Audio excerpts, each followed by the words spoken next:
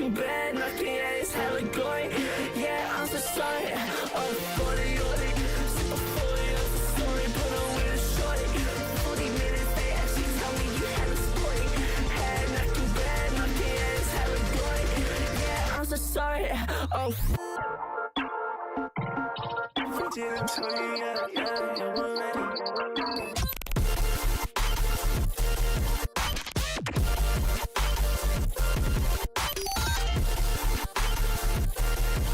Didn't tell you.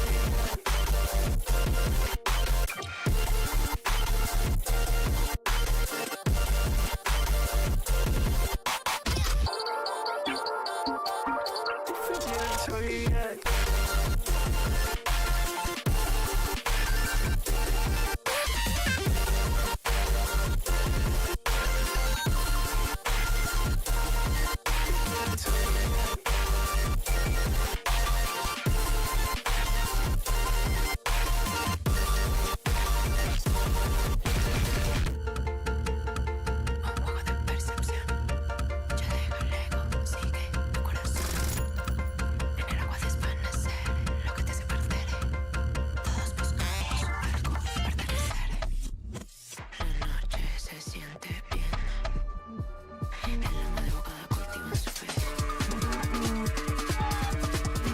Eventually, everything must fade.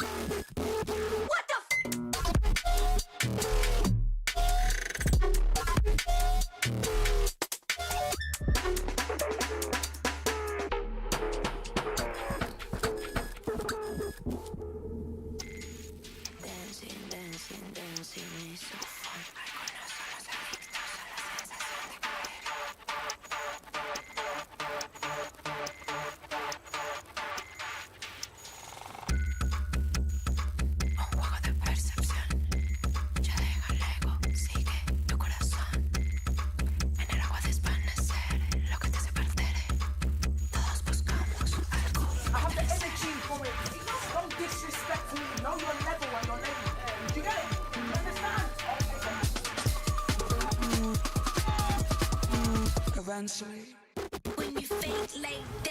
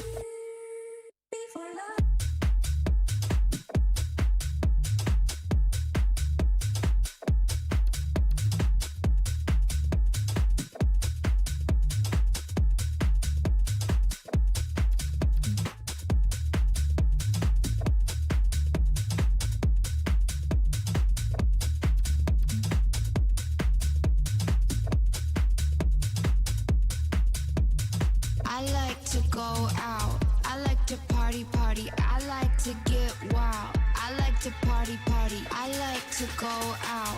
I like to party, party. I like to get wild. I like to party, party. What they say, yo, send tune a road there, you road boy. Send tune a road.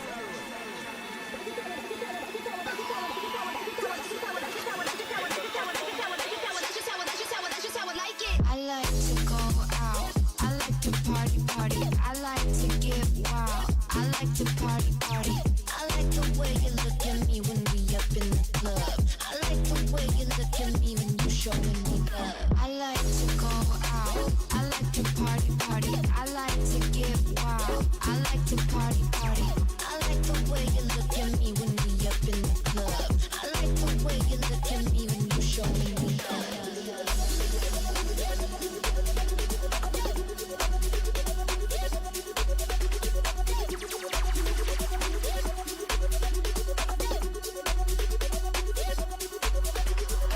I like to go out. I like to party, party. I like to get wild. I like to party, party. I like to go out. I like to party, party. I like to get wild. I like to party,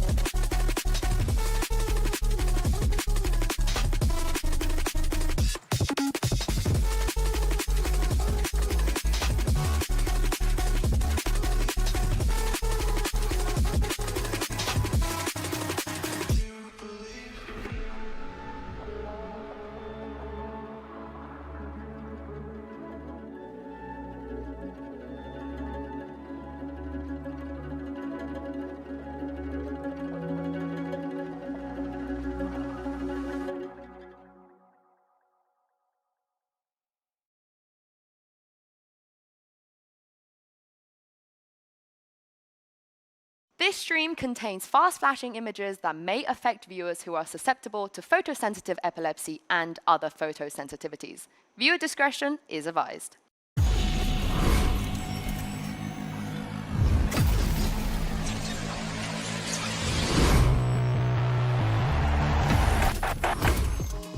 It is day 3 of VALORANT Champions, where our next 4 teams are about to begin their journey through the group of death. Hello everyone and welcome back to VALORANT in Paris. I am your host, Yingsu. I'm joined once again by Doug and a very special guest. Dryad, welcome to Paris, welcome to the desk. And I hear that you've been pretty flawless so far in your predictions, so please can you share some of your luck with us? I just, I don't want to say it was lucky, but it might have been lucky. The DRX yesterday, both of my predictions right. Usually, it doesn't go that way, but you don't need to know that. I'm flawless. I didn't hear that second part. Yeah, exactly. You really kind of sold on this. I was hoping you'd walk in and like alpha. I always knew DRX were gonna win that. Exactly, but then obviously the 4th seed. You hit us with all these qualifiers, and now I'm less interested. And can you rage bait me a little bit? Like I want to get rage bait a little bit. Oh, of course. Yeah. Say something offensive. Yeah. Welcome, I can do that. America's is by the way. best region in the world. Whoa! Okay, well after yesterday, she might not be wrong. Yinsu. Might not be wrong. As a fellow American. Yes. You didn't believe in Nudge? No, I did. But to say they're the best region in the world is a bit tough, given that Pacific is here. But I was really pleased with how NRG looked yesterday. I think you think about historically how horrendous they've been on attack. And Abyss is so attack-sided that it made their attack side look good. NRG looked incredible. The rage bait, successful. They worked, and it worked for both of you. Incredible. Honestly, I'm super happy to see energy. The way that they came back from that was so cool, and I feel like we just don't get the chance to see that very often. And going into that second series too for Liquid, I feel like we were all expecting them to get the win, but DRX, they look amazing. One of the best forms that we've seen in the whole year. You know, we were talking prior to the match starting about why it felt like people weren't super confident on Liquid. And it kind of felt that way from the very beginning. You saw Flashback comes out of the gate swinging, and it really, DRX had control, what felt like from beginning to end. I'm mostly worried about the fashion in which Liquid lost, because that was an off day. I know it's copium, but let me do it. There's no way in hell Nats will ever make, the one mini boo-boo that we saw. It's one mini boo-boo in 5 years, Give the guy a break. Give the guy a break. But looking at today, though, we do have some more teams taking the stage. Do you think the NA dominance, the APAC dominance will continue? APAC, yes. Yeah, no, actually, APAC and NA, yes, 100%. I hope for a little chaos. I'm not going to lie to you. Well, me too. I think G2 and Heretics are going to be a ton of fun. There's obviously a ton of history between those two teams, but we've got a freaking gigabanger of a match to start things off between DRG and T1. I mean, it doesn't get any better. Every game is a gigabanger so far, honestly. It's been a great tournament, and I hope everyone at home, your pick'ems, like Dryads, are still intact, and make sure you join a faction while you're at it so we can see which community is the best at predicting the future. At this point, I'm with Laz right now, but Dan, since you're so successful, I want to know which faction that you pledged your allegiance to, so maybe I can switch. Well, of course, I went with Mixwell. I feel like that's a very obvious one for me. And the one thing about Mixwell is that you guys know that he's known for maybe cursing the teams a little bit when he makes a prediction. So that's my only concern, but I feel like we're good so far. So I'm happy with it. I have the absolute faith in El Padre. Wait, both of you double Mixwell? Oh yeah, also, let me be perfectly clear about something. My loyalty's incredibly cheap, okay? I've heard that Mixwell, if his faction wins, he gets a sweet little spinning gecko, or wingman, excuse me, honestly, very cheap. A spinning wingman? Yeah, slip me a little 5. I'm a fan of your team. Okay. If I get a spinning wingman, if I join that is it this? That one. It's... Okay. Right? Here's the thing. Right? Every the members of the winning faction, they will receive a secret award, and I think the hosts themselves have picked it. Yep. So you're telling me that Mixwell picked that? What a go. No, but you guys can't switch to Mixwell now. Oh, you have to be with okay. Mixwell from the beginning. Hang on, I've been at day one. No, you have not. Day one when I found out that it was a spinning today. wingman. Yesterday. Okay, more importantly, because obviously the faction host, they will receive a very prestigious award. Yes. I believe you have it with you, Doug, but who do you think is going to look the best with it? Me. And so I want to be perfectly clear about this and say this up front. Golden Boy, I've known him for a very long time.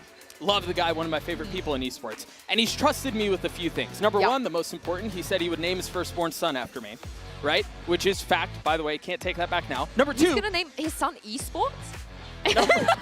Number two, and arguably more important, he's entrusted me with this bad boy right here. Oi! Oh, that is a bad boy. The Pick'em's GOAT trophy. Boom, baby! Look at that thing. It actually does look good on you. Right? I mean, come on now. And it even has like buckles that I could actually put on, but it's a bit too much. So I'm just going to very casually drape it over my person like a Pick'em's GOAT would. Yes, you are like it's been there the whole time. Like it belongs. Yeah. Do you know what, though? That's really ironic because you're actually the Pick'em GOAT right now. So yeah, so can you... That's weird. And you know what? Numbers are fine, statistics, but I'm just saying, I'm holding the belt. She's not. Whoa! All right. I'm gonna take it from you, so that's okay. Okay. Do you know what? Two people that I think probably won't look their best with this belt on, and I hate to put them in it just because Groupology has been such a mess. It is Mitch and Tom, so let's see what they win with prediction-wise ahead of today. Welcome back to Groupology. This is Group D. Mitch, take it away. I think this is a pretty easy start for us. Team Heretics, obviously going to be winning this matchup. Easy peasy. Okay, so anyway, moving swiftly on, that's going to put Team Heretics into the lower bracket. I'm going with T1 going into that one. I think G2 make it through in first. That would then put them up against DRG, and then T1 falling down.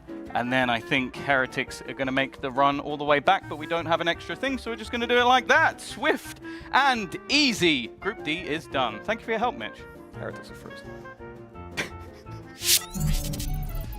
Mitch doing what he does best, usually nothing. But anyway, Poor guy. that's crazy. That is way too cruel. But let's move on to our MasterCard fan poll. We'd like to know who you think has the most aura out of the 4 teams playing today. DRG, T1, G2, or Team Heretics. Scan the QR code, go and vote. And while you're at it, tell us who you are backing with the hashtags VALORANT Champions or VCT so we can feature you on the broadcast and see if you can rage bait me and Doug more than Dryad right now. I don't think so. You don't think so? They It's can not try. possible? They can try. Listen, and I have Iron Mental. I'm unrage baitable.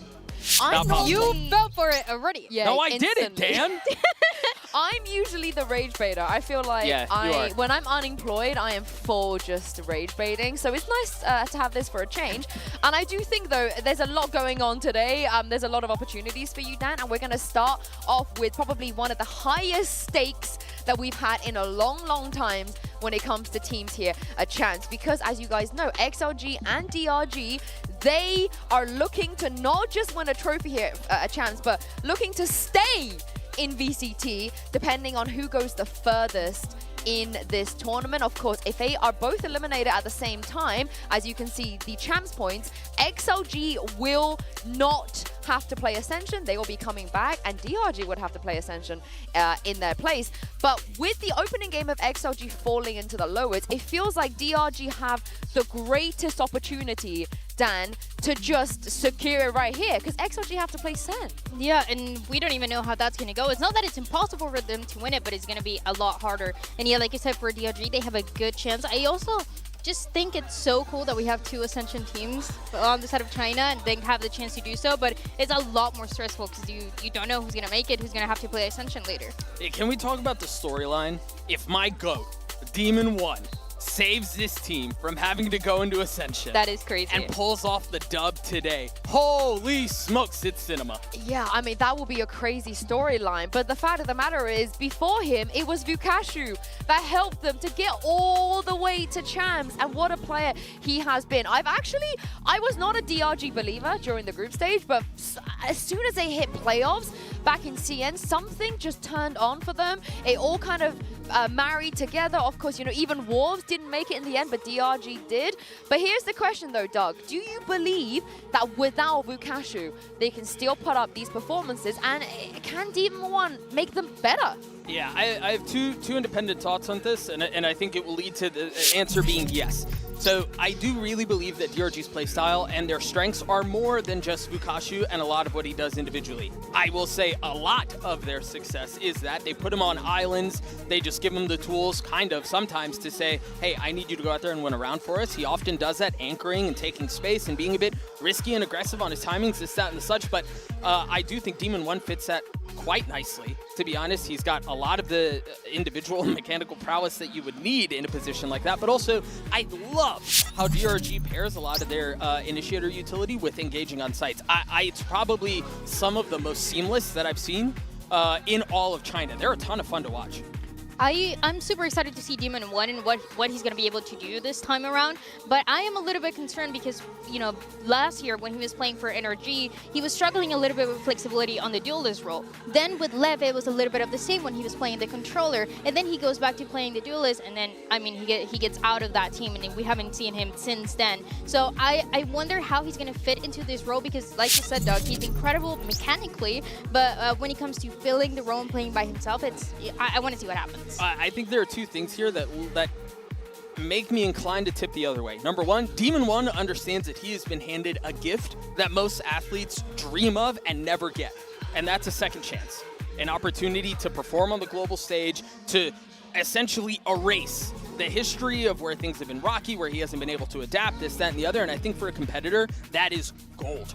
And number two, I think if you're going to put him on an island and he has perhaps struggled with adaptability when it comes to different roles, this, that, and the such, putting him on a sentinel role and asking him to anchor a site by himself is probably the easiest thing you can ask of him.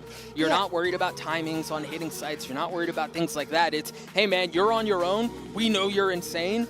Do your thing.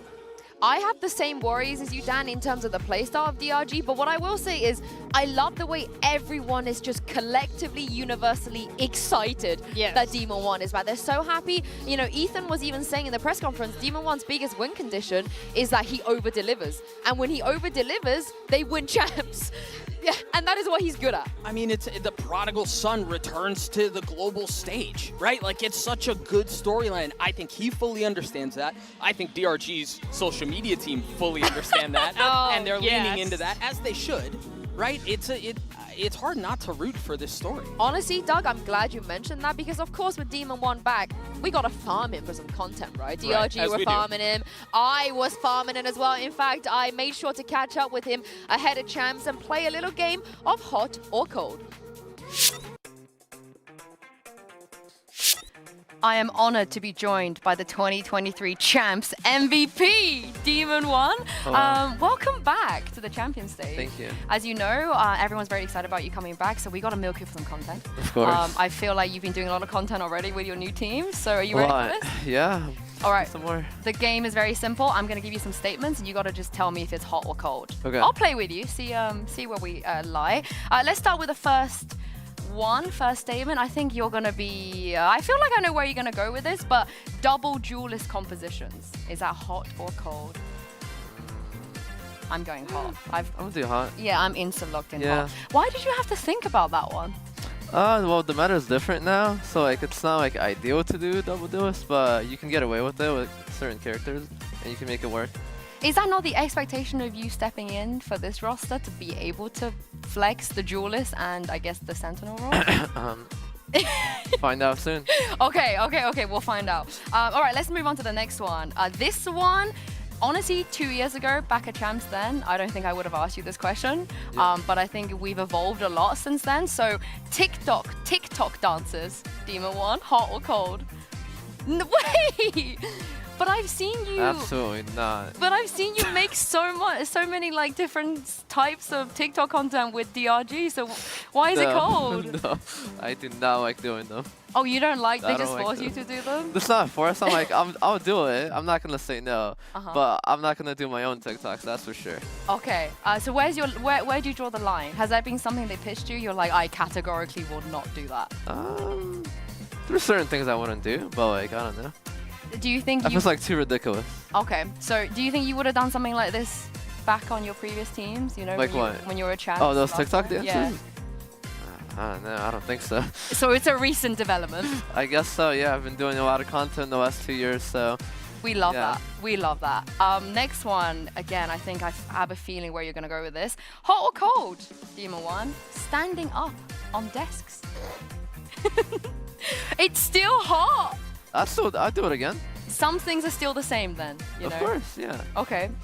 What was the feeling that time? If you kind of look back on you being that iconic, getting up on the desk when you won. Looking back at it now, it's kind of like cold. You know, it's fire. But like when I did it in the moment, I don't know. I didn't feel anything really.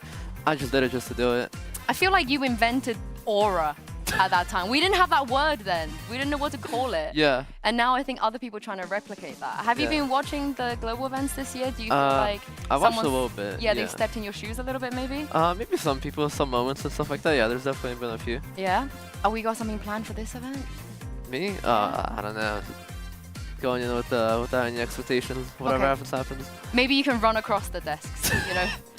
Go. Take 5 this time. Yeah, 5 desks is better than 1.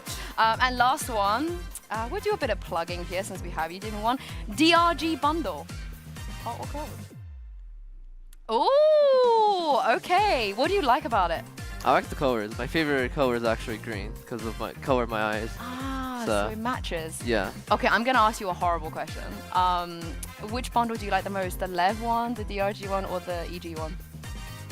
The DRG one. Hey, okay. But genuinely though. Yeah, genuinely, I like the color green. Okay, it's a good thing that you're on this team. But thank you very much, Demon, for joining me. I can't wait to see you stand up on the desks and sell some DRG bundles. Yeah, of course. Got a lot of time for him that he lets me instigate there. But have you guys seen a change in him perhaps when he was on EG, the way that he's carrying himself? 100%. I mean, back then, every time there was an interview, it was just short answers. It was a lot of, he's just going to show it, you know, when he's going into the matchup. But now you get to see a little bit more of him. And I think it's super sweet. He's incredible to listen to as well. You know, what's funny is I feel like I've had the privilege of interviewing him a couple of times throughout his career. And I feel like the experience I've had with him is quite different. To be honest, I feel like he's given some of the most quotable lines in his career in interviews that we've shared. I will say, he does seem a little bit more loose. He seems a little bit more carefree. He's let his hair down, so to speak. And so I'm just really excited for it. And I thought he was just going to cop out and go, yeah, DRG, because, you know, DRG or whatever. Yeah. But he had thought about, like, the color of his eyes. Yeah. My man's put some thought into this. There's something to be said about players leaving Americas and instantly become whimsical and does TikTok dances. I grieve that loss every day. You don't understand. Yes. Yes. Me too, honestly. I'm getting angry thinking about it. We need to move on. We can be angry about it tomorrow because, of course, you know, everyone wants to speak to Demon1. We had to let Mika step in as well and have a chat with him before today's game. Let's hear how he's finding life on DRG. I've got with me the biggest plot twist of Champs 2025 so far, Demon1. Welcome back to Champions. Thank you. Well, I want to know, what were the challenges in needing to integrate with a team like this so quickly?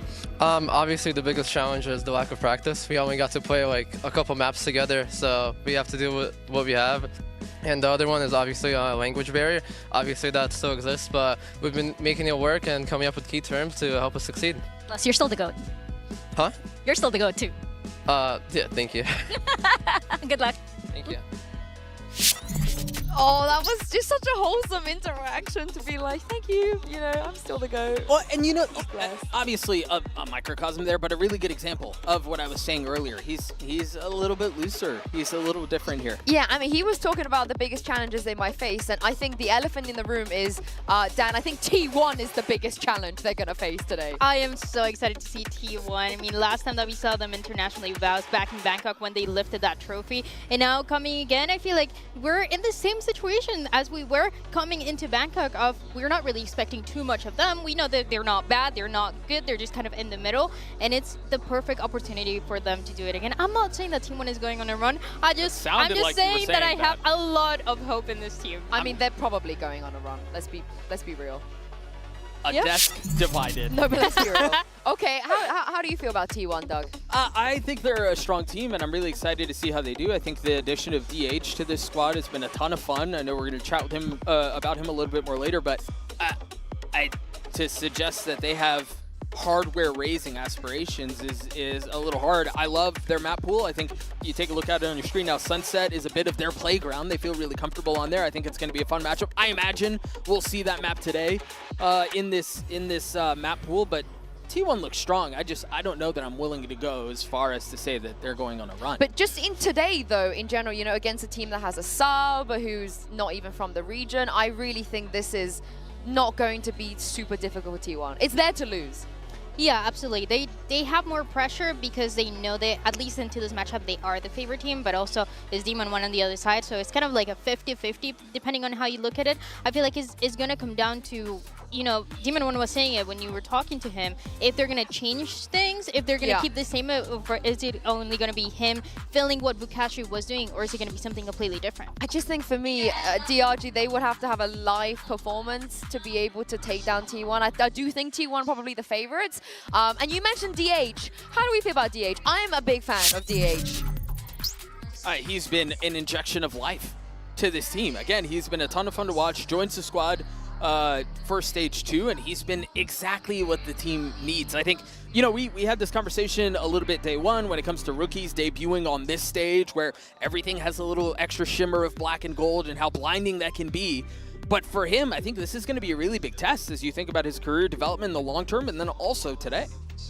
I like the way that not only he's finding some opportunities by himself, and that's what makes him so good for some of the matches that we saw in Pacific, but also the way that in the late rounds you see him and Meteor, the way that they're playing together for these post plans is so good. And that's, you know, you have DH that is, you know, internationally we haven't seen him yet, but he's incredible. And you have Meteor, a player that you know so well, and you know how incredible he's mechanically is. You're set up for success. I'm not being funny, but I don't think a Korean rookie has ever failed us at the global stage. Yeah. Every time a team has brought in a Korean rookie like Caron, whoever else, every single time they come to our tournament, they are just Sylvan. They're just ridiculously good. And I have full faith in DH. But my question is, Dan, when were you going to tell us that you were playing for T1? Yeah. This is your initials, no? You're DH. Yeah, my initials are DH. Yeah. That was the first thing that I thought when I saw him. And then we might not play the same. There might be a slight difference, but, you know, it's okay. Tiny, yeah, agent pool maybe, you know. Just that though. Just a tiny Skill bit level of difference. Yeah, we're good. I do think there's a lot to be said about the structure that T1 have for DH. You know, we were talking about it a little bit earlier. You've got Meteor, you've got Buzz, you've got legendary heavy hitters on this squad playing alongside him, and I mean, that's the perfect setting and scenario for a rookie. I also want to say, because obviously we saw Meteor wearing that bracelet there. Kankan has never worn the bracelet. Forsaken told me he wore it once and put it in a safe. Meteor wore it on stream. You know, he was out there flexing with it. So I love the aura coming from him as well. And I also have to mention, they have been boot camping in Europe for a while. They came to Paris early. They wanted to get their preparation in. And just from Scrimbucks, I've heard from some of the other EU teams, because obviously we still had our playoffs, T1 have been extremely good. They have been very, very solid. They're definitely one for us to watch. And I do think there have been times that people have underestimated them a little bit. And the last time that happened, they won a global event. So, you know, I think they're kind of used to being underestimated. Yeah, and that's something that they're comfortable with. I feel like Meteor is so incredible too, because I remember in Bangkok, myself and everybody else was asking him, do you find yourself to be, you know, one of the greatest players that we have in the game, one of the GOATs that we have? And he said, you know, even if I just win this time around, it's something that you need to wait and see for him to win another tournament, for him to continue this kind of performance that, you know, it can be starting today. Also, his agent pool too. I mean, he's flexible, but it's just like evolving throughout the year, not even in his career, but just the year alone. Are you liking the fact that he's flexing?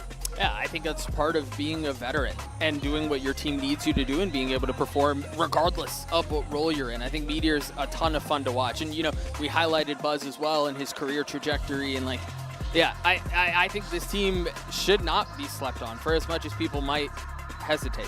What I will say on the other side, because I know Tom Biz's favorite player, Ackerman, his agent pool is just probably the craziest thing I've seen, which is Neon, Cypher, and Clove. As you do. Right, perfectly normal. Why not perfectly normal? But what is perfectly normal, of course, is Buzz coming back for his 5th Champs tournament. Mika Fabs had a chance to catch up with him before today's game. Mika and Bella here with Buzz of T1. Hello, Buzz. Now, I'm not sure how long the team has had to prepare for DRG's newest member, but I'm curious, what do you think T1 has in the bank in order to slay this demon? 이제 DRG의 새로운 얼굴, 익숙하지만 새로운 멤버가 합류하게 됐는데 K-pop 디몬 헌터가 되기 위해 T1이 어떤 준비를 했는지 듣고 싶습니다. You got that? Oh, K-pop Demon Hunter. 일단은 뭐 저희가 DRG 말고 다른 팀들도 많이 이겨야 되기 때문에 특별하게 준비한 건 없고요. 디몬 헌터스도 좋지만 용을 잡는 멋진 용사가 되도록 하겠습니다. Well, we prepped for everyone that's here at Champ, so we don't have a specific plan for DRG. But hey, you know, it's good to be a demon slayer. It's good to be a demon hunter. But you know, we root higher. We aim for higher. We're gonna be some dragon slayers, he said. All right. Well, eager to see you go up, up, and up. All right. Good luck. That interview was golden, and Buzz, maybe he could be your idol. Who Gotta knows? be golden. Yeah, gotta be golden. Doug is like I think on that was a another reference planet. that I missed. You've never seen K-pop Demon Hunters? No. But I did know it was a reference. I just missed it. Does that doesn't count? at Yeah. all? Nope. After tomorrow, we have a day off, so we'll know what we'll be doing with Yep. Doug. We're going to watch K-pop Demon Hunters. But we talk about veterans. I can't believe we could even have a conversation about veterans, Doug, without Stacks. The original mouse kiss. He has been around from the very beginning, and you're right. When you think about veterans, maybe he does go a little under the radar, right? Yeah, you think massively. about Meteor, you think about Demon1? Yeah, you think almost. about King Buzz, and then you go, oh yeah, Stacks. Holy smokes, Stacks. He's been a rock for what feels like almost every team he's been on, and I think he has the potential to be an X factor if and when those other pieces may not be delivering. Yeah, and let's be honest, if there's anyone that's not going to be bothered at all about who is stepping in on the other side, you know, a world champ, whoever you want, it's Stacks, Dan. Yeah. He doesn't care. He's going to be doing his thing no matter who it is. Yeah, and he's played so many international events. He's played so many matches. He doesn't care who he's playing against on the other side. I feel like he's just such an incredible leader, and it's something that you see in his face, the way that he's celebrating the rounds, the way that he's sometimes struggling a little bit, and he's on. It's about things that are going wrong in the team, things that he might have, made, and if he made a mistake or not. He's just so cool, and I'm so happy that we get to see him in this event. Wait, I'm actually pissed at us that we've missed the aura clout battle between these two teams. We talk about the fried chicken bit. We talk about the mouse kiss, and then we talk about Demon1 standing on the chest. Right. Forget about defaulting and macros and side execs and layering utility. Yeah, I just want an aura clash between these two teams. And you perfectly segued there for the MasterCard fan poll, because it's time for the result. Earlier, we asked which of the Group D teams you think has the most aura. The results are in. And you guys said G2 with 45% of the vote, T1 with 22, Heretics with 17, and DRG only managing to get 16 despite adding Demon1. That makes no sense. I also don't think people have seen the way that Nick, also Spearsy1, they all have aura. They all do. Not only Demon1, but have you seen their hair colors? Oh, that's aura by itself. They need to pick you up. That's the kind of team you need to join. I know, exactly. I saw it and I'm like, this is my team. Yeah. What?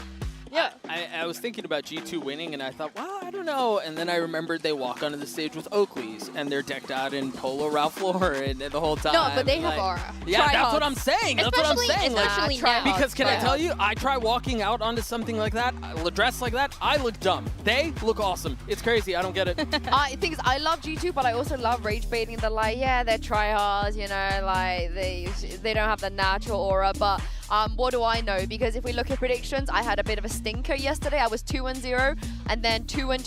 But it looks like there is way more DRG believers than Heretics believers, which is ridiculous. Yeah, we're going to have some separation today. I think, at least for me, I can't speak for my peers. I just like to see the world burn sometimes. Okay. And so I'm all for a little silly. And that's the reason for my DRG. Wait, what? No, the DRG pick. Oh, okay. G2's... okay. That's not... Making sure. I'm not dumb. Oh, yeah, because they definitely did so well against Heretics back in Masters Shanghai. Yeah, same roster, by the way. Anyway, carry on. I just think this one was honestly such a hard one, but Oh, I think I'm gonna go with T1, but I'm a little scared. I'm scared. Okay, yeah. I'm going going back back on and the forth. graphic. Yeah, I'm going back and forth. What about the second match? So T1 for the first one? G2. G2 for Obviously, the second one? G2. What do you mean obvious? You're Obviously talking to me. G2. Exactly. Do you feel the rage bait? Oh, do you feel it? goddamn. It's happening. I actually do feel it. This is how it feels. But this tournament has been full of surprises so far. Who will survive from Group D? There's only one way to find out. It's time to kick off day 3 of VALORANT Champions Paris.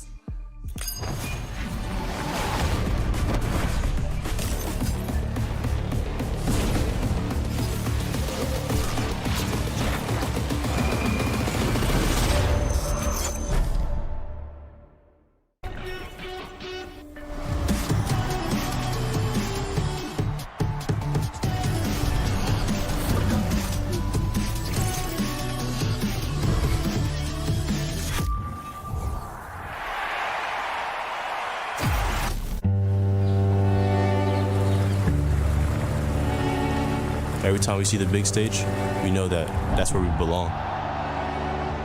The feeling of people in the crowd cheering for you, there's really nothing that compares to it. I've been at the highest of the high, lowest of the low. I've seen what being a world champ feels like. I've seen what not being able to win anything feels like. But now I'm back, feeling the best I've ever felt in my life. It's Paris now. We're in champs. We last faced G2 in Shanghai. It's been a pretty long time since then. We've learned a lot, and I hope all of those learnings lead up to champs.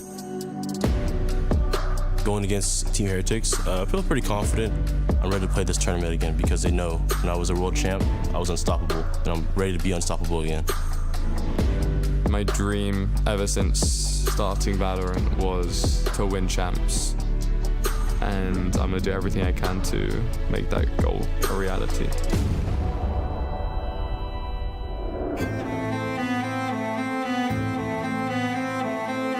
To win champs, obviously, it would mean everything to me. EG are your VALORANT World Champions! I did it once, and doing it again would be even a greater achievement. I would say T1 are pretty strong. They have really good aim. 일단 저희가 어떻게 하는지 대회를 보였으면 다 아시겠지만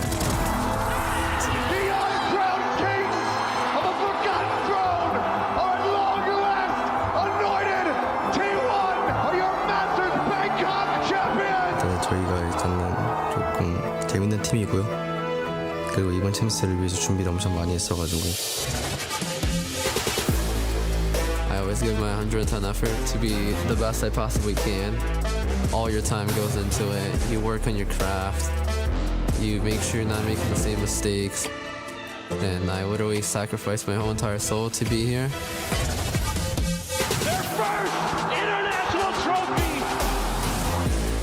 우린 방콕에서 이미 우승으로 증명했었고 T1은 정상을 쫓는 팀이 아니라 정상에 있는 팀입니다.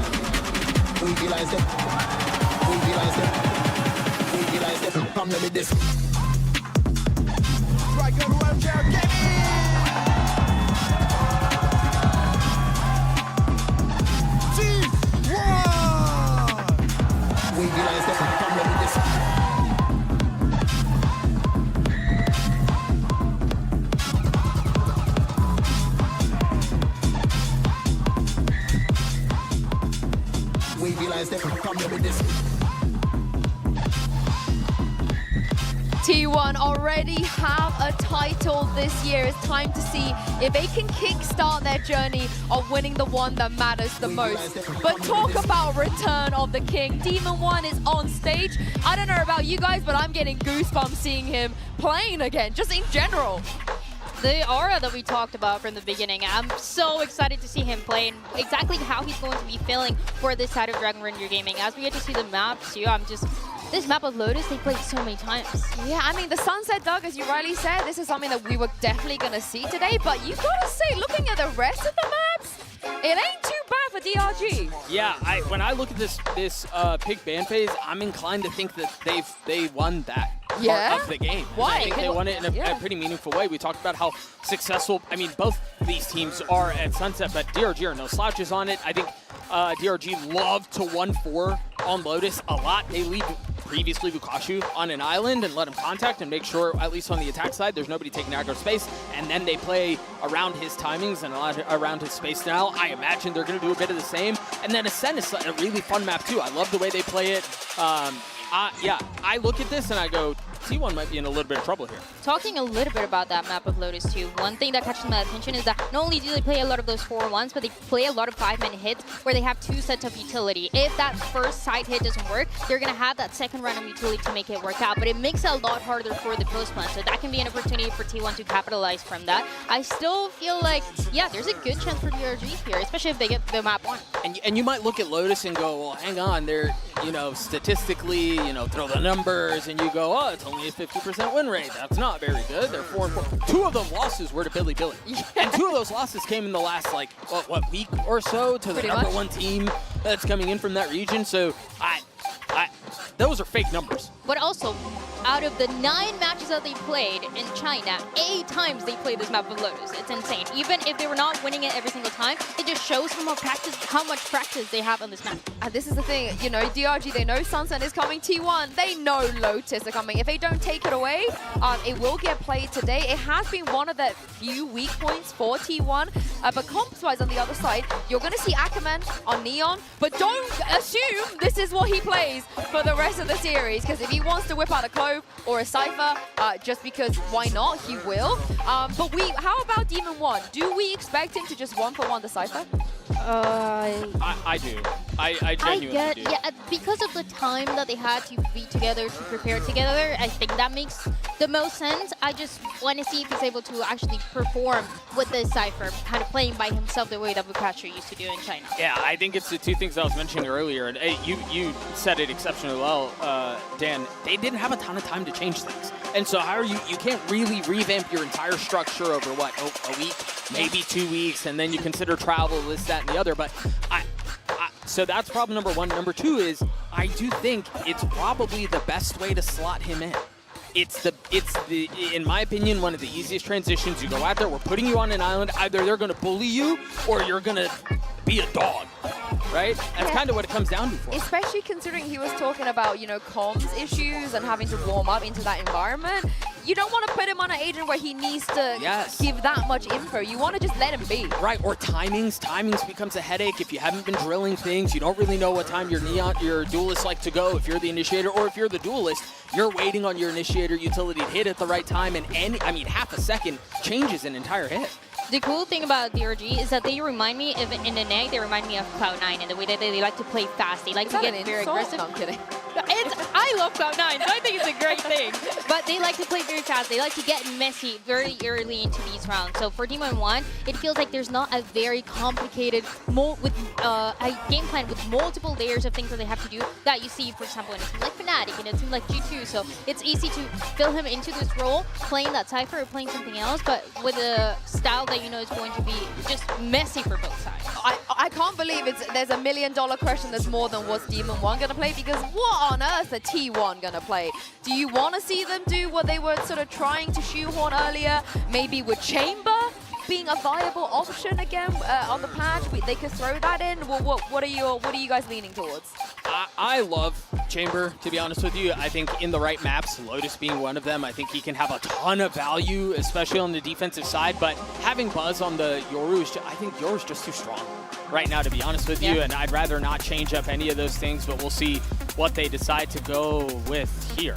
Wow, we're looking on the other side. We're truly in a Waylay Yoru era here at Champs. Demon1 is going to play Vice, and there's a breach. So this is what I was talking about earlier with DRG. I think we can talk a lot about Lukashu, now Demon1, but the truth is, I love their Breach Duelist utility. Yeah, I do, because just, yeah. I think they do a really good job at and me, I'm a hater of this combo, but I think they do it exceptionally well. I'm really surprised to see that they put Demon1 on the Vice instead of the Cypher. Yeah. There's a lot more pressure on him, but I think it makes a lot of sense. If you're going into a double duelist comp, it's all about delay. We've seen a lot of this Waylay play in Growth, for example. We haven't seen it as much, to be honest, on this map of Lotus, especially because Ackerman was playing on this Neon instead with his double duelist with Spirit that is constantly on this Yoru. So I want to see also how that plays out alongside Demon1 with the Vice. Yeah, well, Demon1 never played the Vice before, so here's a debut for him on this team, back on the global stage. What are we waiting for? Mitch and Tom, send us into game. Thank you, Yinsu. What a game we've got in front of us. A world champion returning to the international stage, to the champion stage, and trying something new. A man who was criticized as he can play chamber, but what else can he do? Well, today we get to see the Vice, and for DRG, it's not just a question of domination, it's a question of survival. This squad needs to outlive XLG, and continuing on in that upper bracket, one hell of a way to do it. But they're up against a team who we've seen reach the highest of heights this year. T1 with an international under their belt earlier on. They will not be looking to take their foot off the gas here at Champs. Yeah, that's the thing. They had a huge rise at the beginning of the year. And like many a super team, had a pretty big fall off as well. Now it's whether or not there's a bounce back. Early contact already being taken by DRG. A solid start, hot flash of dreams from Spirit Z1. And while they're already falling back off of it, they love these aggressive starts. They love these front forward plays. Oh, Flexin hasn't fallen all the way back. That's going to give an opportunity. DH with a response. Meteor had a chance, but isn't going to be able to capitalize. It's risky. Yeah, Spirit Z1 took a risk. It almost paid off as well. DH down to 17 HP, but he gets that deep control towards spawn. It could allow a plant, but in fact, it's going to be a full rotation from T1, using their opponent's spawn to wrap around. But where's the target? One player towards the B site, taken down. DH leaves Stacks all alone. A 1 versus 5 for the Fade. And DRG not looking to split too much. We'll see them retake this together. And I love this composition. I think we saw it yesterday as well, just how powerful the Waylay alongside the Yoru can be. And for DRG, that's only going to enable them to double down on what we've already talked about in that aggressive playstyle. Do you not believe in the Stacks clutch? Talking about comps. This man in a 1 versus 4. And you were right. Maybe you're right. Yeah, no, that was if he gets the first one, I'm a bit more of a believer, but that wasn't very clean. Only a 1v3. Nah. That first one, if he hits that instantly, I'm in. And the second it was like 4 bullets, I'm out. Well, a solid start coming out from DRG, from Demon1 as well. He got the double, but a pistol's a pistol. Let's see when the rifles come out. Lovely. Like, this is the thing with this squad, is like, we've already seen it once. With this Yoru combining with Waylay, it's so difficult to play against. So you have to be so prepared with this exact composition. And well, I guess the good thing for T1 is they probably have played against it. I imagine they've at least scrimmed a little bit versus their Korean partners over in DRX, but I definitely didn't look prepared for that one. Starting things out on the attack side. Of course, this map, as a choice, it was mentioned by the desk, one that has been played a lot, but recently at least, DRG have had a couple of defeats. And that might be why we've seen the change. Well, Demon1, another opening for him, but he's stuck in the corner. T1 looking to pressure. Demon1 strikes again before eventually falling.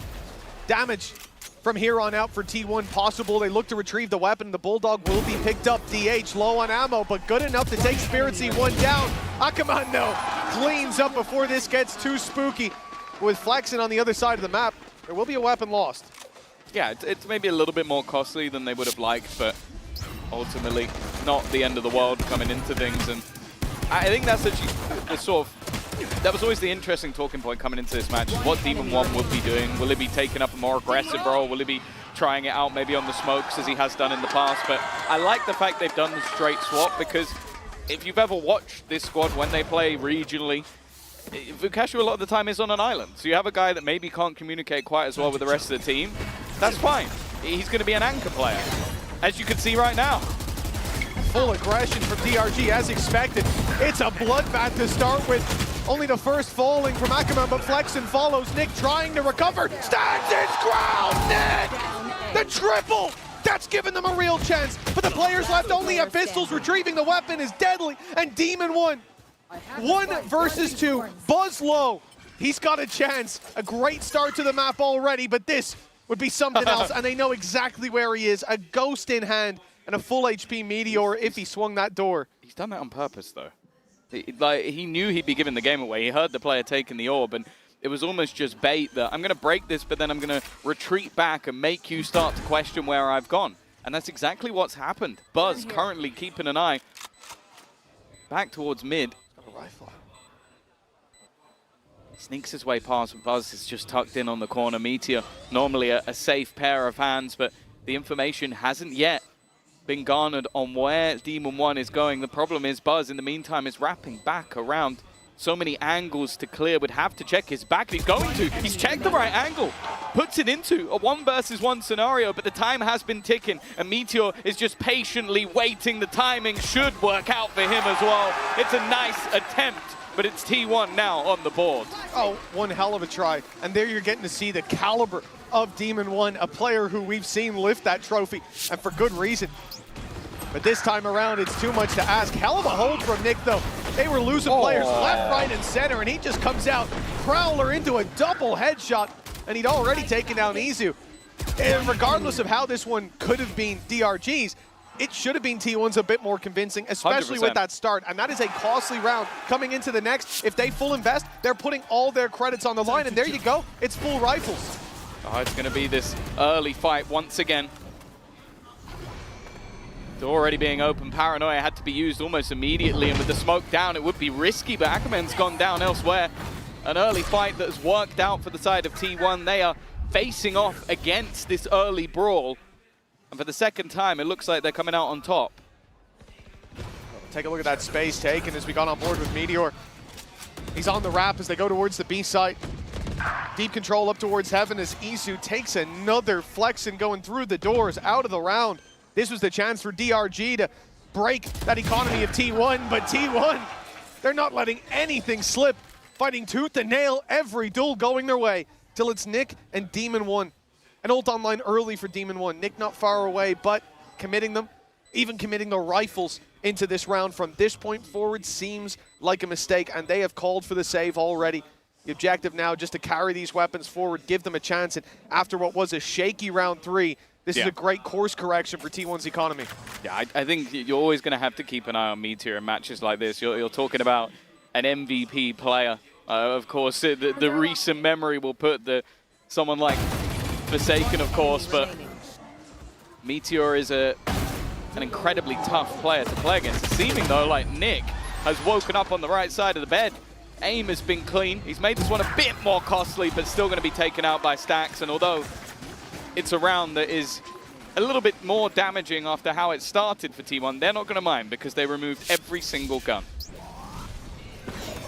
Yeah, this was really a make or break round for them on the T1 side, and they played like it.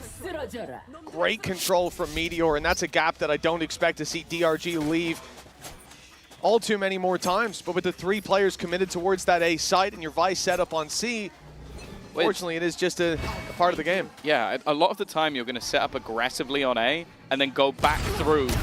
Oh, that's a 1-for-5 headshot. You're going to go back through the double door, or the broken door, sorry, to make your way back into B. But if he does it quickly enough, he is already through. And that's a difficult thing that they'll definitely have to focus on. It's also your broken door player was Akamon, who went in for that info with the refract and got shut down, so then you just lost that ability to go back entirely. There's a hiccup. All right then. Not sure what he saw. The Spidey sense is tingling. Good start for T1. They've taken down 1 player. They've left Demon1 low. That ult from Vice not likely to be used, but where do they go from here? There's no stack to run into. That's the good thing. Regardless of where they go, they've got a relatively favorable fight.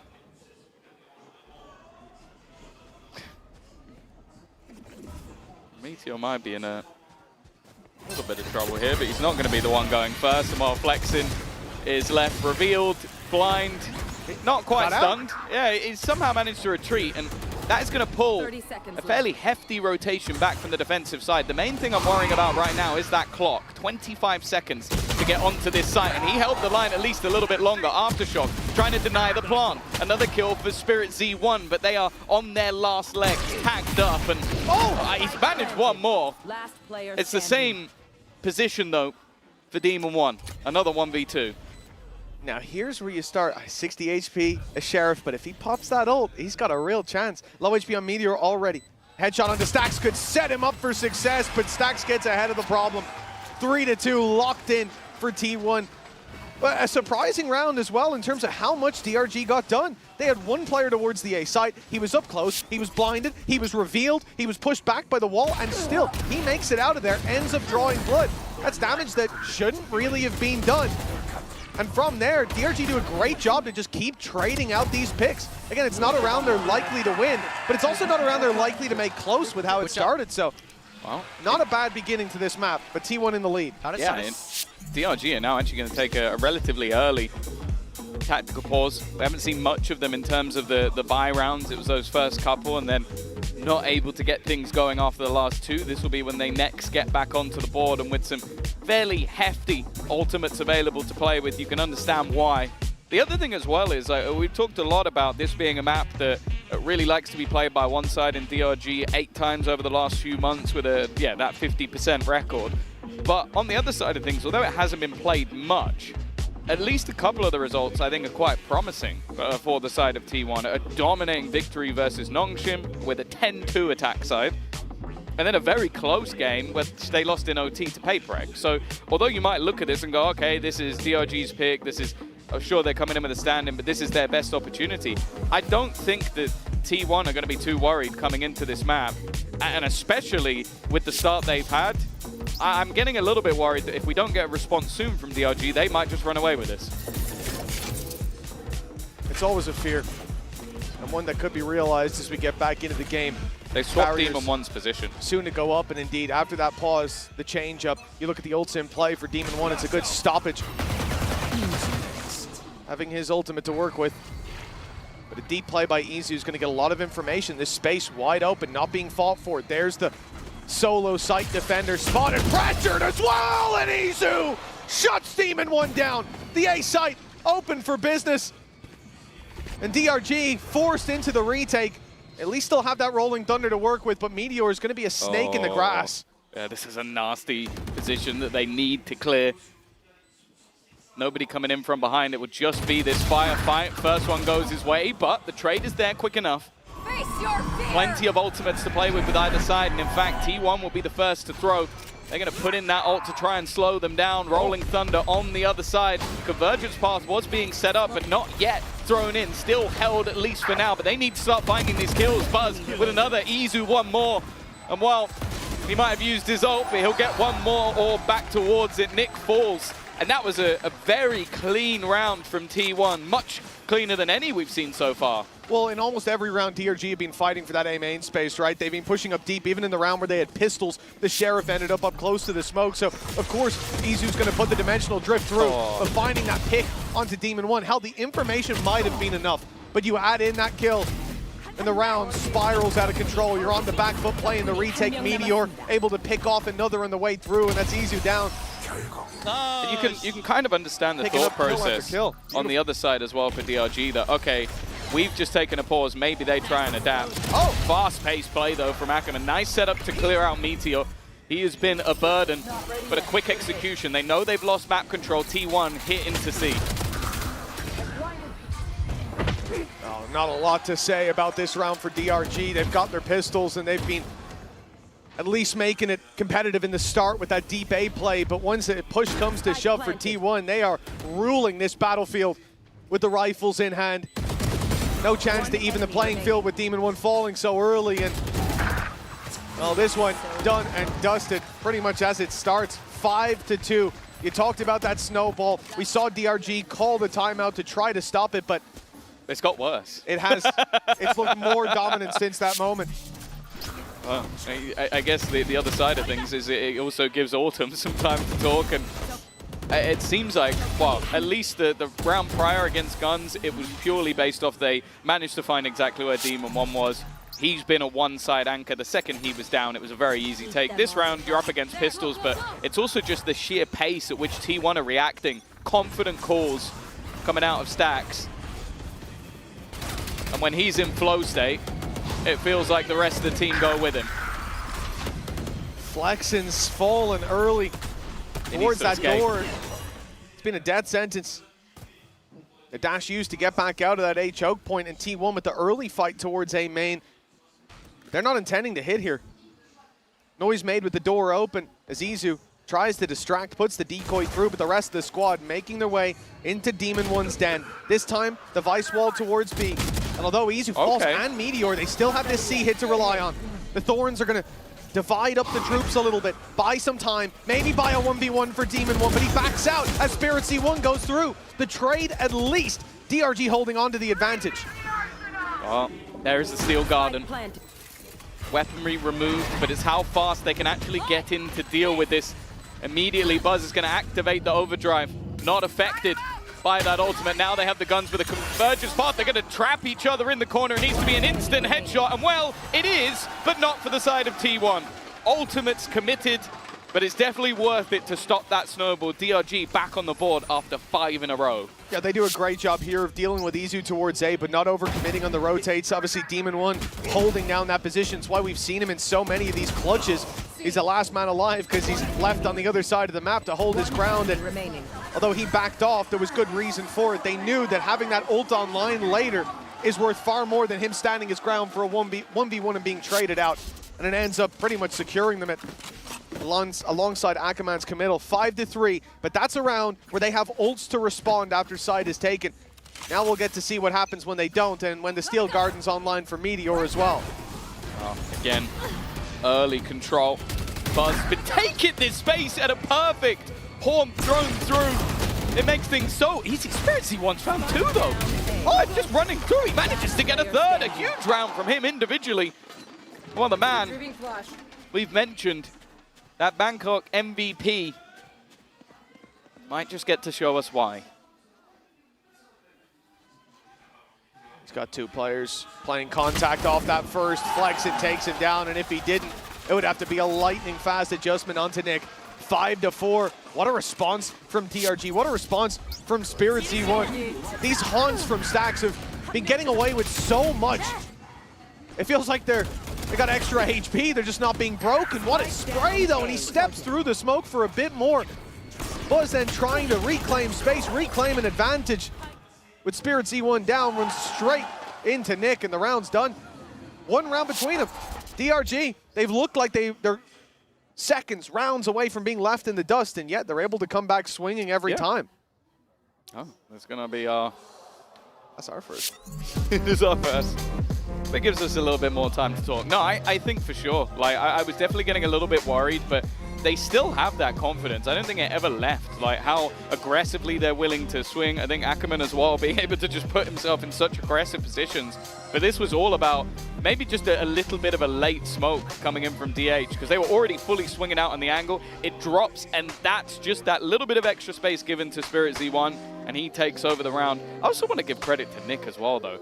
For someone playing a Breach, there's a few players that spring to mind. I think we got Rians coming up later on, who just has that ridiculous aim while playing, that more supportive agent. But it seems like anybody who's walked into this man's crosshair has had a tough day. Yeah, without a doubt, so far he's been holding his ground. I think we've seen signs of life across the board.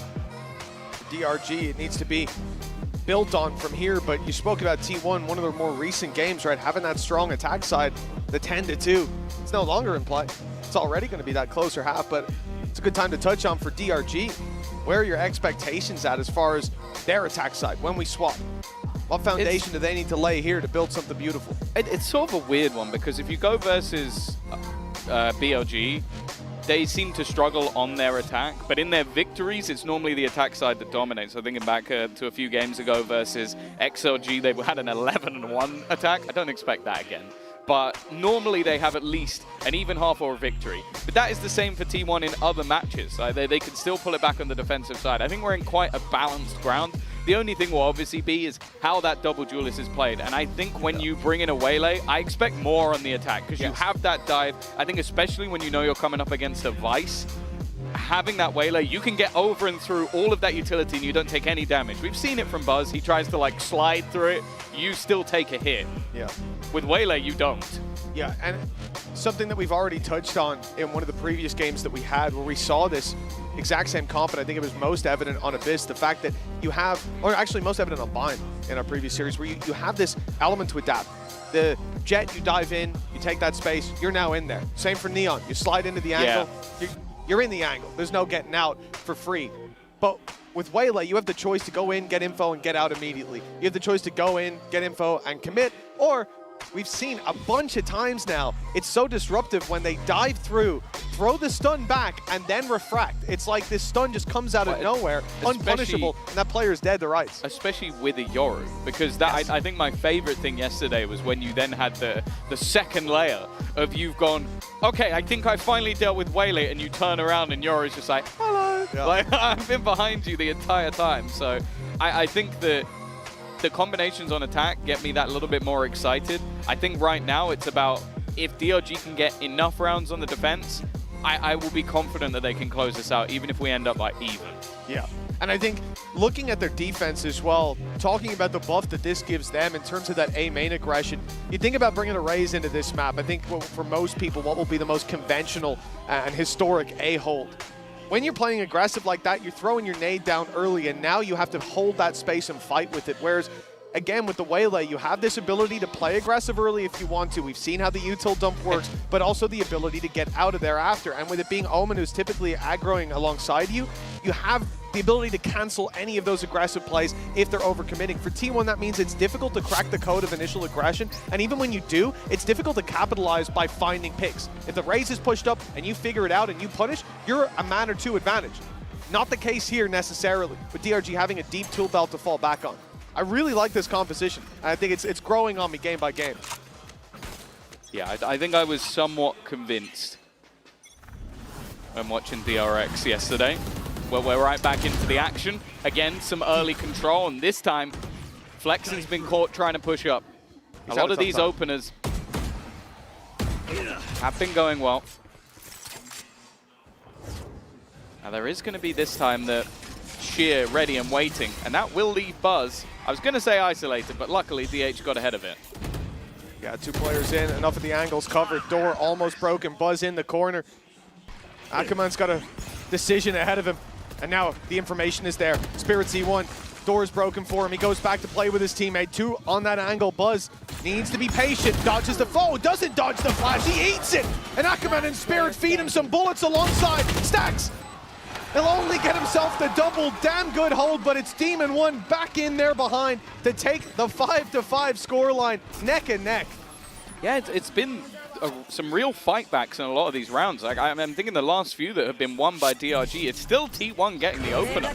This early battle that, again, you have the attempted TP through, and it is just patiently watched for. Again, another great haunt coming out from Stacks. But then again, it's a fight back. I think Izu ends up getting lost over on that backside. He gets caught out by Nick, who once more has a high impact round. And then they just get swarmed on, not having that control anymore. His position was so much more valuable than the fight that was taken.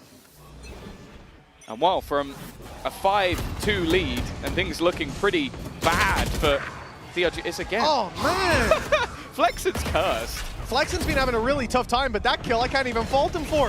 Buzz is in there! Spraying down Nick! The spray and slide, okay. We're right back to T1 with dominant rounds. They've given DRG a little bit of slack, but oh, hold on, Spirit Z1, we've seen this before. Only the one damage onto Stacks, but it's not gonna make it too easy for Demon1. Look at the economy. Akaman could need a drop in the next round, and I think the thought will be to carry this weapon through rather than throw it away on a 1 versus 4. The other problem is there's lots of ultimates for T1, and having those online, if you could bait some out here, would be incredibly valuable. But again, it's just a risk reward that DRG and Demon1 are facing. I'll be honest with you, I don't think I ever want to see a team again where Stax and Buzz aren't on the same squad. So we had to deal with that for a little while, and the amount of just like sheer confidence that Buzz has running through things when his teammate's putting up utility. Like, there have been so many rounds where he has got an opener because a Haunt has caught someone over on DRG, they can't do anything about it, and Buzz has an easy kill. This one, not so much. He just had the read on where that player has been for a few rounds and gets him with the spam. But you could just see the level of confidence that Buzz is playing with right now, and well, it almost feels like I'm not losing this half, I'll win this one myself sort of vibe. Winning the half at 7-5. Certainly looked like it would be a more dominant scoreline, but even that is... This is... He's seen an arm. Yeah, I thought it was straight through the smoke. Seeing the arm there is just like, I really feel for Flex, and I don't have the stats on opening duels, but I don't think they're going to look pretty for him. He was flexing so much his arm went through the smoke. Yeah, that could be it. And hit with the Joker serum. 1 round left to play for. Deep play from Izu. But he's wrapping around on B. Spirit C1's going to be dropped in the B side, seen to be wide open. Across this wall together. Early on, though, Akamat thinking about getting aggressive, but pushed back by the Fade Ultimate, standing on the edge of the smoke, thinking about coming through, and he does, just to refract as Demon1 loses in the 1-to-1 trade. They might think C is wide open now. The adjustment being made by T1. They'll close in, and with DH, he's heard the TP. He's got the timing, and it's a free pick back to a 2v2. That's such an important kill. The youngster from the T1 Academy who has started to light up the world just as many young players from Pacific have done. But now he sits alongside and he's given the info over. Buzz now knows that they are sat at the back, but it's whether or not they're expecting this Rolling Thunder to come through. It doesn't seem like he's going to pop the ult, but he's already been wrecked. It's left onto DH and they know exactly where he is. Needs to try and deliver the clutch, and he has managed to put it back into the 1 versus 1. The swing coming out from Nick, who's been so good, but playing with his food, just trying to bait him into these fights, and DH will take it! Handing them the L with the Red Bull clutch. A masterful play in that 1v2. After the initial pick is taken, he is just running the clock down. Well played from DH. And T1 will lead by 2 as we go into the halftime break.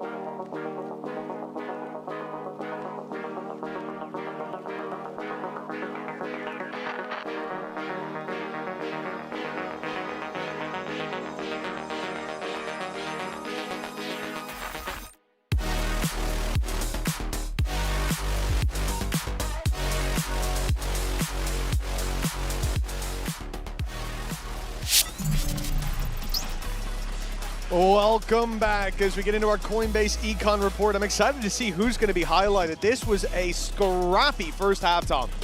Yeah, for sure. We're going to be looking at Nick, and I honestly don't mind it. The guy has definitely been causing some serious issues, and it seems like he's been causing them for Izu.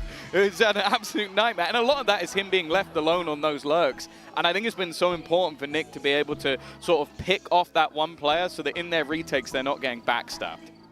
Apparently he's bought 1 Vandal and 3 shorties, fair enough. And dropped over a lot, I suppose. As DRG trail by 2 when we get back into the game. This is going to be an important pistol round, I think. We've already said we expect a good attack side, and it to be only, or even better than what we've seen before. Now that they're bringing in this Waylay alongside the Yoru, how they use it, well, that's very much up to them. One thing I'm looking forward to is Flexen having a bit less pressure towards A-main. Yeah. He was being picked off so often through smokes, getting hit by those stack reveals as well. He's set up right outside A-main. It's making me worried. Getting nervous. Although saying that, on the other side of things, it's only Izu who's going to go peeking, and that didn't, I'll be honest with you, it didn't seem like the play. It was just, I assume he had a way out of there. I was hoping to. Demon1, alive and well, it seems, but he will be dealt with by DH. The problem, for T1 at least, is that that A site has fallen. Yeah, we're talking about double the numbers now. For DRG, they've got the man advantage and then some. They've got the plant, they've got time ticking away on their side. Meteor, if he came through that smoke, 2 players holding him. Has to cover his bases and clear out the rest. DH, this paranoia is good. It's going to catch a player up close. What a shot! Akaman dropped, but time. He's bought a little bit of it with that stun. And now the spike is really starting to tick fast. They need to make a move. Meteor and DH. It's Meteor through the door to be shut down. The trade was possible and it won't be needed with Nick landing that shot to close out the pistol. 6-7. DRG just 1 behind. Yeah, I like the fact that Nick in that scenario doesn't give anything away. Like, safe pair of hands. He just sits behind the box, lets his 2 teammates go and challenge towards the revolving door, and just basically sits in the corner, so nobody expects him to be there at the end. Solid round coming out for DRG, and an important one at that. As said, I think there's a good opportunity for them building into this. And one thing I want to sort of point out for T1 is obviously in a lot of these cases, you're going to have Demon1 on those lurks. I wonder if that's someone they try and target. Well, has to be said, Demon1 having a hell of a game. It's been 5 months almost since we saw him play. That's only at the regional stage over in North Americas. And look at him now, last second substitute coming through, and he's delivering on a role that we've never seen him play an official on. But Flexen's gone down in A-main. The story of the game, this time to a classic on range. Right there. That's a tough loss early on, but they will punish it pretty heavily. It's a loss they're used to dealing with. Yeah, but on the defense, it's a different story attacking without this. You know, they're playing at range. They don't mind if someone peeks them while they've got the rifles out. Paranoia is I would overrated. say it's not, yeah, it probably won't affect. There you go, it's all fine. They didn't need him anyway. Hopefully in the next 2 rounds it won't keep happening, but in this case, it's not too bad. For Meteor, any damage would be nice, but it's not going to happen. A very clean round other than Flexen, and they'll be able to come back in with a pretty solid bonus in the next round. Man, when he goes to sleep tonight, he's just going to see A-main on Lotus every time. That's so absurd. That's a wall-bang classic headshot that killed him there. That probably did about 5 damage. Yeah, that one's going to sting for sure. But I think all of them. Oh, yeah. I think it's compounding. It's like a toxin. My life on Lotus flashed before my eyes. It's a short life, at least, from what we've seen. Yeah, 7-7. 11 times. DRG tying it up. Decent round in the previous. Good economy. Izu playing aggressive. He'll grab himself the first. Sticks around after the flash. He sticks around a bit too long. The punish is there. T1 start to shift towards this side of the map. He seems to be allergic to his gate crash. Like most of the time, you're going to see a Yoru go out, get a kill, and escape. Especially when your teammate has fallen back. He wants to stick around too much, and in cases where your opponents have weaknesses in their buy, you can't afford to be doing that. Like, these risks are just not worth it. He's 10 and 13 at the moment. If he was lighting up the server, I could understand, but that now gives an upgrade over to the other side. 4 rifles now in play. And well, They've even lost some of their utility on the B side, that they have to be a lot more careful. That's a very important piece of utility. Questions in the back of the minds of DRG. There's the gate crash taken for Spirit Z1. In the smoke early, got ahead of Stacks, but doesn't catch Meteor coming out. It's down to a 2v2 with Nick's trade. The spike still needs to be planted, but they've got 30 seconds to do so. I believe it's down below, so a little bit of a reroute from Demon1, but those Thorns should buy them time. Pressure's on Nick when they fade. 2 players coming his way, and it'll be Buzz sliding through again. It's tough to track this man. The flash set up, Demon1 in another clutch, and even blinded, he'll find the first. The Buzz, the savior of this round for T1. It's close, but they'll maintain their lead.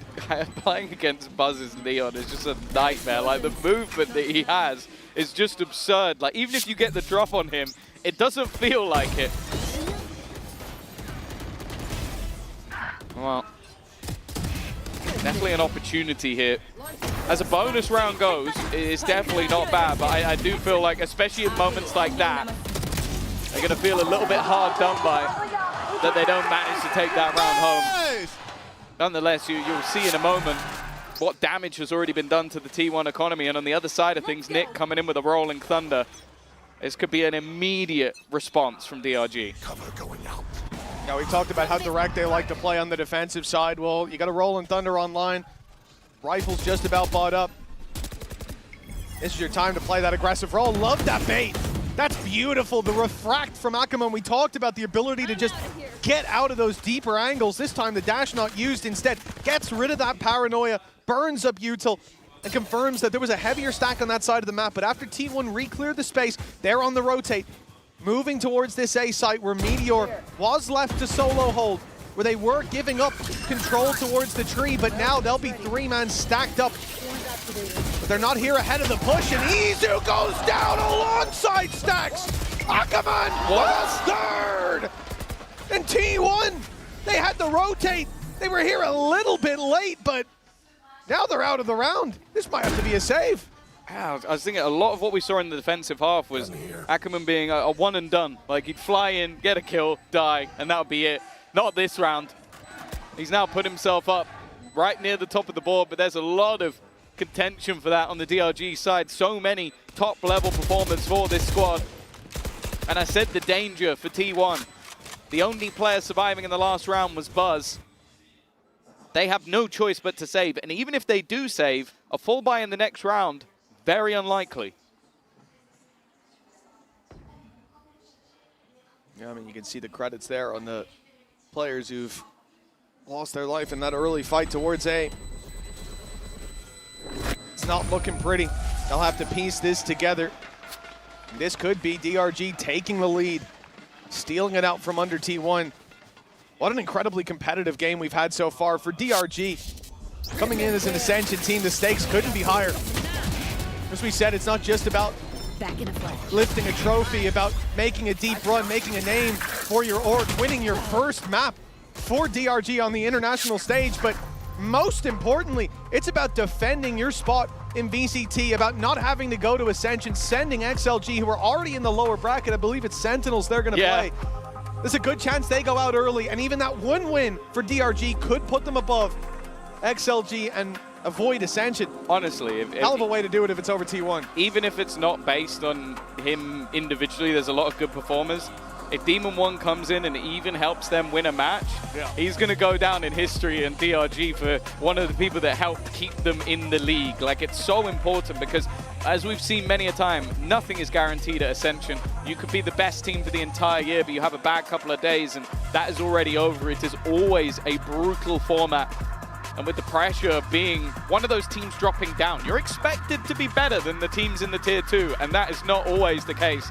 I think G2 have proven that in Americas for quite a while now. Oh, this is it. The T1 on the other side, you think back to Bangkok.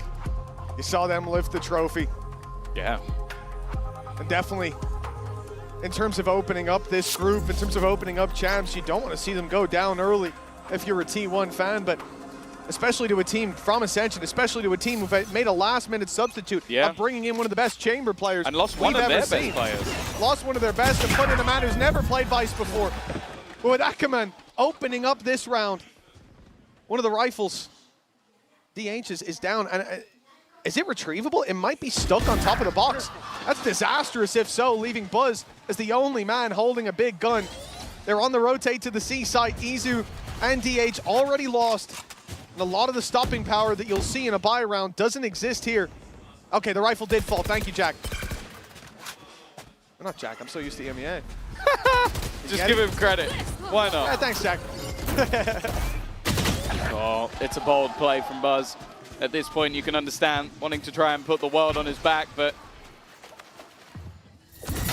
chance for Meteor. Always one of the best with the pistols, but this is definitely a tough ask, and he's the last man standing, flexing. There he is. Able to get himself a couple. DRG, after what was an incredibly slow start to this game, 5-2 down, now find themselves in the lead on that attack side. And I'll be honest with you, I'm yet to really see much on this defensive side that makes me think the T1 are going to be able to turn this around. It's been fairly comfortable for DRG in the second half. Correct myself. Shout out to Ty, our third-person observer, for this matchup here. Oh, always does a great job. They've headbutted each other.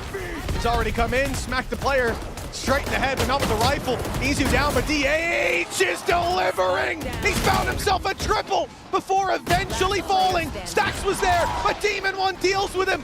A shaky start for T1. DH put them right back on winning track, but now it's Meteor, a man who's received his MVP, his acknowledgement on the international scene. Well, he has to take down one of the best at a time. No, that TP was so risky. Giving it away. Demon1 against Meteor for the round, for the 10th round for DRG. A nail in the coffin if they lose this for T1. And time being bought, Demon1 can reposition, but now Meteor's gonna do the same and there's no escape. Demon1 caught by the ultimate, down to the Sheriff, but he's got the positional advantage. Meteor out of the round. T1 down by 2.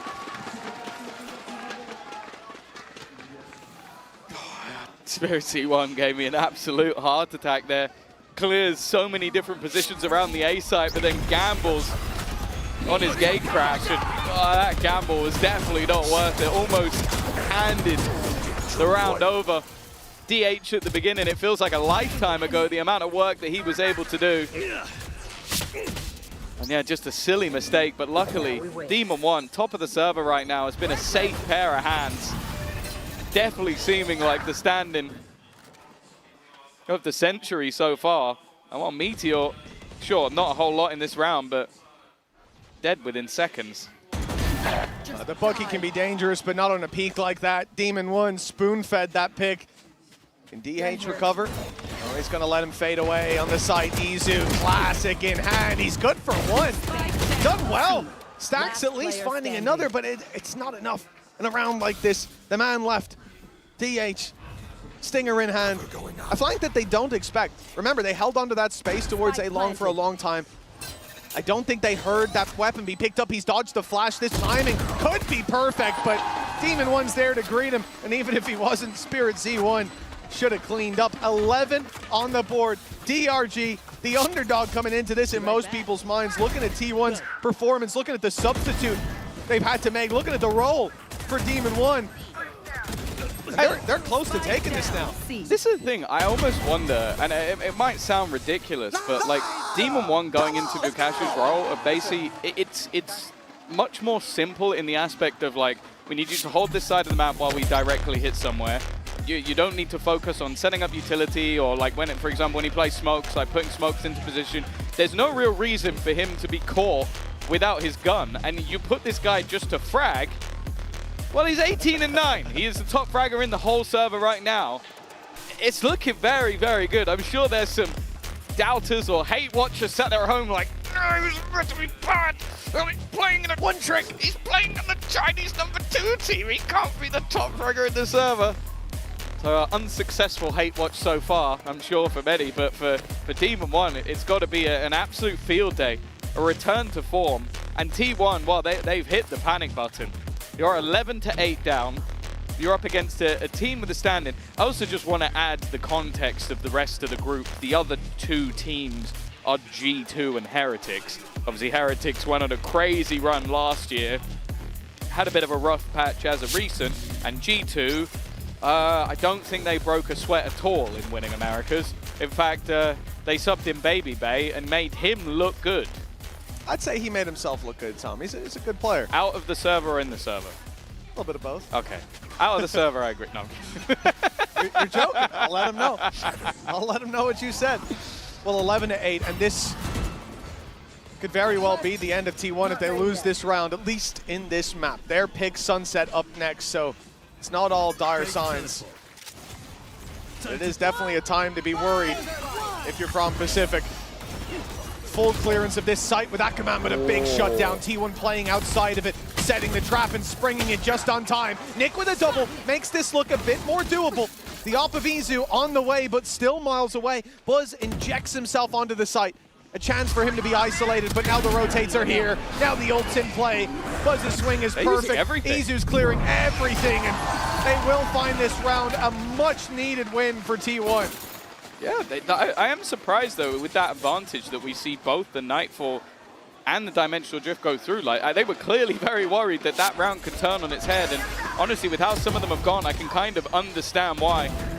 Solid openers from DH and Meteor, and I'll be honest, it's another scenario again where I remember seeing Charon added into Gen G and going, oh, that's someone I don't know very much about. There's this young sort of like ranked player who has been thrown in from the T1 Academy. He has been their best player, and I think maybe you can make an argument for Buzz. I don't think you can make an argument for anyone else. Oh, Ackerman. He's taking the space yet again. He could fall back, but he doesn't need to. Spirit C1's alongside him. Full control of B site, but it looks like T1 want to fight for it. A delay towards Hobbit. They'll have to wait a moment now with that stun landing, and that's going to get the plant out for DRG. Man advantage for the attackers, but that fades quickly. Nice shot by Izu. Here comes DH and Meteor. The full wrath of T1 unleashed, and no one standing but Nick. Three more. He's already got two, but that off is holding tight on the angle. Another round for T1. Just one away now. This is a hell of an opening map. Yeah, it looks like they've moved much more towards a retake setup. Like, a lot of those early fights have not been working for them. The risky plays early in the round haven't been paying off. So instead, okay, they lose a man, but then it's just about boxing the players in, not allowing them to have these fast flanks, and then fighting as a team. And if you think back to like the old school Vision Strikers DRX that was run by Stack, they were the best in the world at retaking. They were the best at having a setup, having utility put into play, sending in Buzz or sending in Izu in this case, and it works out for them. So I'm glad that that's the adaptation they've made. Now DRG aren't just going to sit there and let this game slip away. They've got to pause themselves. Well, I think this is it. You know, at the start from DRG, you have this very oppressive opening duel ability. You fire in your utility, you take that space, and the idea is a lot of the time you're going to be able to punish somebody who's out of position. This is what we saw from this comp up against Team Liquid as well. But once that team starts to play in a way that they're not getting caught by it, they're letting you have the space and fighting for it afterwards. Like you said, that's what T1 are doing here. You need to find that second layer. The thing is, with this composition, you have so many tools on your belt to play with. It's not a... And ults are building. There, absolutely. You've got that as well to fall back on, those safety nets that we often talk about, but it's not a composition that only works with one approach. That's why I think it's so valuable. 20 seconds left before the round starts. That off of Izu seems to be putting up a lot of value when it comes to these retakes, because for DRG, taking the space, not having a fight, they have to choose where they battle. And a lot of the time, when they go to swing into that angle to take that little bit of extra control, Izu's waiting there with the op in hand. Time to jump. Well, the other thing on the brink for the attack side here is going to be that economy. T1 take this round, and they might even be able to extend into the lead off of it. Again, you see these passive angles being held. The operator brought in for Izu once more just to passively hold A. An already massive group up from the defense on this B site. And elsewhere, just got DH. Jiggle peeking, but has now been smoked off. Much more defaulty from DRG. Ackerman looking for the fight, spots one and gets out immediately. I'll handle this. But eventually they will group up. They had Demon1 waiting outside of A, but the C site, this is where the hit's coming through. Stun, it's perfect. The TP used, but it doesn't get DH to safety. Spirit C1 still able to pick him up, and now they've got control over C, but it's being fought for. Meteor stepped through the smoke, in comes Buzz. The stun landed, but Ackerman gets ahead of it. Flexing from up top. A DRG in a 5v1 all of a sudden. A lot of talk about Izu's operator, how it started to put him on the board, put him in the kill feed on the right side of it too, but he'll hope that he's not appearing in that kill feed at all in this round. A save is called, and DRG, as a result, on 12 with 2 chances to close out their map pick here. For a team that came in with a substitute and a man who hasn't played Vice before and an official, they are looking sublime. Yeah, I think also just this round was a much more deep commitment for T1. What we saw in their last C-site hold was they were both sat back, waiting, one holding onto the cross to try and fight anybody as they dived in. I think DH gets caught there. Like, they use the dimensional drift, spot him, hit him with the stun, and there's no real way out. Izu, he's surely dead. No way he comes out of that one alive, but at least manages the one. And this leaves them in quite a bit of trouble. I think both pauses are already gone, but more importantly, they are going into what could be the last round of the map with, well, I'd say a stinky bye. Yeah, it depends where they settle on their investment, but I think no matter what, there will be big weaknesses for T1. And yeah, you know, you got rid of the Rolling Thunder. Dimensional Drift from Spirit C1, fantastic. DRG don't have as much of a punch to pack in this round in terms of those safety nets, but let's see what T1 can do with this mixed bag. Izu's got one. Buzz on the Bucky finds another in this round. Off to a flying start for T1. We thought they'd look weaker, but somehow it's like the cleanest start they've had. Yeah, it started so weird. Ackerman flying over most of his enemies and then getting caught out, surprised by Izu. A pretty hefty upgrade as well for Buzz. Near keeps it as optimistic. With the spike down, a 1v5. I think you'd need the Devil himself to show up to be able to eliminate the rest of these players. I don't think it's going to be happening. And even just damage here might help them out a bit. Instead, though, it's a flawless round. Buzz there to close it, and when T1 looked like they were dead and buried, they find a round. Even in the end of the round, another delivery from Stax is revealed. The Hans have been huge, and at the start, plays a similar role. Giving them that info, target selection for Buzz was easy as a result. And as you said, the fact that Izu's able to get away with that is ridiculous. Great fight, and as well, this is the round that should have seen T1 fade into obscurity. Now, they fight on an even playing field against DRG for the final round of regulation. Overtime possible. For DRG, they're competing for their organization's first win on the international stage. Losing this, it'll be much harder. Oh, already a solid start. Buzz has been dealt with. Stax and Meteor, though, fight back in turn. Stax wanting to get back in there, but he's got to be careful. Low HP. Demon1 being revealed, only has the shorty to play with, but now he gets his own, looks to take it back. Izu, though, has fought in form. They have matched each other man for man. Even still, though. Demon1 had spike. Yeah, look at the position of the spike, getting it back. Is he going to be able to block this? No, it takes more than one to do so, so that's at least the spike back into their hands. I am looking, however, at DH. He's making that read early that this team might just try a move for the A site. Thing is, though, they're in this 3v2. Playing the retake could have a lot of value. For DH, he has to be very selective about where and when he fights. 30 already seconds left. Drop down towards the A site. DRG, they might go to C, though. making their mind up as we speak. They know they've already taken out the Vice on the other side with Meteor's utility gone, but it will be the A side that's the ultimate target. A sneaky play here from DH, but it all comes down to timing. Nick is walking up on him, but they've decided to leave him 10 seconds. The plan has to be secured. DH, if he can just drop this spike, it could all be over here, and it's a little late. The spike gets planted, but Nick is left alone. If he doesn't find this pick, they will overwhelm him with numbers, and DH slips away to the tree. Nick against the world. He's had so many big plays. The decoy reveals him. And the double! He collapsed it, but in the end, it's DH taking this across the line, bringing T1 into an overtime, giving them a chance to deny DRG on a map where they've looked beautiful. What an absolute mad round. Both teams kicking things off with a Steel Garden. Shorty being the gun of the round.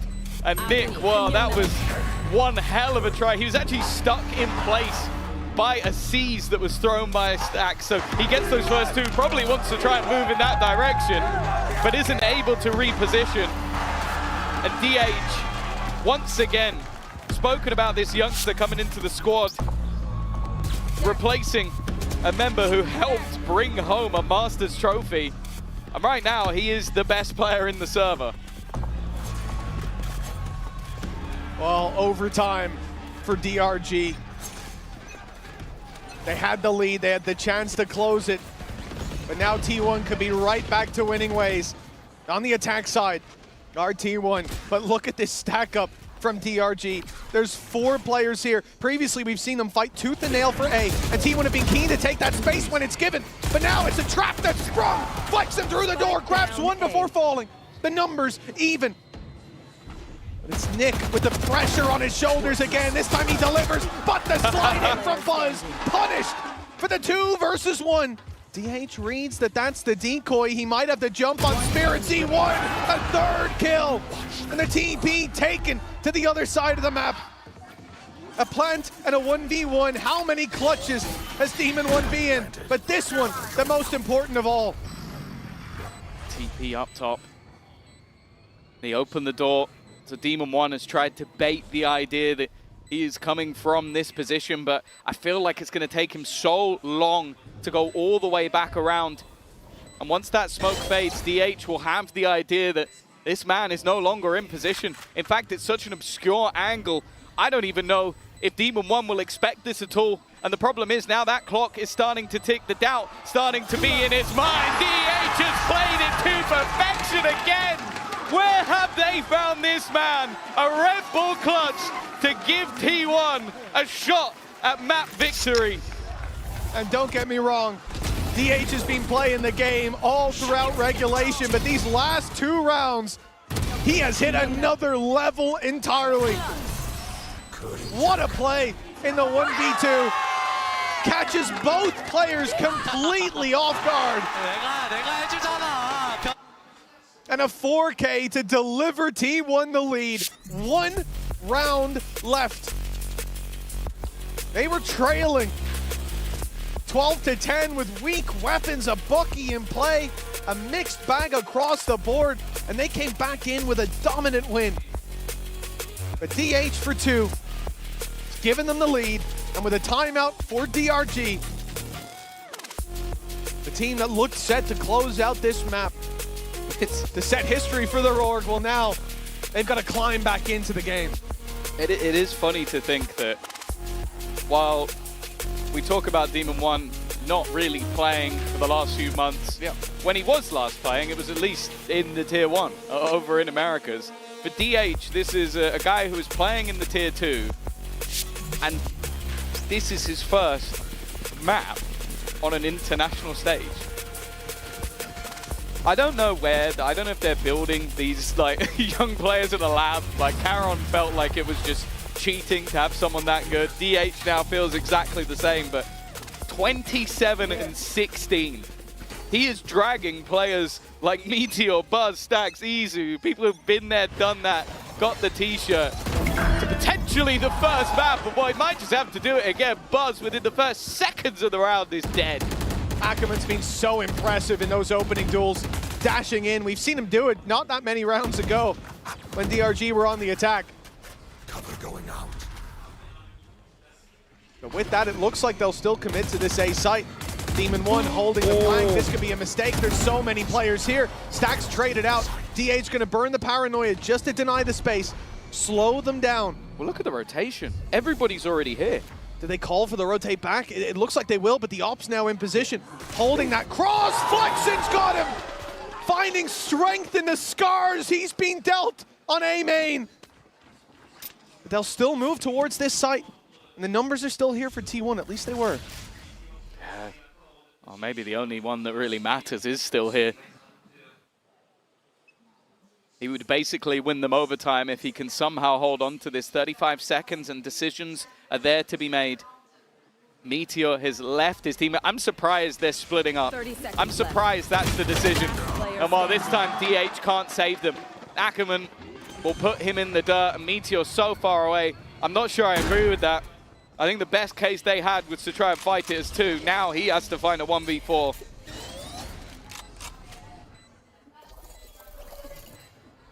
There's chances. Now that he's being spotted, looking pretty bad. There goes the ultimate on him. Ooh. Okay, Ackerman will fall, but the spam's through the wall. Even us up to 13-13. Another overtime needed. And for DRG, those opening picks on the attack from Ackerman there. Gross. They are everything for this squad. Well, this is like when I go back to the critique I had of Izu in the defensive half. That's what I'm expecting to see. Like, you get in, get a kill, get out. He has no interest of like trying to double down, try and be a hero of the round. He's just get the opener and escape. And that's where I think Ackerman has truly been a force to be reckoned with. Now into that defensive round once again, and it's the same brawl over on A. There. Yeah, T1 though, they sit behind Rubble patiently. Still those 4 players towards this site. T1 making a quick read again. They're giving up that space. What happened last time? It was a trap play with a lot of players in position. Expecting the same here. And although Izu stuck around, he has that gate crash used early this time. Won't make the mistake he did in regulation of giving them the picks. Now Thorns, slow this push down. Give a chance for the rotations. Demon1 won't fall for that spot again. But now they're closing in the distance. Well played to find the first. Spirit C1 from the back lines, delivering again. And a 3 versus 2.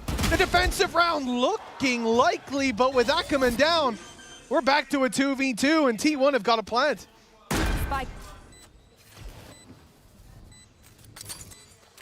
Putting themselves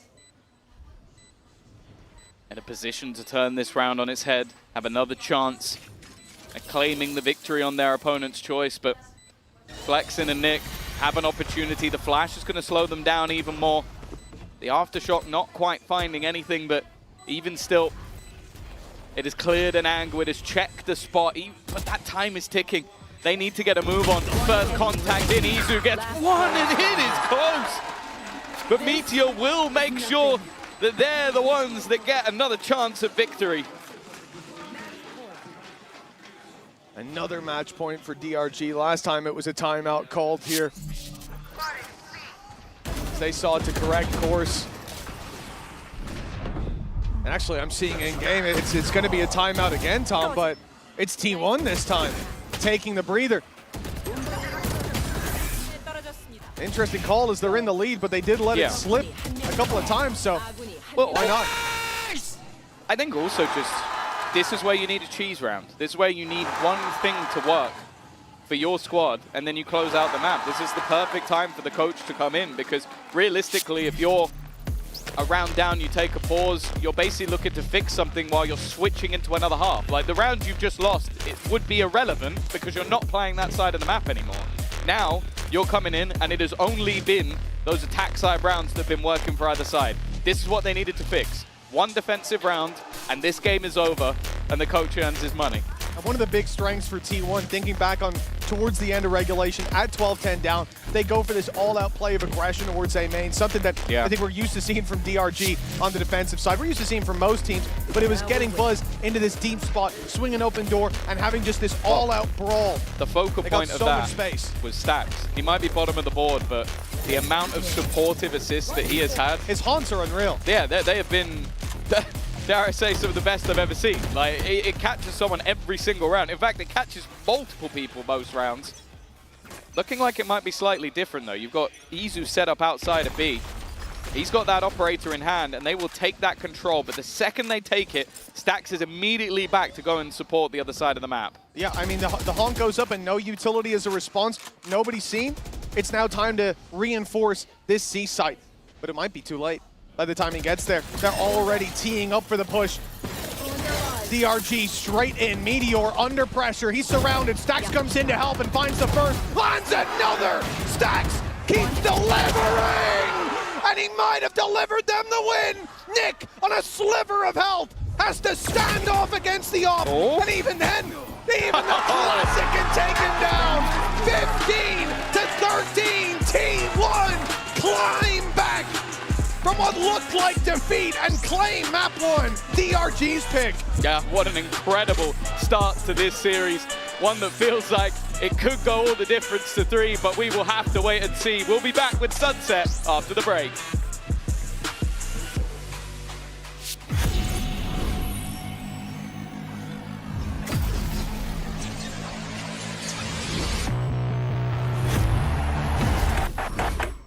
Now that I'm a mom, things are different. Verizon's different too. They let everyone in my family choose different plans. We get what we want and we save money. Love that for me.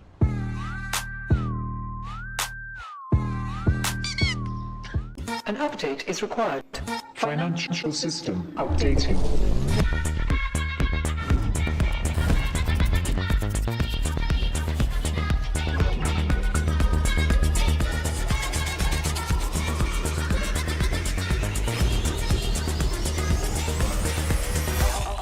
System updated. We will dance to get. The future of money is here. Feels good. Esports World Cup, where we are starting off with Valorant. If you want to win, you have to win against the best. So looking for revenge.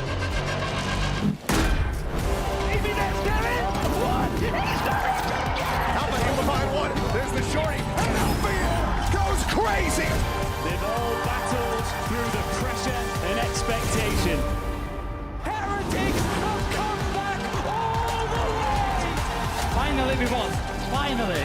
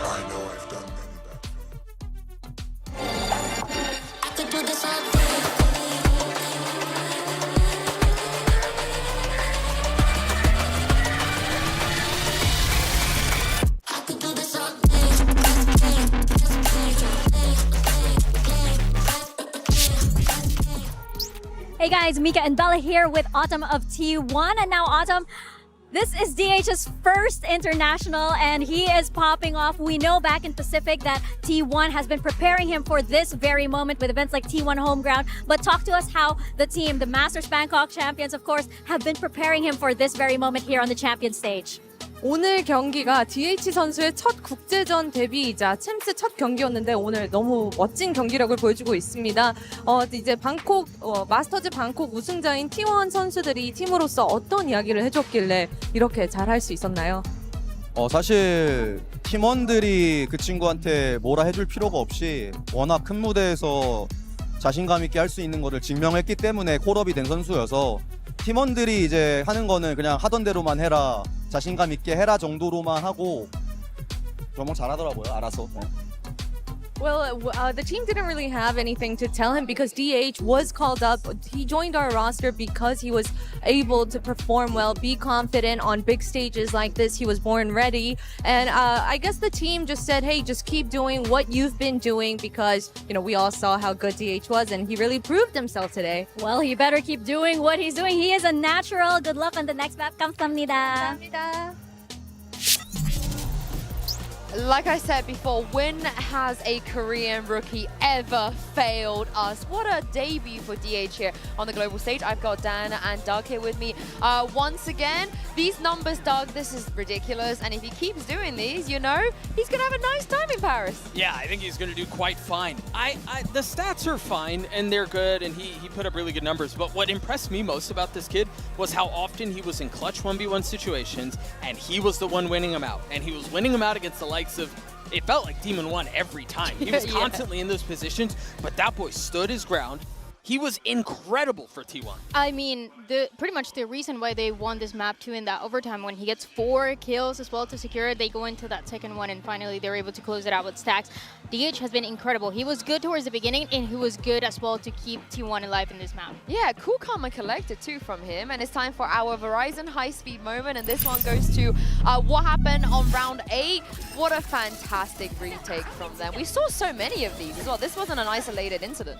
No, I think there were really, really good protocols when it came to the retake situation for DRG, and I think this map does this clip does a really good job of doing it. I talked about it yesterday, I believe, not a huge fan of the Waylay, but I love the way they used the Waylay out there in order to take space, and then they swung behind it. I think so oftentimes that can be an issue. You can drop the ult, but do you have enough space? Do you boldly and do you confidently swing out to take those fights? And that's not always how it plays out. So I love the way they play that. Especially because when you see T1 on the attack, they're very overwhelming. They'd like to take a lot of space. And if that doesn't work towards A side, as we saw multiple times in a row, they pivot very quickly towards B. So this time around, you see how it was a forced retake in a few of those rounds, but it was working out so well for the side of DRG. Okay, so one of the things I love about international events is seeing the meta change. And this is a wild example of that. Again, not a huge Waylay fan at the beginning, but you've seen a lot of these teams double down on this Waylay flash setup. And you're seeing some of these to perfection on how they love to do it. And so the plan for DRG was either with the Neon or with the Yoru, or with the Breach. This is a great example. You had the Yoru flash, you had the Breach flash, Ackman takes that space, pops up onto half wall, and is able to isolate those fights and then gets out. And so as we see the meta develop in this tournament, I think we're going to see a lot more of that. What can you do to get Waylay in a really good spot to take a fight with flash, with setups, this, that, and the other, and then get the heck out of dodge? When you have a numbers advantage like that early in a round, you're set up so well to succeed. You also see it on attack and some of the things that they were doing, trying to get that space early on towards Mount. And even if he doesn't capitalize with one of those kills, you still see how it forces a lot of that utility from the defense out to work out so well. Yeah, I think that was the other thing I wanted to touch on. So even if it isn't necessarily a setup, but to get a kill with a Breach flash, a Yoru flash, this, that, and the other, we saw so many times Omen flashes burn because they heard somebody out there and then TP away. All of a sudden you've got 4 or 5 rotating back to A when you thought there was more presence C. The TP for Waylay and then setting Waylay up to take those fights has been a ton of fun to watch. My concern is DRG, they did let that slip. You know, when they were 11, 7, 11, 8 up, they should have closed that out. And also, they only won 9 gun rounds. 9!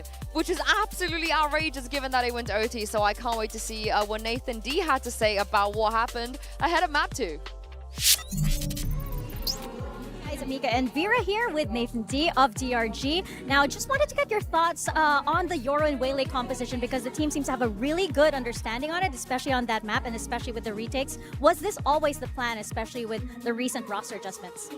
想问一下教练，看到你们在图一是拿出了夜路加上幻冷的组合，并且看到你们的理解是非常到位的。那最近队内也有人员的变动，这一场的发挥在你们的计划之中吗？我觉得我们今天的发挥的话，其实我是挺满意的。就是我们输掉一些可能残局上的处理，然后围垒的话也是我们可能想打得比较突然一点，给对面一点措手不及的感觉。Actually, I'm pretty satisfied with all the players' performance today. Like for the Waylay pick, I just want to say we fixed some problems with the former Neon comps. We want to play more aggressive and maybe catch our enemy off guard. Well, the team is looking good. Hopefully you bounce back on the next map. Thank you. One of the other things he was sort of alluding to is that where they lost was in the late rounds. You know, he was like, I'm happy with how we performed, but in the late rounds, there was a difference maker between us and T1, and he's right. But it does get scarier on Sunset. DRG, they really need to step it up. I do think Sunset's a fun one because both teams are 4-1. Both teams have bested the best teams in their respective regions on this map. So you've got DRG, who's able to walk away with 2 wins against Billy, and then you've got T1, who's bested RRQ on Sunset twice. So these are strengths for both teams. I'm curious about what the heck is Demon1 gonna play? And do they double down, which I think they will. I mean, I'm inclined to believe they will. Do they double down on this Flash Waylay situation? I think Sunset kind of lends itself to it a little bit more, to be honest. If it helps, Demon1 has only ever played Raze and Jet on Sunset and nothing else. Don't think he'll be playing either of those this time. Yeah, we'll see. Let's take a look at Agent Select now and see where we are going to go with this. It's Cypher. It is, I guess, stepping in 1-for-1 at this point. Yeah, we had the question because it didn't really happen in that map 1, but going into this map 2 of Sunset, it's going to be Demon1 on that Cypher, and they're going to continue playing this double duelist with that Neon and that Yoru. Yeah, the real difference here is the fade over the Sova. I think this puts us into this conversation we've been having around Demon1 on an island, on the Cypher specifically. This feels like they've just slotted him exactly into the plans that they wanted to have prior. They've done the swap again. It's Izu, Yoru, and Buzz Neon. You like this? Yeah, it's now 2 maps in a row where they seem that this is like a very intentional thing. I'm curious, is it a comfort situation? Does Izu just feel more comfortable on the Yoru? It's tough to say, really. And also in the map 1, we saw so many great duels between Demon1 and Meteor. Now they're in the same agent. They're both playing Cypher. They're going to that second map. I want to see more of those duels again. I can't wait to see it. Let's jump into game and throw this back to Mitch and Tom. Thank you, Yinsu. It's time to get into map number 2. The first was a tight affair, but T1 are leading by 1 map. And this is their choice on Sunset. Another debut for Demon1 as he picks up the Cypher, sticking onto that role as we would expect. Yeah, I like the fact that DRG have not come in and try and change everything up around him. You're the team that qualified. You're the team that made it. He's got a slot into your right. And I don't think, like, by any stretch of the imagination, he came in trying to change it either. Cypher definitely can be tougher on that hole, but at least for now, it's going to be DH continuing how he did on the last map. A fantastic individual performance. And well, a recovery already needed in this pistol. It is a firing squad with DH leading the scoreboard already. And while Buzz is there to close it out, a pistol round for T1. A solid start indeed for T1 as DRG trailed by 1, but they were able to make the fight fairly early on in the previous. See if that'll be the case again. DH, well, he was certainly a man that drew our eye throughout the entirety of regulation over on Lotus, but in those last couple rounds, the last round of regulation, especially the first of overtime, yeah, he seemed like a one-man army. Well, for a 19-year-old playing his first map on an international stage, and it's a Champions, that was about as good as it gets. Yeah, especially in the late stage. Pressure was on for DRG. The pressure increases. They need 2 maps in a row. And starting out with a 1-0 loss, and Meteor's playing incredibly aggressive with the Marshal in hand. I think he's hit 0 shots. Yes, they were mostly through the smoke, so Warning I'll give him shots. that credit. But it certainly scared DRG away. They grabbed their orb and moved towards middle. This is all classics, nothing upgraded. There we go. You really don't There expect we to go. see a lot of contest. Meteor good for 2 at least. The player spotted crossing with a jump scare from Buzz. And they're losing a few, but that's a piss. Okay, now I'm getting worried. Now I'm getting really worried.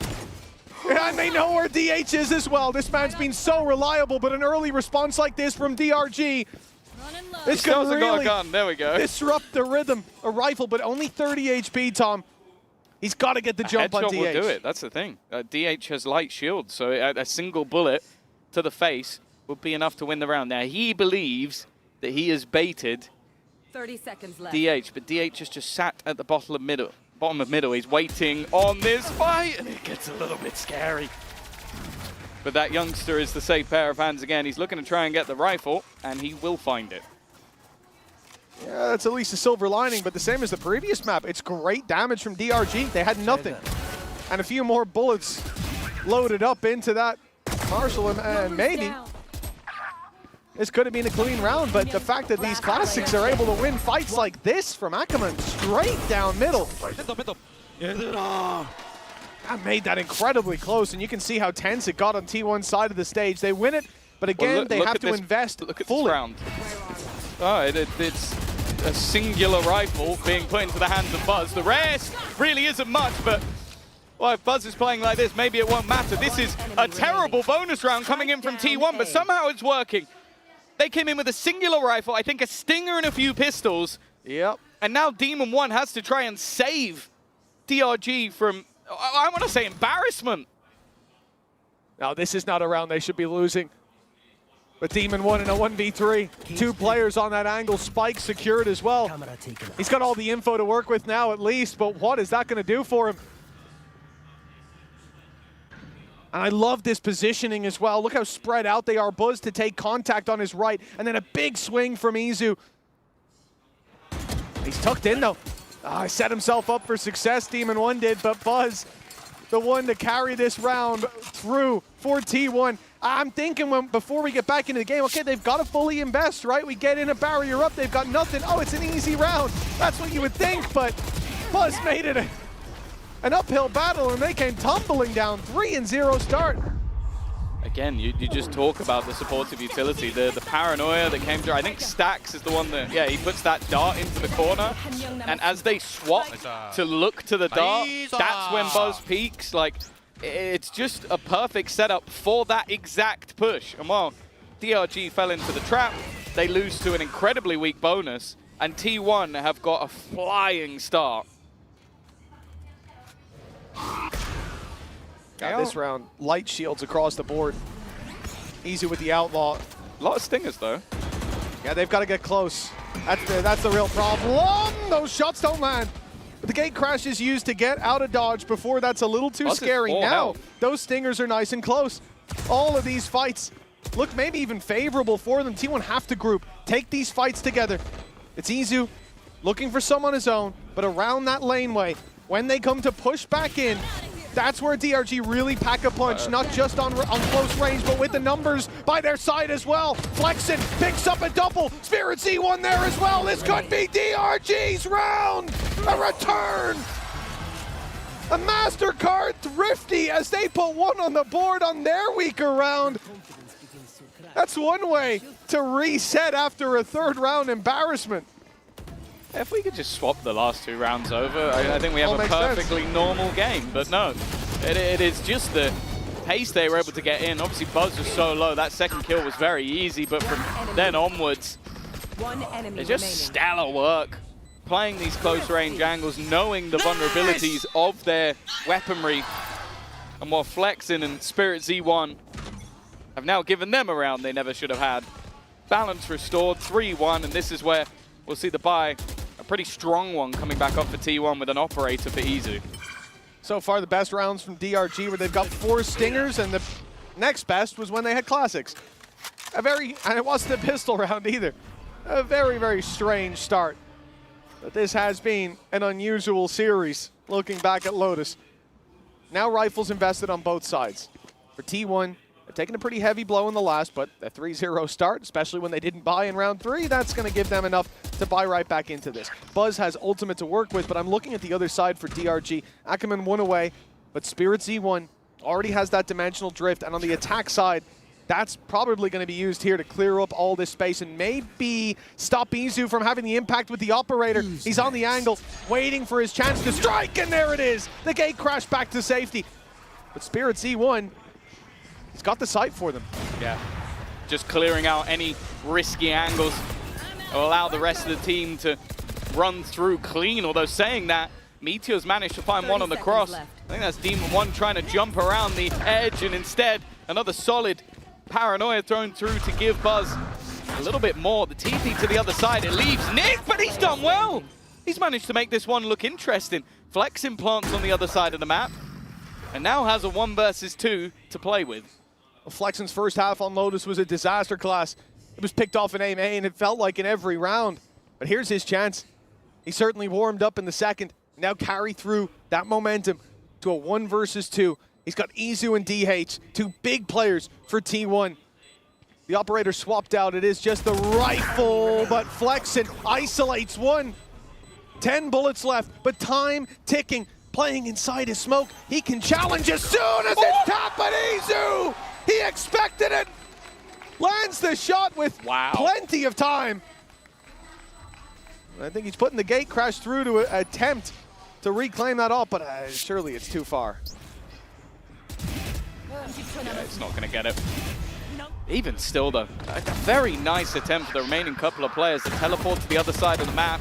Nick being able to get a couple, and then coming down to the wire. This reaction shot was tasty from Izu. I think even he's impressed with himself. And what could have been a close clutch for DRG ends up putting them back in a problematic scenario. Then again, you said it yourself, they did better with the Stingers.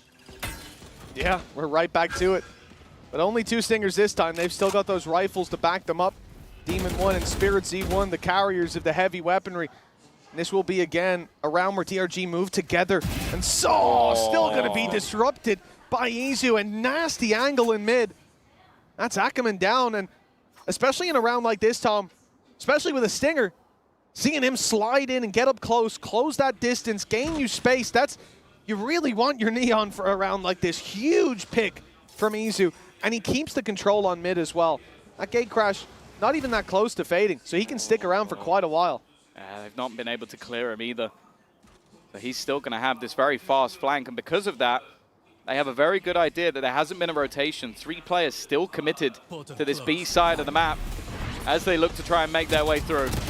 Oh, a missed shot by DH though. That's given them an opportunity on DRG. When they got the plant, that's where things changed with Stingers in hand. This time it's beforehand. When Flexen goes diving into market, they've got good control, and Demon1 lands his shot on backside. Stax might have to back off. He's sticking around. He's getting up close. And he'll get the jump on Flexen, but the correction for Demon1 isn't there. Meteor alone, and Nick will put him in the grave. They really are better when these weaker weapons come out a second round for DRG. I'm not sure it's they. I think it's Flexen. Yeah, I think Flexen's just 100%. very good with the Stinger. Like, he's a little bit more aggressive in the way that he plays. Like, just looks to try and get up in their face the second he has this gun. And yeah, just look, he's TPing into angles, just playing up close. And Demon1 also having a solid round at that. Definitely some frustration, and you can understand why. They've lost 2 rounds, and both of them, the core of it, has been Stingers. Yeah, those are the rounds that, you've already done the hard work. Then it's just about converting your advantage, doubling down on it. Aggressive play, Flexen under pressure. Stax already wrapping around, and Flexen won't escape. The wall bang to connect the pick and get a rifle. For the T1 side, it's the only one they have to work with. Look at DRG, they're walking into the spawn. They're taking a very deep fight. Meteor will contain them at least alongside Buzz. It's all about avoiding that rifle for them. Yeah, that's the thing. If they go into A, they're actually going to plant for backside. I don't mind this, but it does mean that they're almost completely surrounded. Stax is actually going to try and utilize the Hunter's Fury, and the rest of them, while this is going on, are putting the pressure onto Spirit Z1. They keep the advantage. And Izu is now the one that's been given that rifle. It's whether or not they can retrieve the other. Doesn't seem like it. They're going to split back in the other direction, try and group up as DH still creates the illusion that there's a player here. And in the meantime, Izu goes walkabouts. Now they have the dimensional drift. They can find everyone else. That drops the rifle over as well, picks up another as he's running around the site. Ackerman and Nick have their work cut out for them. Ackerman good for the first, and the trade out makes it possible. But Meteor's classic is what takes them across the line. This game is weird. Course correction from T1, but Thrifty. I don't know what is going to happen next here. As a MasterCard Thrifty won out by the defensive side. Continues the madness of not just this map, but this series. So yeah, you've got the first 2 rounds, then you've got T1 winning a round that was 1 rifle, pistols, and a stinger. Yep. Then you've got the opposing side winning a round with almost all stingers. Yep. Then a normal-ish round. And then, well, actually, no, it was an 8 HP clutch. Never mind, wasn't that normal. Then you have another stinger round, and then you have this round. It's weird. And, well, T1, I'm sure Autumn is kind of got to retract his slamming on the table, because now they've ended up in, I guess, an even better spot. But they're up against stingers again, so who the hell knows? Well, we've seen it with 4, we've seen it with 2. These are warning shots. He's spraying the stinger. He's like, now they know I'm coming. Well, they certainly do. All that utility fired through, but Spirit C1 the first of all flex it again. But Stack steps up at 3 versus 2 that they find themselves in. The TP to backside for early control, and it might not even be needed. Demon1 all alone. Last time, he had a pretty hefty disadvantage, but this 1v3, a Guardian in hand. And a good idea of where this player is. He is checking this left corner. TH needs to be quick on the trigger, and he will be shut down. The spike, though, is not in a good position. With no cage left to cover the cross, that off could... What? A jump shot with the Guardian. That's one hell of an attempt. Now he knows that that op is on the other side, but hitting this shot will be difficult. Uses the cam to bait him out, and he's done so successfully, but he can't land the shot, and the stun sends him running back. The classic round the corner. That's a risky play. They've given Demon1 a chance, and he may land this shot, but it's 1 bullet in the mag. Not enough as Buzz lands his, and 6-2 on the board. Again, though, anything but a normal round. Yeah, I feel like they fully believed he was hit by that stun. That's the only reason I can think of that Izu would run around that corner with a classic, but it just feels like at times T1 want to make this as uncomfortable for them. And I'm guessing their fans at home as possible, because that was way too close.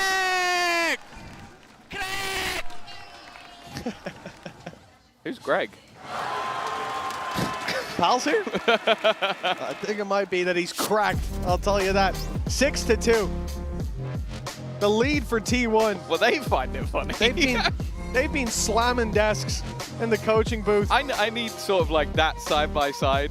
Like, just like Autumn slamming the desk and then cut to DH just laughing his head off. Yeah. Like, it's just the parallel of the coaching staff versus in the server. And I can definitely understand why, because although they are winning in some of the weirdest ways I've ever seen. Without a doubt. A 4-round lead, but with the way this game has gone, it could be swinging either way. For DRG, though, this is a disastrous start. Of course, they're on their opponent's map pick, and having been so close to closing out Lotus. A few big clutches, big rounds from DH, the man that was happy down on that stage. That's what robbed them of it. And now you start to be left in the dust as T1 run away with it despite incredibly close rounds, despite winning 2 where they had extremely light buys, essentially saving their credits for the next and somehow finding it there. But when the next came, it was defeat. They also lost 2 in the exact same way. Yeah. So it's kind of perfectly balanced. In essence, yes, but in the feel of the match, no. Like, I feel like the last map was a lot closer, but not with this much insanity. Yeah. But hey, for Team 1, they're on their map choice. At times, they have been fairly dominant when it comes to the defense, but in their most recent match versus RRQ, it was the attack that they ran away with. So, scoreline alone, I think they'll be very happy with the position they find themselves in. At the same time, in their most recent victory versus BLG, it was a 10-2 defensive half for DRG. Now, saying they can recreate that, again, with how things are going so far, maybe not so likely. They're going to want at least a little bit of wiggle room.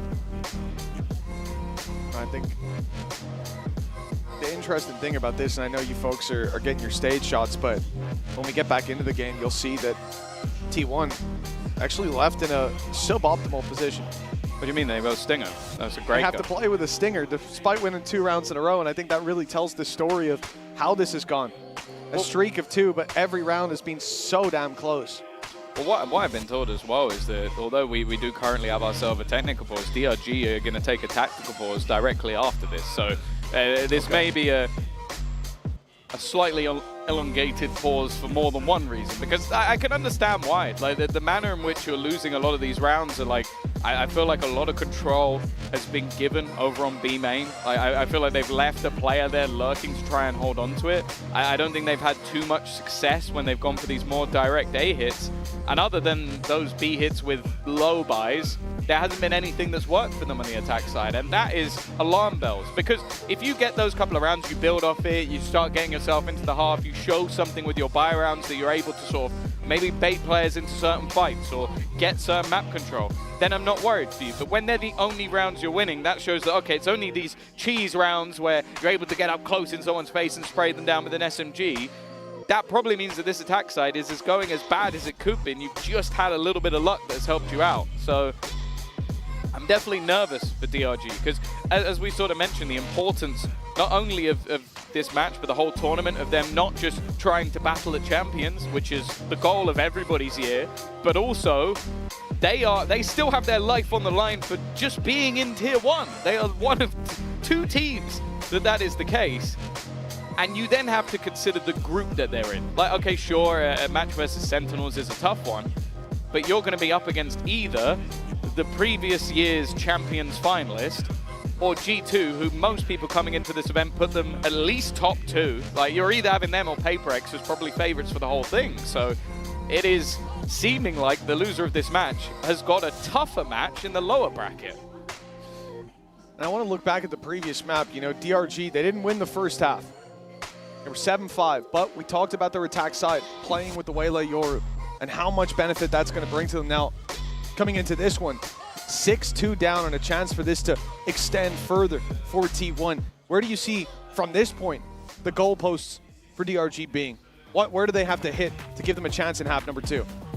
It's difficult. We do now head into our DRG tactical timeout. As said, that was coming. The producers did not lie to me. They only do that to Pans. But nonetheless, back to your point, I think that I kind of want to see them try and level this up, because sure, a 10-2 defense last time out, but versus BLG the time before, 8-4 attack, versus XOG 10-2 attack. They've proven that they're good on both sides of the map. But I just think it's going to be more difficult when your Cypher is a stand-in. Like, a lot of the time, like, if you look at the way Cypher is played on this map, it is an anchor hold of the B site quite regularly. A lot of information to be found around middle and in towards B main. Well, even if just the communication is a little bit off, that means Demon1 has to kill a whole team as they run into the site. I don't believe that he's going to be able to do that. He needs to have those supportive bits of utility to help him. So I think, if anything, the ease should be more so on that attack side, especially when you got this double duelist. Like, you need on the defense to have that push on one side and him as the hold on the other. On the attack, you can be a little bit more loose. But thus far, the loose style has meant that someone is getting caught in most rounds early, because T1 aren't just sitting back and letting you have that control. Well, this should be the easier, as you said, Tom, for DRG to put the pieces together with the stand-in. So far, they have yet to win a rifle round, and now is their chance to right that wrong. Ackerman back to winning ways in those early fights. Paranoia sent through, but that doesn't stop them as Demon1 picks up another, and another stacks down, but DH in the corner has a beat spot. DH, he'll only get 2. Demon1 saves them. Meteor left alone in a 1v3. That could have been a nail in the coffin of DRG. I don't know how that corner was left uncleared for so long, especially when the Paranoia was thrown through from that position. But they've righted the wrongs here, at least. I guess it just literally came down to we've killed enough people, there couldn't possibly be another one in the corner. And honestly, for DH, it's a nice try. Like, you look at that with so many players open and you go, maybe he should have got all of them, but he was able to at least take 2. The problem is the damage was already done, and thankfully for the rest of the players, Demon1 was quick enough on the trigger to be able to take him down. That flash as well. Buzz was so unbelievably blind. Phenomenal flash from Spirit Z1. That got way too close in the cubby. And, you know, you can't put your head that low, too, from that position. It's far more than he should have been allowed to get. But just one more, and that's a completely different scenario we're looking at. DRG, 3 rounds on the board. Their first rifle round secured, but not without its bumps. Unfortunately, we are back to attack pause, a delay in the momentum. Although, to be fair, I think a lot of these players will be happy to take a breather. Maybe not so soon after the last one. Yeah. Definitely a stop-start. I don't think it's alarm bells just yet for the side of T1. I think that last round was very much just an all-out brawl, similarly to what we were seeing on Lotus on that A side of the map, just everybody diving in with their utility. And it has felt like a very 50-50 fight, whether or not Buzz is going to be able to just dominate, or in this case, where Ackerman has the supportive utility needed. A question will be if DRG can build off of this, because, yeah, if everybody fights in one spot on the map and you come out on top, it's not like a round where I'm going, you're going to be able to do this every single time. Like, if the paranoia lands a bit earlier, maybe Buzz gets a few. If the flash isn't as good as it was, maybe he doesn't go down. Like, these are rounds that are still difficult to repeat, but definitely good to see that they've at least managed to get themselves one that isn't just stingers running at people. Yeah, absolutely. But even then, it requires Demon1 to pick up 3 very important kills. The first 2 trades on the initial fights. The third one picking up a ball that was dropped far too quickly and without a moment of thought for DRG. Even coming straight out of that timeout, you could see there were blips. And as I said, the surprising thing to me was that DH was the one to throw that paranoia so early on. He was stood in the same spot as he was when they came to push. Well, it seems like this one is going to be a little bit longer, as we will be swapping out a PC, but luckily we're not going to leave you bored. Before the tournament, we had, of course, to get that script meeting ready and going, so let's see how that went.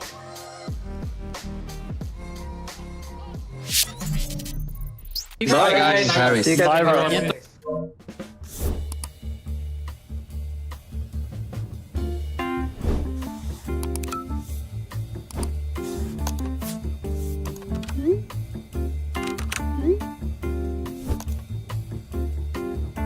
I already told you, I'm not buying your bundle. It's Pacific. They changed the script. Let's do another round of revisions to make sure it's fully actionable on our end. If they have our region come in second again. What is this? I thought we had buy-in from all stakeholders for an EMEA final. Actually, guys, I had an insane idea. Map 5, overtime, 15-14. I am 1v3 down, and like, it's really, really low time. I'm killing 2 and then going to spike, and then boom, take pass. Boring. A grand final without the Americas? That's crazy. You know we bring the viewership, right? Can we stay on track, please? There will be no tech pause. Ignore him. So we're gonna do the...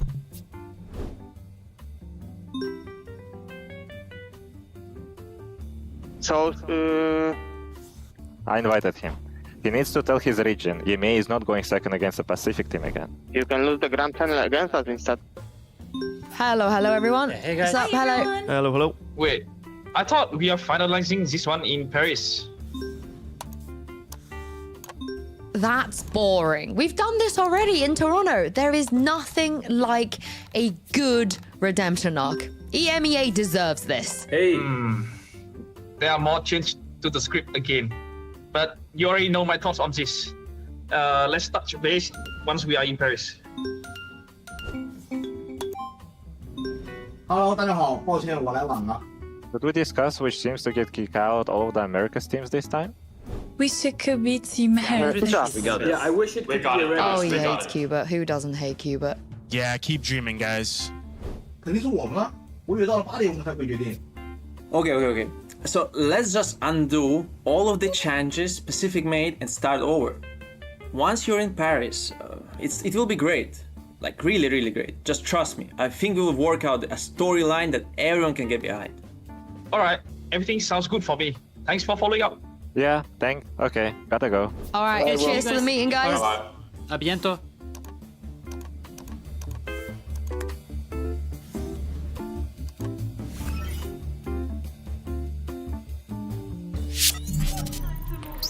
Et que serait l'EMEA sans une petite pause technique? On est à la maison et on en profite pour avoir deux fans français de T1 à mes côtés, William et Antoine. C'est un plaisir de vous avoir ici. I'm very glad to welcome two French T1 fans with me, William and Antoine. And the first question I wanted to ask you boys is, how does it feel, you know, having champs at home and seeing your favorite team here in Paris? Du coup, qu'est-ce que ça fait d'avoir les champions à la maison, de pouvoir voir votre équipe ici aux arènes? Alors en tant que fan de Valorant et même jouer au jeu, c'est un événement incroyable et je pouvais pas ne pas y aller, c'était impossible pour moi. J'imagine, et pour toi? Ouais, c'est pareil. Bah franchement, regardez enfin, sur Twitch, les matchs c'est quelque chose, mais les voir en physique c'est vraiment incroyable. Le son des tirs, des smokes, de tout en fait, sur place c'est 10 fois mieux. 100 fois même. 100 fois mieux. 100 fois même, 100 times is better here than at home. You know, having the mood, the fans, you can hear the gunshots so much louder and it feels insane to have it in our own country, of course. And the second question I wanted to ask you about T1 is, who is your main character in that team? Who's going to carry, you know, the whole team? Donc c'est qui, pour toi, le personnage principal chez T1? Oh, Buzz! On est équipé, effectivement. So Buzz, obviously. Buzz. Et pour toi, du coup, Antoine, c'est qui ton joueur préféré? Mon joueur préféré, c'est Météor. Même s'il chope pas beaucoup de kills, il chope vraiment beaucoup d'impact kills. Et vraiment, c'est un joueur qui est vraiment très fort. So Buzz on one side, Meteor on the other one, and even though he's not top fragging, he has an insane impact, and I agree with you on that, definitely. Merci beaucoup à tous les deux. On va voir si T1 arrive à gagner. Thank you very much, both of you and everyone, and we're gonna see if T1 managed to get the win on Sunset.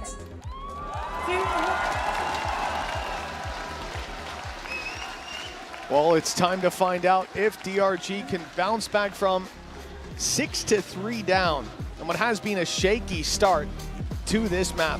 Make it all the way to Ascent, buy us a third map, and maybe even take their first series alongside their first map win. But to do that, they've got to defeat that team on the other side who, as you can hear in the crowd, they've certainly got some fans out here. Buzz and Meteor, the Buzz chant. I like hearing that. Yeah.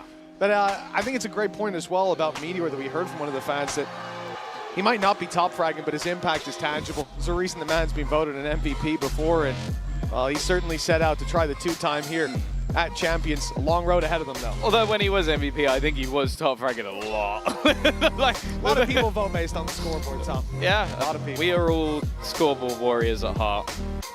Just don't use rating. Nonetheless, please.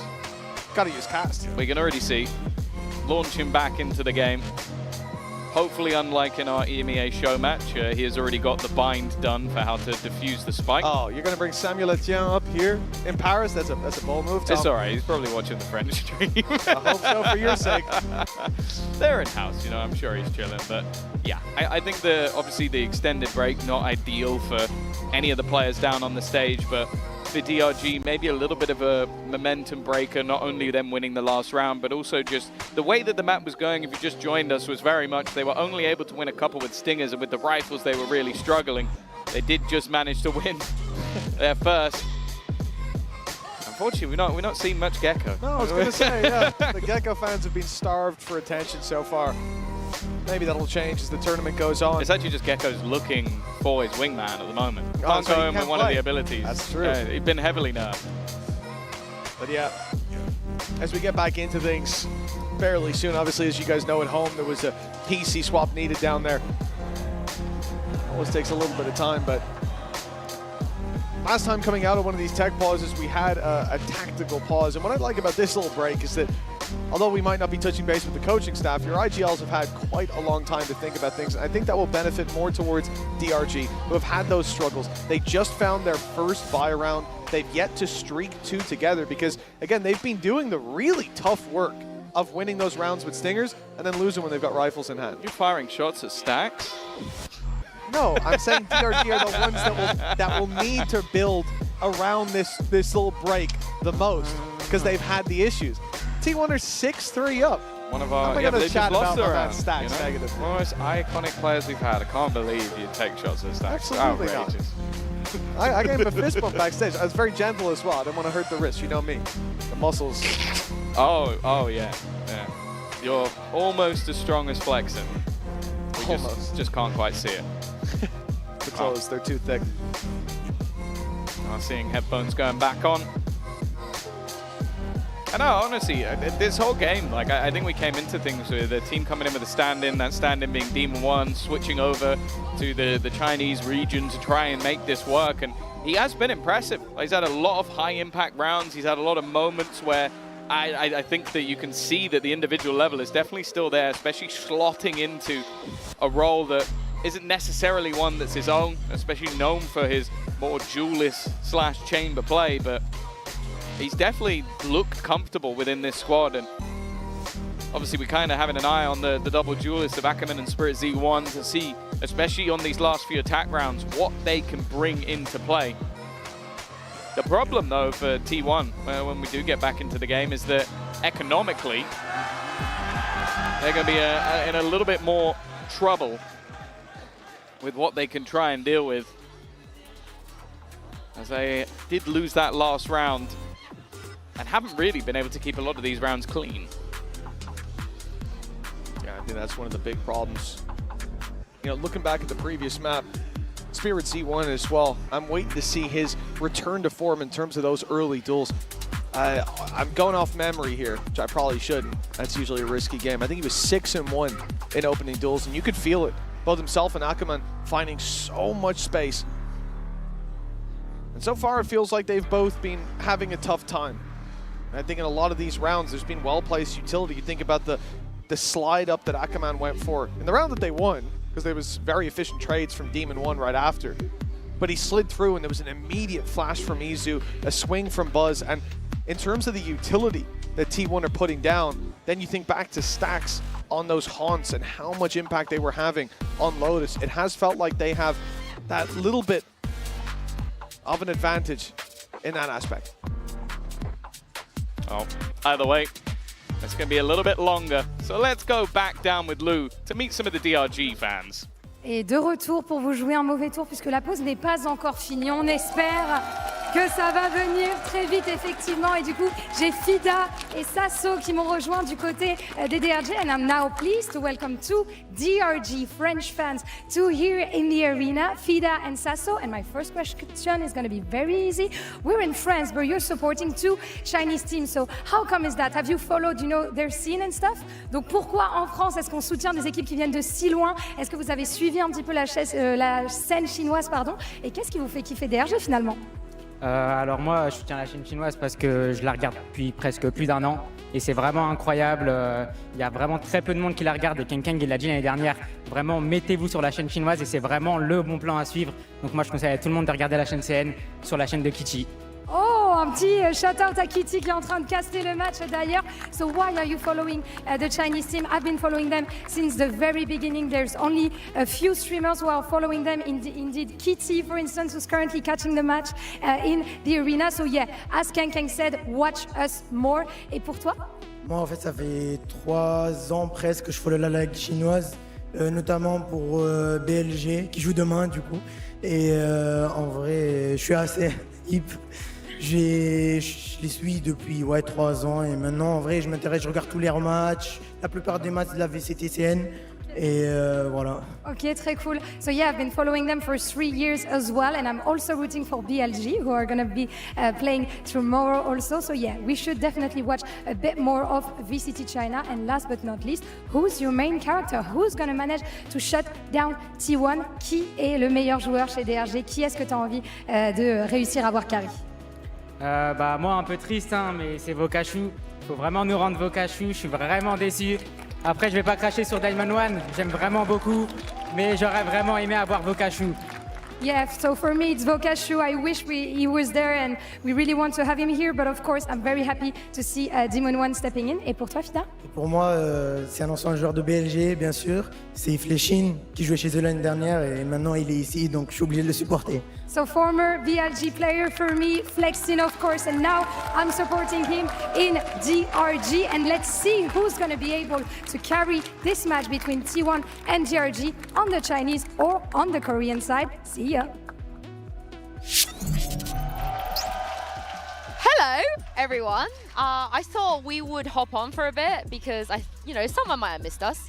I missed yapping with you two for a bit. Yeah, so how are we doing? It's not like we don't yap in the green room the whole time. I We're don't not really yapping talk to on you, camera. so- That's true. Yeah, you don't I speak very much at all. traditionally not a yapper. Yeah, very Right. quiet. Everyone believes that. Keeps my opinion to myself. Yep. Yeah. Yep. And I'm 6'7".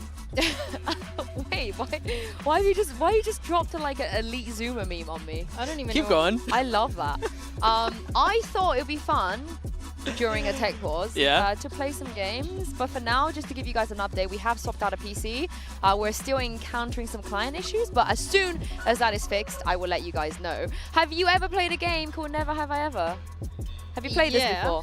This is like I have, actually. This is I'm like a staple of my university day, college, university. So the aim of the game is you're trying to say something that you have never done, but the other two people have to try and catch them off guard. Does that make sense? Run that by me one more time. So we're just gonna play a practice round. You guys at home play along. So the aim of the game is you want to say something that you have never done, but the people next to you have. Isn't it the other way around? No. That you've done that they haven't done? No, that's why it's called Never Have I Ever. It's not called I don't know if I understand that, but let's run it. So for example, never have I ever played Jet in a game of Ranked. Oh, damn it. Okay. Wait, really? So it works? Yeah, so I half failed there. I only got one. I only got done. I didn't get you. I didn't catch you. I think I got it. I think I've got one. I have actually never played Jet in Ranked. I find that really hard to believe. Yeah, Genuinely. I always feel, and also it's not for me. Yeah. All right, can I do one real quick? Go for it, your turn. Never have I ever had a cheeky Nando's. Oh! Wait, this week? Ever. Wait, you too? Oh, okay, we're all failing this game. I have had a cheeky Nandino's, and Wait, is that different than a Nando's? No, it's the same thing. Okay. I don't even know. What are we talking about? I go for hot livers with peri peri fries. Chicken. Yeah, it's my Not fave. chicken. Cheeky Nando's. Elite Oh, my order. bad. While I'm there, do you know who has the most disgusting meals ever, unacceptable, eating habits? Sliggy, because he likes to eat microwave chicken and rice. And he eats that every day. Oh, Sliggy, that's quite... That is outrageous. No, That's not a good get look it. for you. No, No, don't I get it. get it. And I get it. honestly, Sliggy, Dan, I get it. Dan, if you get it, don't admit it. I Okay? get it. This is not a good What do thing. you mean? I That is feel like if ridiculous. I explain myself, Explain yourself. it gets even worse. But if, I would do the same thing. I used to... Voluntarily. Yeah. Why not? You have a dirty palate. I mean, it's not that... You can enjoy other things while also making it easy for yourself when you're at home. Microwave. It's like watching That's VALORANT an every insult day. to my culture, by the way. But yeah, you got your turn for a Never Have Ever. You got one? No, I don't have one. I don't know. Okay, I reckon I have another one. Okay, let me think. Oh, go on. No, I'm thinking. Oh, I thought you had one. Yeah, you okayed with the little... Yeah, you came I'm to just waiting here. I'm sorry. Oh, never have I ever rooted for an America's team. I mean, no, that's a lie. That's not fair. That's a lie. There's no way. You have never, ever, in the 5 years of Valorant, hoped that an American team would win something. No, I feel like you have. No, I feel like That's a load of malarkey. I mean, if we really thought about this, actually, maybe Crew. I think maybe I kind of rooted for Crew cheekily back in the days. Vamos. I was really rooting for Crew. Until they beat Fnatic. It was actually because they beat Fnatic. Yeah, I was hella rooting for them. Let's go. Were they? Yeah, I don't know 2021. that they count. But I mean, if you think about it, historically, you know, we had Gambit versus Envy. Embarrassing performance, quite honestly, from Envy in that final. Right, like relax. 3-0 from Gambit. Relax. Was I realistically not going to root for Gambit? And then after that, we had FPX coming through, we had Fnatic coming through, all these teams coming through. So how could I root for Americas when we had all these narratives? But I feel like you also like Fnatic Leviathan at loud, some like point. Leviathan at some point. I feel like yeah, you like I think actually 2022. just not the NA teams. Like I like Lev, I like Loud, Yeah, I like yeah, Crew. yeah. Alright, I got one that Even Vivo Keen, any knowers? Yeah. Well, That's crazy. That's NIP, Yeah, that's NIP, deep. I got you, baby. Okay, I Yeah? got it, and Yeah. I am confident I will win this. Okay. I am confident I will win this. Never have I ever intentionally pulled up to listen to a Taylor Swift song. Oh my God. That's why Wait, you what do you mean, self-snitching. intentionally? Why are you smiling I'm when so you're saying confused. that? Hey, have you Intentionally? listened to Taylor Swift on purpose? Yes. Who Surely hasn't? you have. Wow. Yeah, Doug. I have. Yes. Oh my God, they're gonna come for me. Honestly, Doug, like I'm so happy that you're not like the other girls. Like, wow. It's me. I'm the That's problem. great. It's me. Pick me, final boss over there. I just dropped a what? That was great. You that let was that really one go. great. I Honestly, learned that from you, to be honest. You are the anti-hero to some people. You say that, but there's actually a lot of Swifties in this tournament. I want to shout them out. Patman on Paper X was very excited about the prospect of Taylor Swift dropping an album while he is in Paris competing. He was tweeting about it. We have Chichu's game, like in-game name. Before How do you find this lore? I'm so curious. Dan, I have to stalk people for a living, you know. Okay, great. So Chichu's name before Chichu was Swift13, which is Taylor Swift's favorite number is 13. So Chichu is a Goda Swiftie. Okay. We have Neil, Xenio, and Weber. Famously Swifties, and the list is so long, it's going to take me a while. But good news is the tech pause is over. You don't have to listen to us anymore. Now you have to listen to more of Mitch and Tom. You have to. Thank you very much, Sue. It's time to get back into the game. It's been a cruel summer down here with these tech pauses, but it looks like we'll be back into the game pretty soon. 6-3 is where we left you, and we just saw DRG win their first rifle round. If you're just tuning in now, you have missed chaos in terms of the ecos. With Stingers in hand, DRG look like one of the strongest teams. With rifles, not so much. We'll see if there's going to be a change as finally we see the countdown moving towards zero. No, Tom? Until it hits zero. Not right now. I'm not in until The it hits zero. barriers are going to go up. Players are logged back in. PC swap successful. Client issues subsided. But T1, they have issues of their own. Economy's in the bin. And a weak bye coming through after that loss in the previous round. This should be DRG's first back-to-back round win. Oh, wow. You said like a million jinxes back-to-back. There's all the tech pause stuff, and then you've hit us with the they should win their round. I'm feeling good today, Tom. Buzz has a stinger. It's been the best gun in this match so far. And after early control over A, they've immediately rotated to mid, expecting there to be some pressure put through on that side. The drone should, yep, that's going to get a little bit of extra information. Now they're going to try and pincer in on them. It's a little bit dangerous, but I like the use of the dimensional drift. Will allow the escape and also give Nick a good opportunity to try and clear them up. The Stinger still going strong.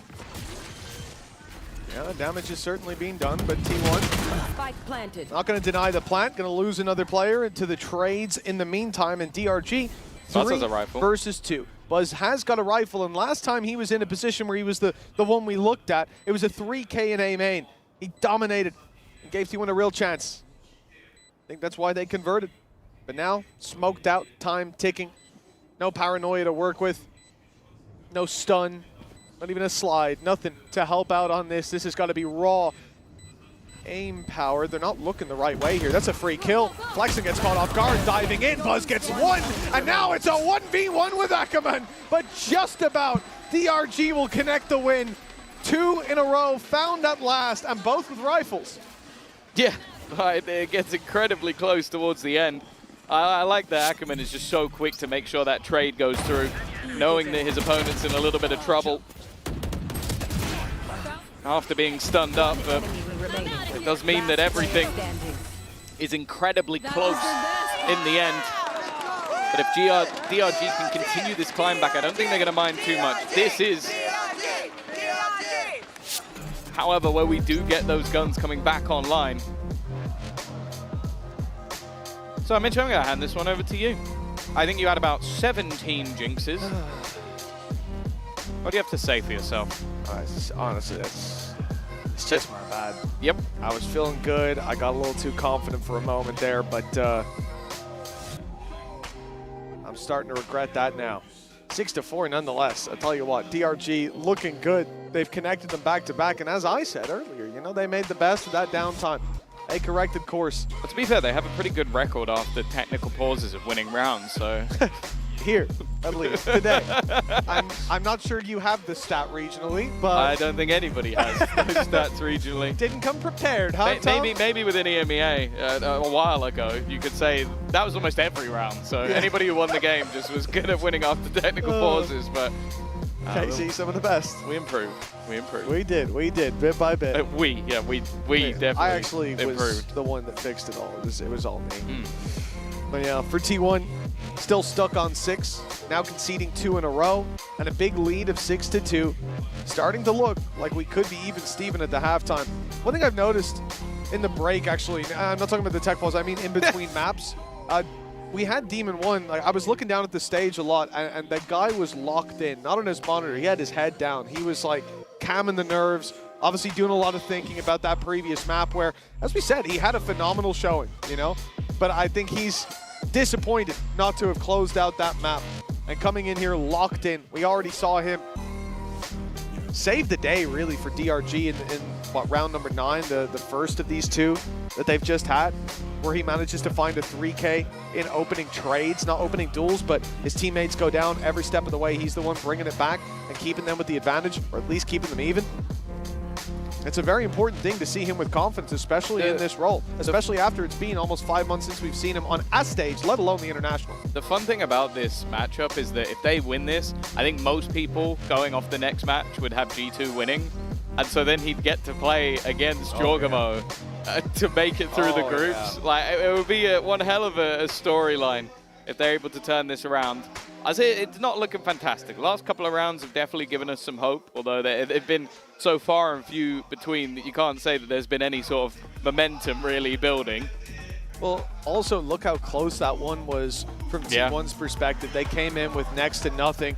A couple of blows dealt out by DRG, and yet they kept trading it back and forth to a 1 versus 1 in the end. And it was Ackerman who had to pull them out of it. So in a round where DRG, like, we come in going, oh, well, they should be winning this. This should be their victory. It very nearly wasn't. And for T1, that's fantastic. They're making the rounds that should be dominant for their opponent competitive. And now that they'll have rifles coming back in, now that we could see that op on Izu again, depending on how they distribute their economy, this could very much be where they hammer it home and lock in an 8-4 lead for the halftime. Well, that will be the other issue for T1. If this goes back to 6-6, I think they'll feel gutted because it will be 2 rounds of SMGs and then sort of like a lot of close rounds that could have easily gone their way to a very, very dominant half on their own map choice. And instead, they'll now be going into what should, in theory, at least based on the most recent result, be the better half. Oh, I like this. Oh, he's just been that's just brutal, isn't it? that's actually fine. Okay. Is he saying no as in he's better? Let's see who's coming up as Radiant. I can't believe they just smacked a silver on someone. I mean, that's first rude. one as well. Yeah, look, there's Ascendant. Lower. Ah. Oh no, you say higher. Lie. No one will ever know. But technically, if that's what we're doing, up or down, the silver guy said low. Is he bronze? That's tough. I think he's accidentally violated himself. These things happen. Oh, yeah. Okay. Oh, he's ready! He's ready! I hope it comes up silver now. That's actually fire. He's sat in the crowd with his ranked rating. Can we get this on Doug? I want to know what rank Doug is. I want to know Sushi. She's never played a Jet. Radiant, obviously game. Radiant. That's a not boosted Radiant. Not boosted, absolutely. She hasn't been playing. Who could even boost it, honestly? Oh, jeez. No, as in like, who would do that? I don't think he could boost Sue because she deserves the top rank. Yeah. I've seen her play. Lurking on Killjoy with an Odin. Nothing wrong with that, Tom. Yes, that time you realized many things wrong with that. 6-4 is the score, and it looks like we're ready to dive back on into the game. Sunset, 2 rounds left to play for in this half. T1 leading by 2, but they've just conceded 2 in a row as DRG start to put rifle rounds on the board. This is where the first roadblock will be hit. T1 have full rifles. They've got the operator out on Izu as well. A turning point perhaps for the defense, who still have a chance to finish this half with the lead that they had just moments ago. A convincing 8-4 on the cards. The DRG are coming in with momentum. Face your fear! Immediate usage of that Nightfall, an attempted TP, and it has failed miserably. Meteor swinging out of mid is already looking to put this one to bed. Back on the rifles and back to winning ways for T1. Well, that tech pause win rate has just gone down drastically for the side of DRG. They've just been slammed. Yeah, that's a pretty tough pill to swallow over on the DRG side. Again, they connect those 2 rifle rounds in a row, one against an eco, but the second resistance is shown. Flex and caught in the TP. They turned around just in time. And it might seem silly, but you have to think the Fatal was put through. The Nightfall was there, so that player couldn't hear him, but the Spidey senses tingled just in time as the pressure was being put on elsewhere, and then they rush in to try to convert on that distraction. But Meteor ends up disrupting it from that mid push. 1 round left to play for in the half. T1 already guaranteed a lead, but by how much? Look how aggressive Buzz is being. He has pushed them out of mid. I mean, DRG are locked into an A push, like it or not, and that's where the Hunter's Fury is tracking them down. Demon1 only on a pistol, the rest of the team making their way into elbow, but this early push has definitely put some doubt in their mind. The rest of T1 seemingly quite happy to almost play this retake style setup, as now the attack look to make their move. Found my wire. Meteor, he's been a menace through the smokes, but that reveal, it's caught him off. Well played by Nick. The advantage now found and converted into a 2 by Nick. The flash they thought would be the difference maker, but DH gets caught out alone as well. Crumbling under the pressure applied by Nick. We're left into a 1v3 for Buzz. They know where he is, and they're lined up with a firing squad. 7-5 locked in at the halftime, but T1 maintained the lead. Yeah, no, a very good recovery from DRG. It was a spot where from 6-2 up, they definitely seemed like they were going to struggle. Nonetheless, we'll be back after the break.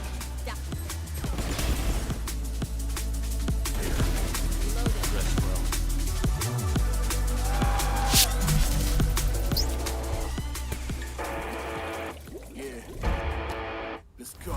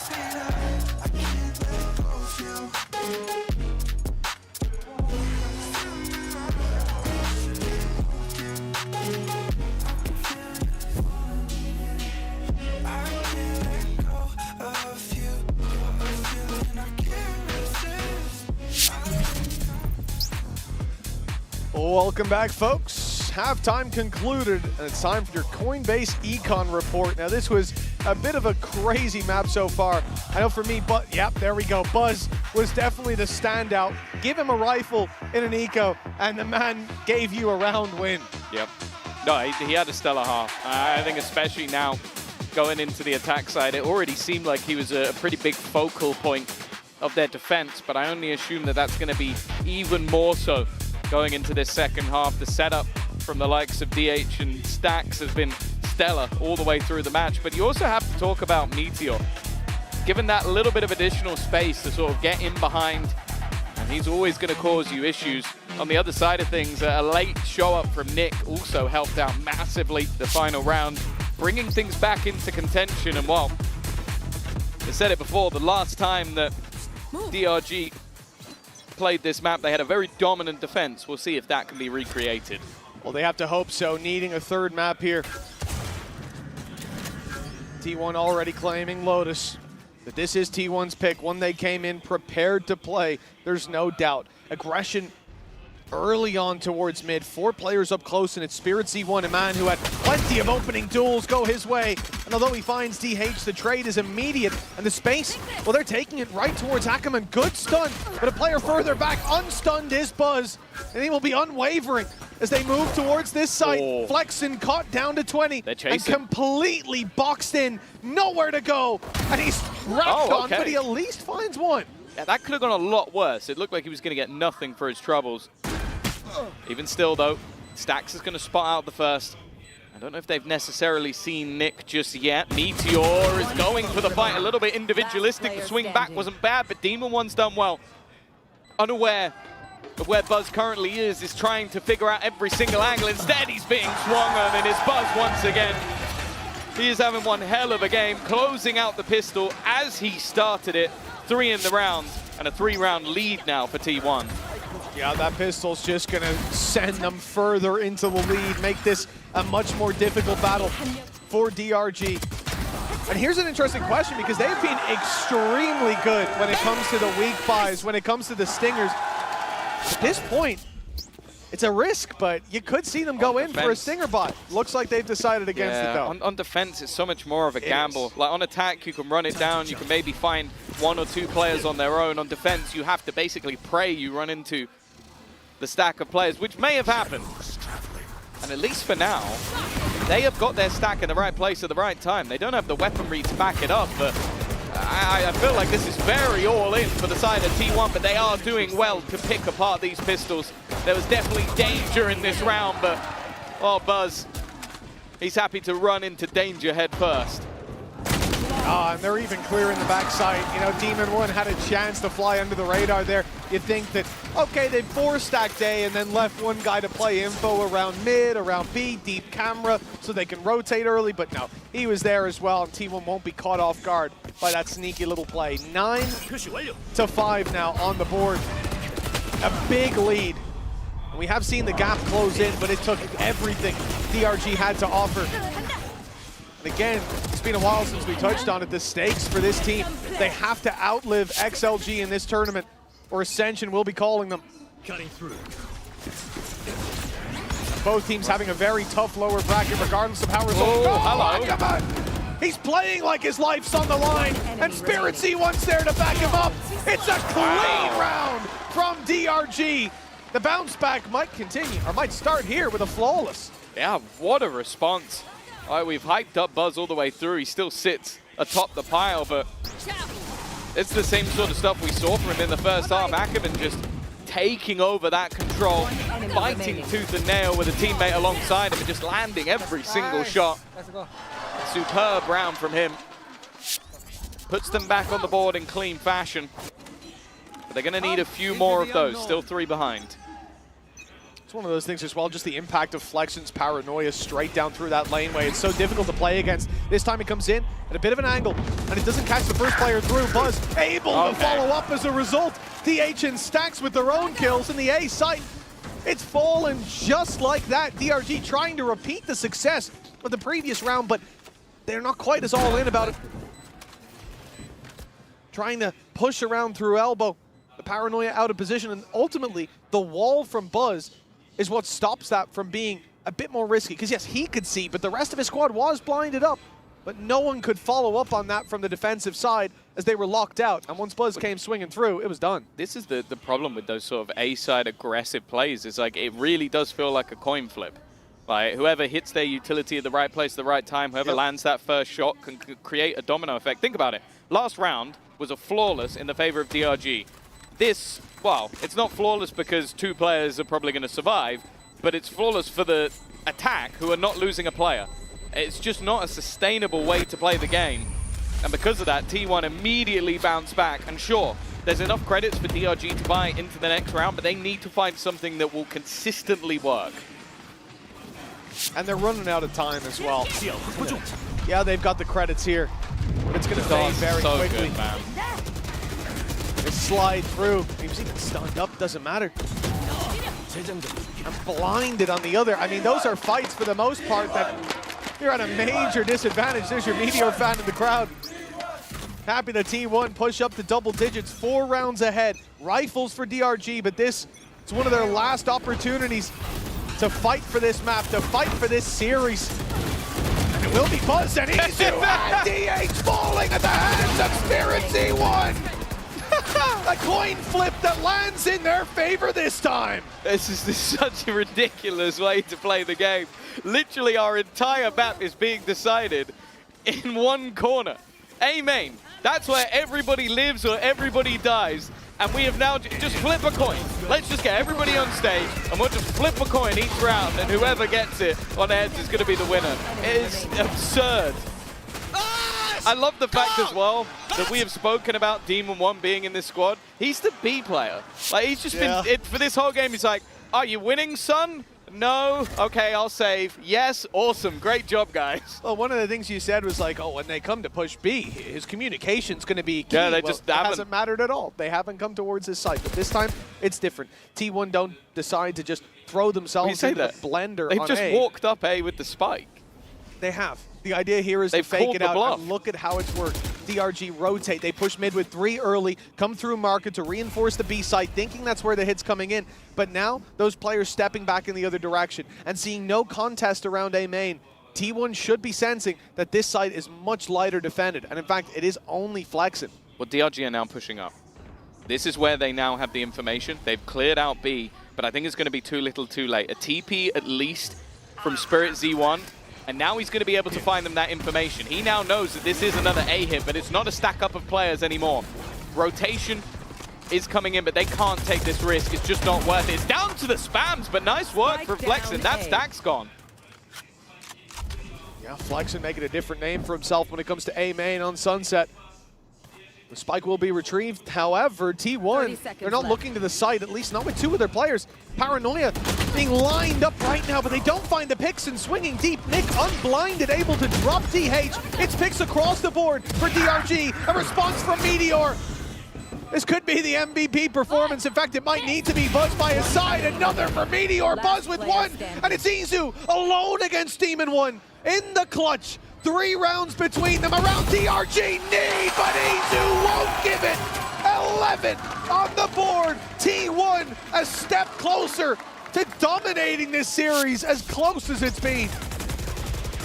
This is one of the first sort of like close rounds we've seen in a while, and a lot of it came down to Meteor.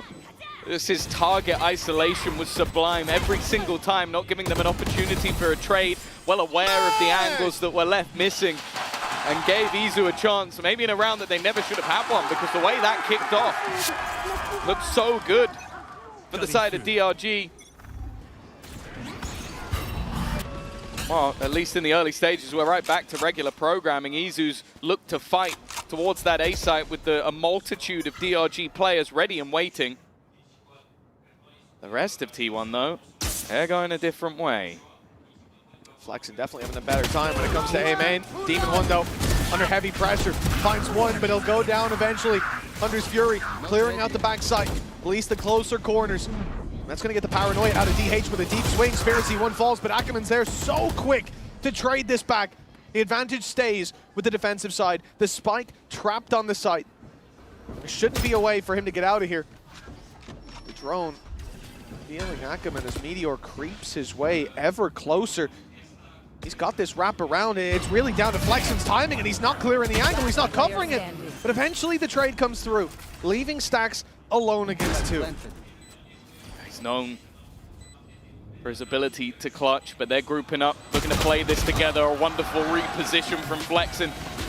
Didn't want to give another isolated fight, so he joins his teammate and closes that distance once more, but it has been at 3 for a very long time. They've never been able to close that gap any further. And we now wait to see if they can finally start to string rounds together.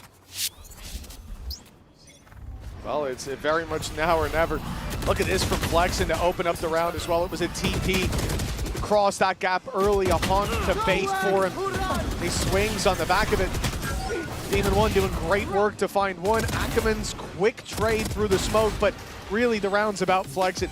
A-Main was not a place that he had very many favorable fights in the previous map, but going into this, it seems like he owns it. They'll need to keep ownership over that. Spike towards B this time, and the early pressure on A.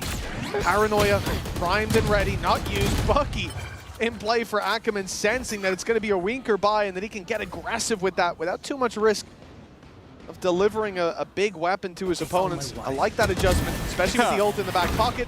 Demon1 does well to stick around and find one, and look, they can even get a plant here. Yeah, the only thing is the rifle on Meteor. Looking to get it behind, that's the one for free. Now needs to isolate this duel onto Demon1. This is going to be important. He wins this, and the round is genuinely on. The Paranoia, though, fantastic. It's going to force them away. Pop flash back, but again, the pressure is all on Meteor at the moment. The rest of the players still yet to claim any weapons. They're trying to give space for him, but he is being spammed out already. Meteor, he somehow manages to find another, puts it down to a 1 versus 1. DH into the clutch, running round. Just trying to get away from an opponent who's running in, and he hits him, but it's not quite enough. Meteor did so much in that round, but luckily, DRG will live to tell the tale.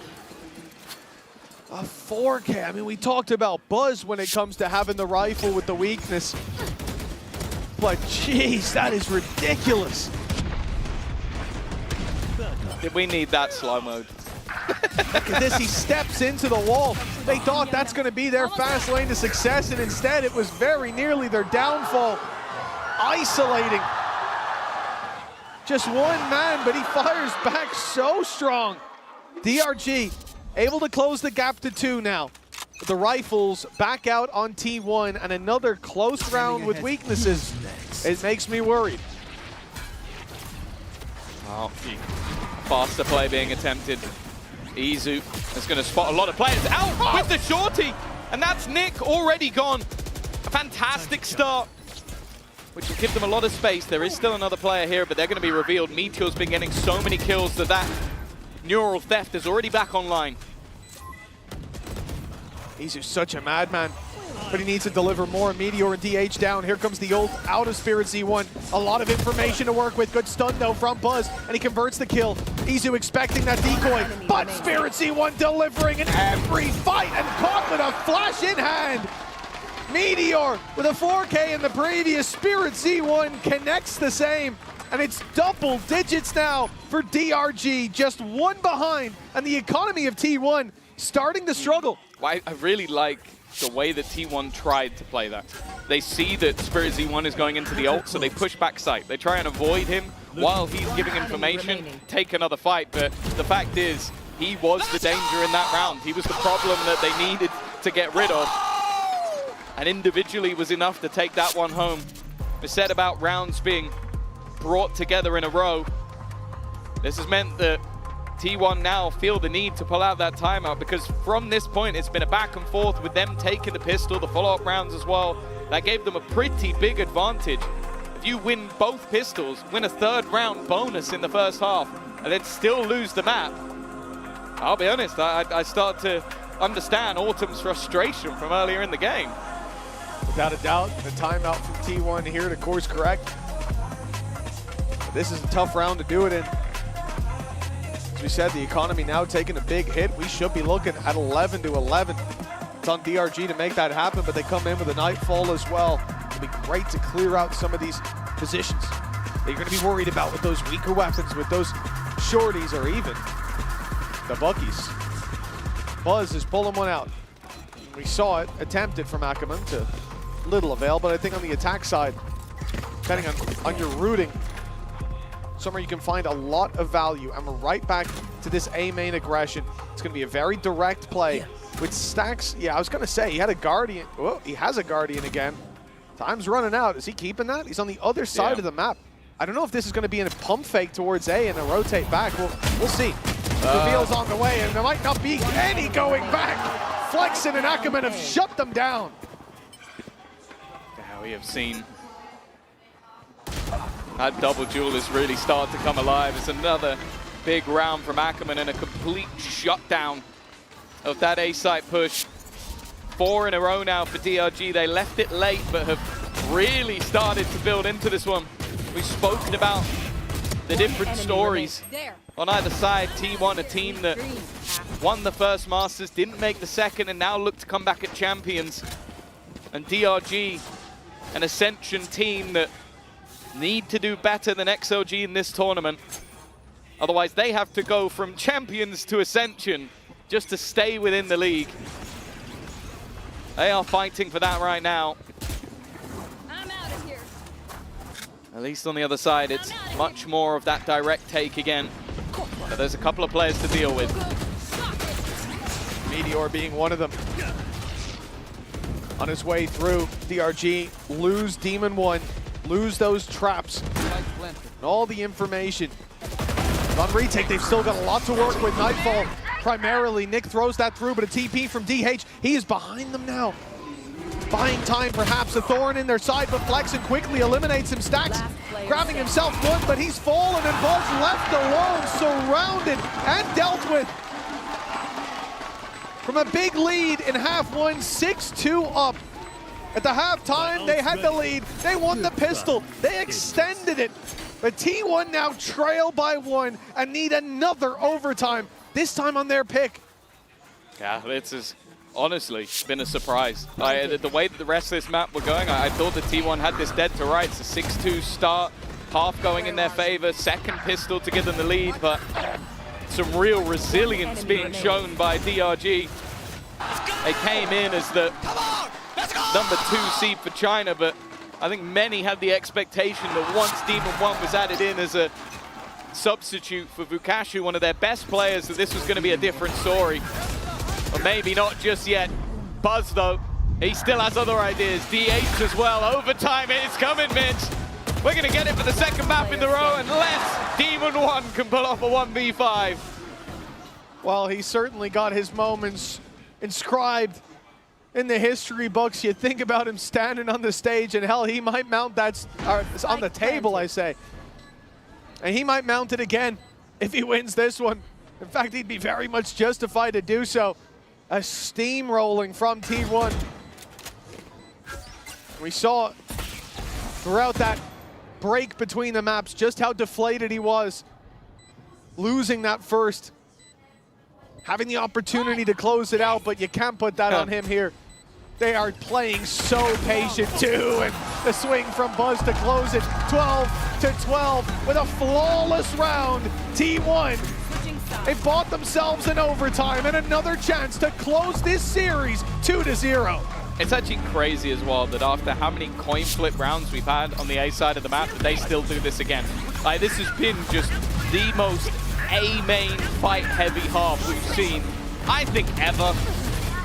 It's not even like the B site isn't popular when you go across the majority of teams. In fact, these B splits normally so common on the map, but both teams so confident in that fight.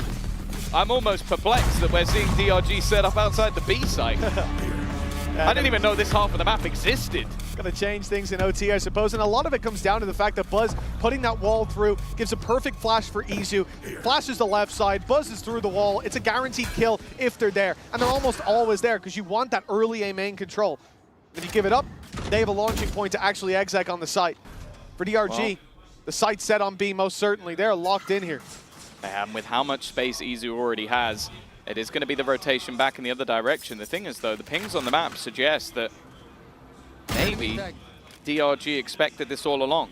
They managed to get rid of Stacks from B main. The Prowler forced him off. That even pulled the rotation of Meteor further into position. And now they look to challenge for mid instead. One player spotted on the left.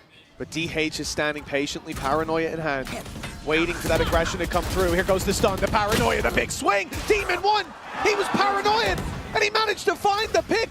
Nick with another. DRG are not going to let this one slip without a serious fight. And Stax can't match up to the numbers thrown at him. Izu alone. No chance. And he's done once he comes through this smoke. That's 13 for DRG. Another map point for this squad. And Ascent could be on the horizon. Yeah, I like the call. Like having that early B main control, falling back, and then, yeah, as you said, it's just a couple of bullets tapped through. I think probably spotted by a teammate a little bit further back, which might have helped him out, but then it's just about this sort of raw aggression of this squad fighting together, the death ball being created. And now for T1, is it going to be the same again? At least not early. They're also selling that same sort of ruse in towards B main. And then the steps being thrown out, but it's mid control for DRG instead. They're making this look like a fake, with Buzz making noise early in B main, and then just completely pausing, completely freezing. Then the decoy goes up towards A. The player's there, making some noise. That gets the push out of DRG. But it's traded. Meteor's done well, and he was ready for Ackerman as well. 4 versus 3. Now they group and push together, and guess where they push? Of course, it's A main. The pressure again put onto Flex, and he is completely isolated here.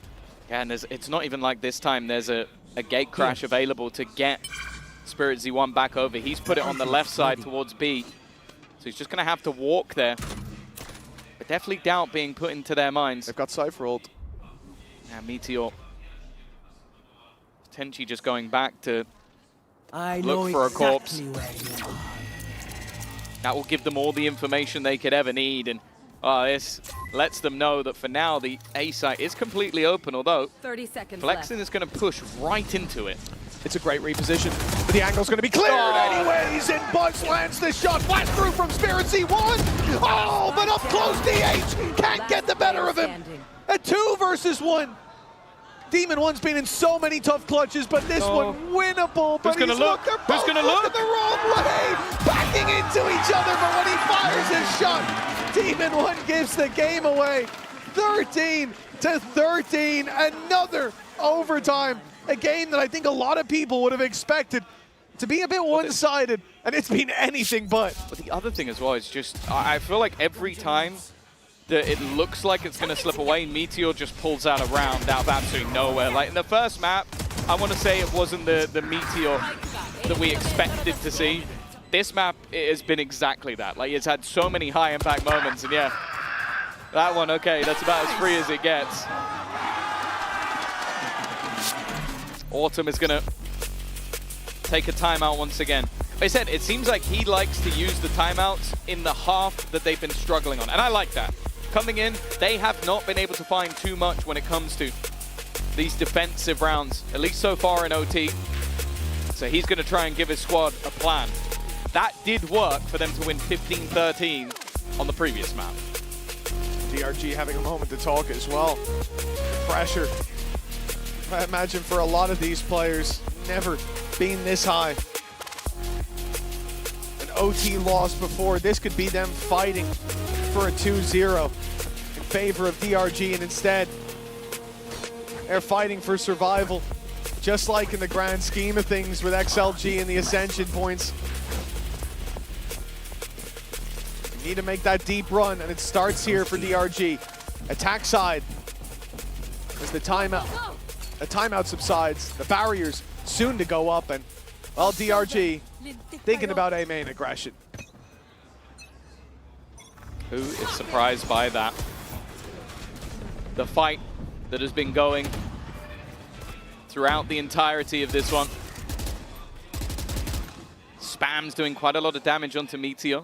Stack's going walkabout. Flexen has made it into mid, but it seems like his opponent is well away. He's managed to get through though. That's something that T1 desperately have to deal with. They're going to go hunting. Buzz is being sent to try and get rid of this man, but in the meantime, they are fighting. Dealt with one though, and they've left Meteor to try and defend. He does well until dropped, but it's Buzz instead. A further advantage garnered. Although with him low, and Izu on an operator, there's still a good chance here for DRG. It's the Izu off. They already have the man advantage for T1, but now they can sit and hold an angle. Any peek in that direction is almost an immediate loss. Izu's been pretty consistent with that, but now swaps over to the rifle as push comes to shove, and it's time to get aggressive. And DRG are waiting for this, though. They're looking for the fight, but Izu's the one bringing the heat. 14-13 after the timeout. T1 are now facing into map and series point. DRG, they're going to have to dig deep, even just on an emotional level with what they've been through in this game. This could be already over in their favor. This fight was so integral.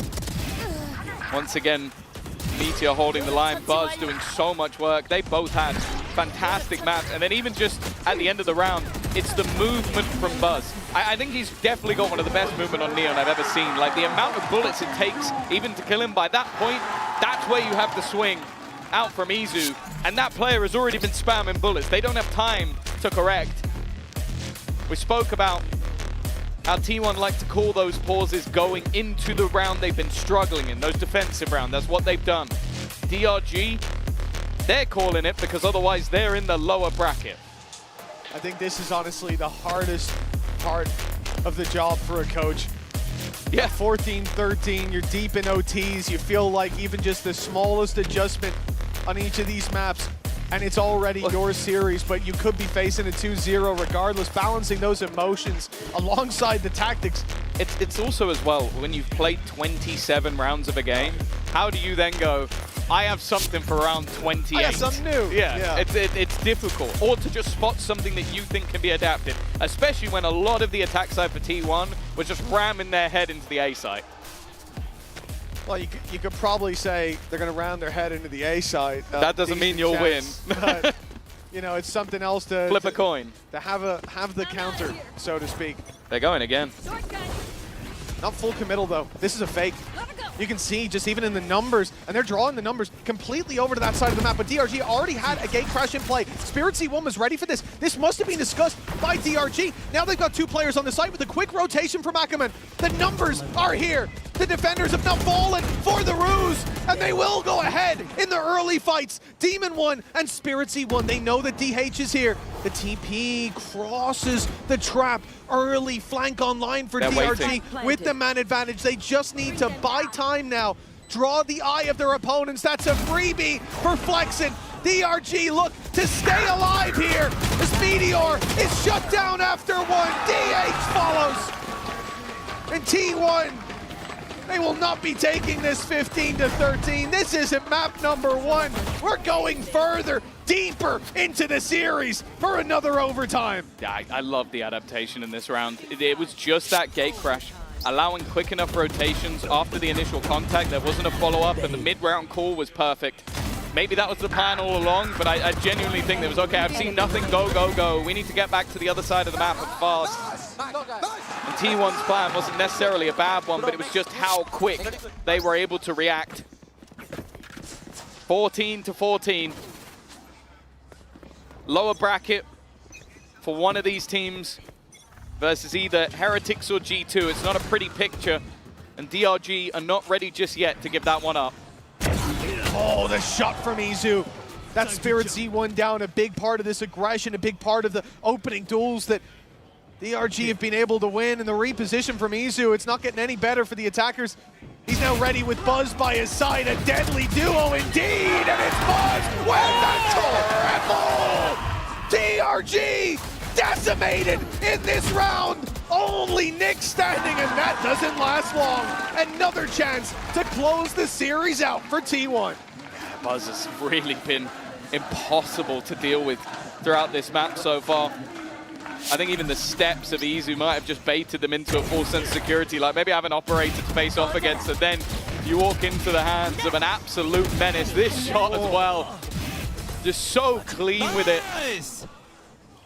I believe that was his 31st kill. It is. And now, well, once again, DRG are in a position where they have to find a response.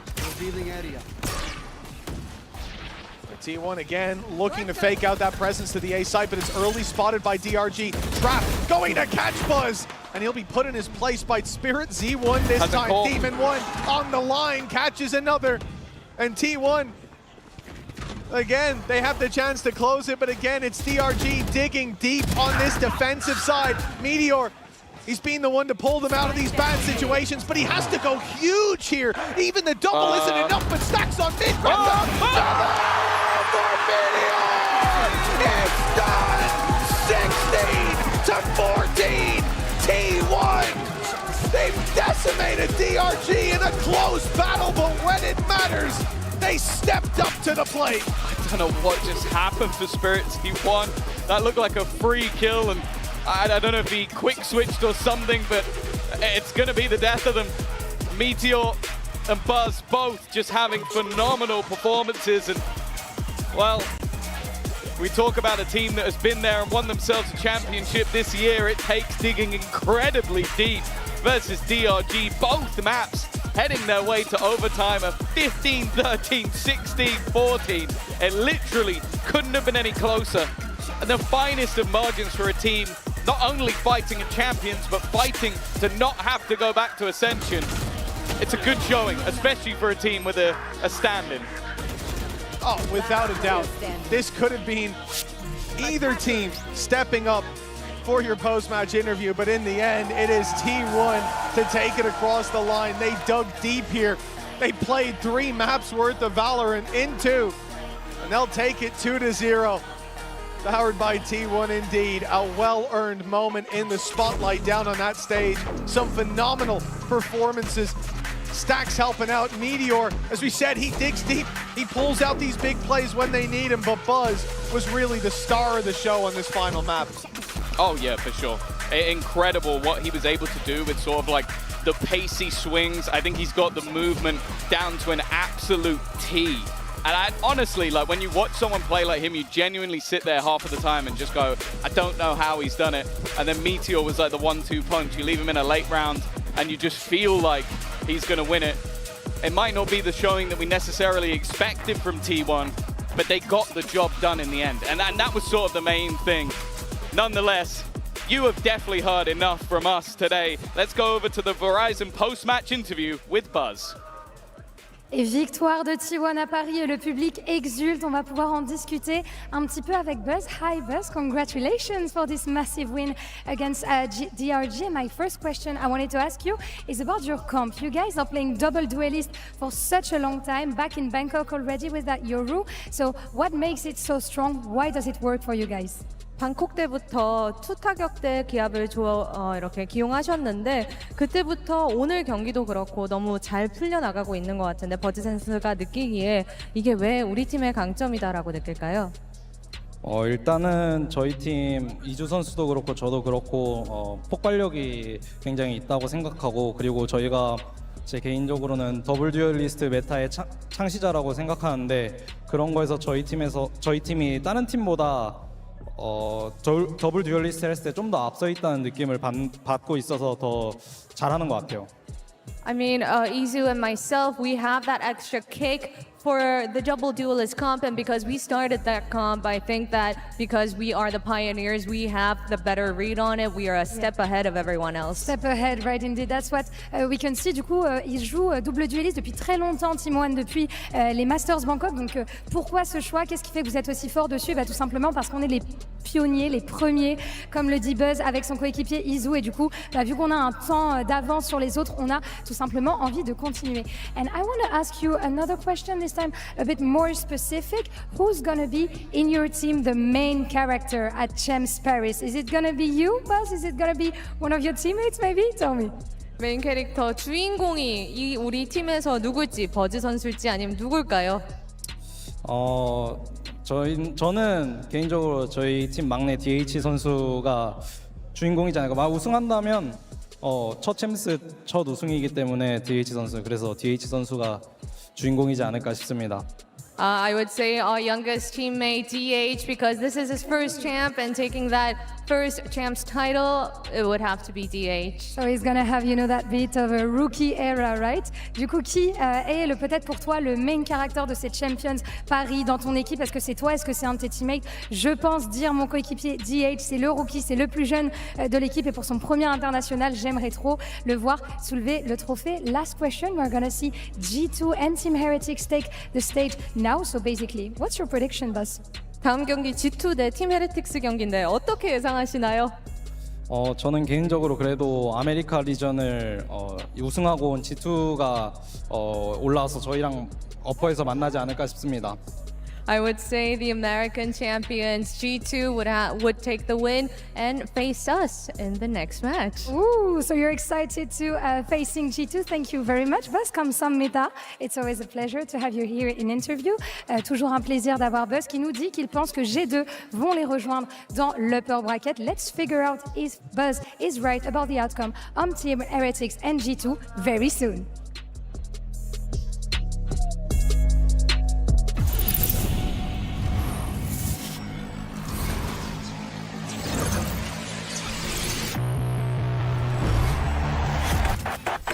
The human body was built to move, not trapped at a desk in one singular posture for 12 hours a day. It's time your chair evolved. This is Secret Lab Titan Evo. Ergonomically engineered for you, gamers, hybrid workers, artists, backing your every move.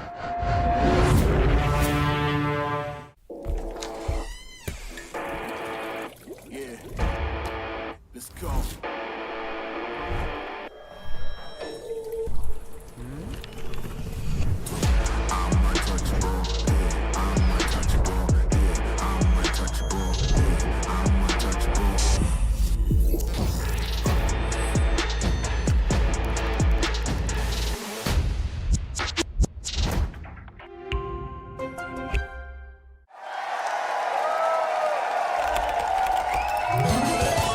Red Bull gives you wings.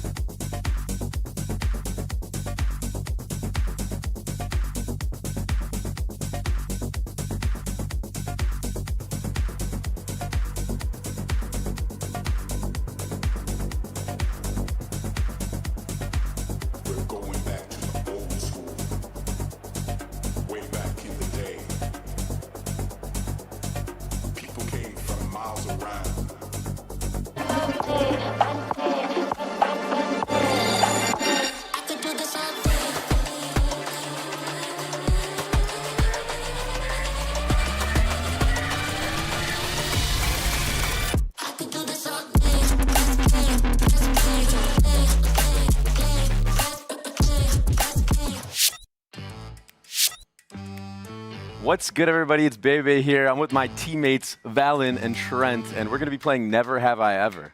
And I got a list of questions here, so I'm just gonna start cracking them away, bro. I'm ready. All right.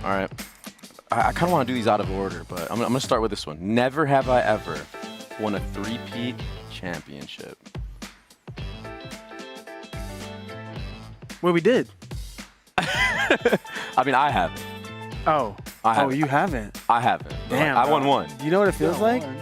I mean, I kind of know what it feels like through you guys. Right? You were there. You were there. I was definitely there. So, you know what? I'm going to turn mine over, bro. I have to. You have. I did it. He's a 3-time champ. No, I didn't do it. But anyways, let's go to the next one. Never have I ever missed a practice without a good reason. Hell no. Missed a practice? I don't think so. Nah. Are you kidding? There's definitely. That's crazy. Well, all right, so what's your, like, what was one of the situations? No, maybe I miss practice if, like, I wake up late or something, you know, just getting extra sleep in, but. Have you ever missed one with, like, without a good reason? Like, you just, like, decided to just troll one day? No, dude. We're hard workers. Damn. Yeah. Should I lie? Should I give a good story? Yeah. Dude, one time I was partying all night and Josh called. He said we have practice. I said, hell no, Josh, I'm not coming. And I didn't even show up. I feel like you're just putting words, like you're taking words out of my mouth right now, bro. If I'm honest with you, bro. All right, next one. Never have I ever lied about my rank. I've never lied about my rank, straight up. Never had to. I never had to. Never had to, bro. No need to. Yeah, we've been good. Next. Yeah. Never have I ever drank out of the Stage 2 trophy. I don't think I have. I think I may have drank out of it and done a little bit more. Did it taste a little metallic? Or? I'm not gonna lie, my stomach was a little messed up after. I'm sure, but you got some paint chips in your stomach. Yeah, but I mean, I might need to get checked out. What cereal did you eat out of it? Protein Cheerios. Protein Cheerios. Protein Cheerios. You had about a gallon of milk in there. I put way too much milk in that. I swear I put too much milk in there. Can we air a side piece of him drinking out of it right now? I give you guys permission to cut that in, me drinking out of the trophy. But dude, that thing is deeper than I thought it was gonna be, bro. Didn't you put the milk first? All right, come on, man. Why would you do that? Why would you do that? Crazy. All right, never have I ever put milk first into cereal. That's not a real question. What do you mean? It's not. I swear it's right here, bro. Oh, wow. It is a real one. Milk first? Have not. No way. That's a sin. You know that was the first time I ever did that? I feel disgusted with myself. I don't believe it. It was the first time I've done that. You know, it looked natural. Were you just so locked like in? you were just like, all right, milk, cereal. You were so locked in the so content. embarrassed. I'm actually so embarrassed right now. I was so geeked out about like having the trophy and what I was about to do. You couldn't even think straight. I couldn't, bro. Hey. Damn, bro. That's what the 3P does to you. All right. I mean, you know what? Since you want to go there, since you're trying to bully me. All right. Never have I ever gotten ace before Trent. Hey, yo, you got an ace before Trent too. Hey, yo, you just dab me up, bro. Dab me up, yo. I haven't used my thing. What do I? So basically, I haven't gotten an ace before myself. No, so you just want to put that up there? I have not. All right, No got ace. it. Yeah. No All right, ace. right there. That's good. That's good. That's great. What about right here? Oh yeah. Hey, there you have All it. right, so That I'm was half. Never Have I Have It from the boys from G2, yo. Not a day goes by that I don't miss Baby Bay over here on our talent team, but I'm happy that he's having a great time in Americas. Welcome back to day 3 of Champs Paris, everybody. I'm your host, Yingsu, and I have never done a desk with Doug and Tombiz. Have I? That can't be true. No, I don't that think is, the three you of us definitely have. We have? Yeah, we Surely, did in early the days. lower final in Iceland. Oh. There you go. I was there? Brother. I don't remember. There you go. Just like that? Yeah, easy. That was It's because I missed it, you know. Wait, It made me very sad. The NRG one or the loud one? I don't remember. At some point. Well, it was definitely, I think it was loud. Oh, okay. Well, that's nice. Well, I've never There done you a go. desk with these two since 2022. Welcome back, you two. Never have I ever. There you in the go. last Do you few know years. what I have seen though, Doug? G2 play Heretics quite a few Have times. you? Quite a few times. I too have Yeah. seen them But play an quite a event few times. that's not Shanghai. No, but at there Shanghai, you yes. go. You were there? Yes. Yeah, we were Yeah, there. but that How did was- it go? It went great, and then it didn't go great, but it went great for a little while. For Wait, G2 whose side are you until on? it didn't. I'm speaking more historically. Okay. Than anything else right now. Yeah, I mean, I'm super excited for this matchup. I'm super excited for the rematch. I'm glad Leaf is back on the stage after missing I mean, almost all of stage 2 due to health reasons. It's so good to see him back and healthy and competing with his boys. Yeah, I'm happy to see him back as well. But here is the thing I think we have to explain to everybody that is watching. First of all, Doug, what is the golden era? And second of all, I guess to Tom as well after this, can we really say that G2 are currently in their golden era if they have not won anything globally? I'll start with you, Doug. I don't think that that's a disqualifier to that. But what is the golden era? What does that mean? Oh, that just means they're winning a lot. Okay. They're winning a lot, and they've performed well internationally. They've performed well domestically. I have a separate question. Yes. So back in the day, were DRX in a golden era? That's on DRX's marketing because that feels like a miss. They won everything domestically and then finished 5th to 6th. Yeah, that feels like a marketing miss on their team. See, that sounds like a no, but he doesn't want to say it. Kind of tough on them. But is that where you sit though, Tom? You don't believe in this golden era title? No, if you don't win an international trophy, it honestly doesn't mean much. A global trophy. Or global, yes. If you don't win a global trophy, it's all for nothing. The build-up is to get to these international events. You play against the best in the world. And sure, it means something that you are that good regionally. But for me, a golden era would be if you win like a back-to-back international trophy. Sure. Yeah, I think they have performed. And look, we've been around the game long enough to know that international success is incredibly difficult to do and incredibly difficult to repeat on, right? 100%. Even more so. And so, do I think that they're not golden era because they haven't won a championship? I don't think that that's necessarily true. I also think the beautiful thing about this golden era that they're in is that they genuinely could not give 2 flying flips about what anyone else thinks about whether or not they're in their golden era, because that's how they carry themselves. I mean, they did right? put a song out called Golden Era that they all sang in. I mean, they carry themselves as guys who are like, I mean, we know what we're about and really don't. Trent, the timing is bad here, brother. Trent, he's looking for his ace. Wow. I thought he was looking for an international trophy. Can we say global? Global. Can we please say global trophy? Okay. Because the domestic leagues are called international leagues. You're frying my brain right domestic. now. They're domestic.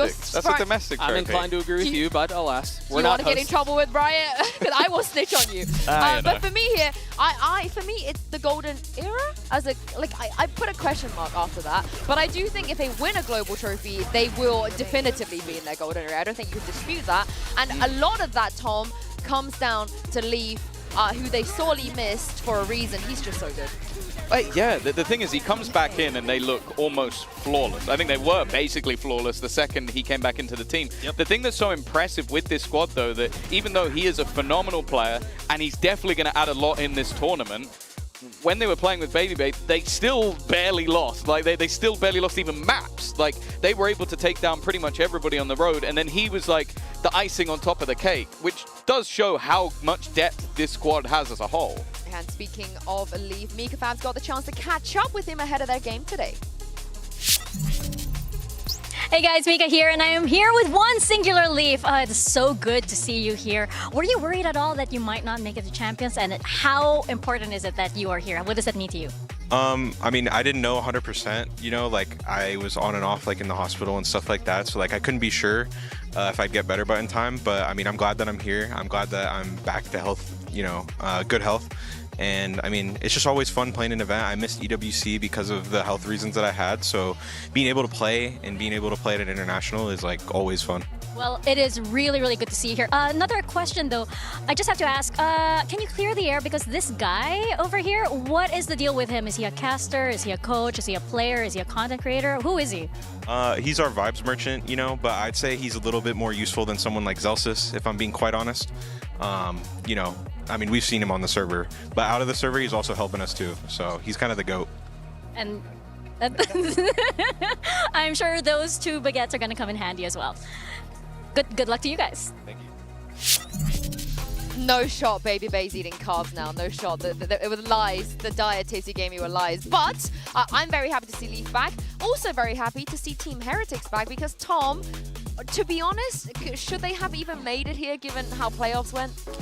I think so. I think that it was a couple of games that definitely were underwhelming as hell, especially versus Na'Vi. They got obliterated. But you look at their season as a whole, they went flawless in the group stage. They were really impressive all the way through. They were looking like the best team within our region. And then they fell off a cliff. And I think that the good thing now is they've had the time to recover.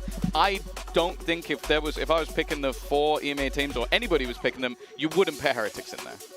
You would not. No, I'm saying I don't think there's anybody who wouldn't. Yeah. Bad wording. Nobody would leave them out. Yeah.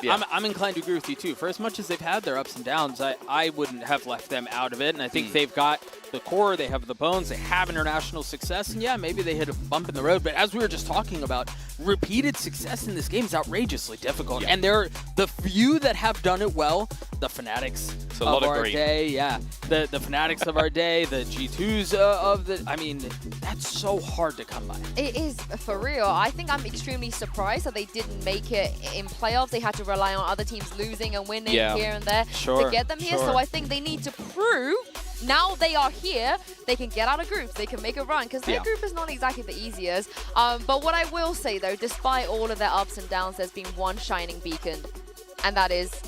Rians? Yes, Tom Fizz! Tell me about why we love Rian so much. Well, the fun thing with this roster is I'd say that you've got 3 players who are incredibly explosive, up and down, sometimes here, sometimes not.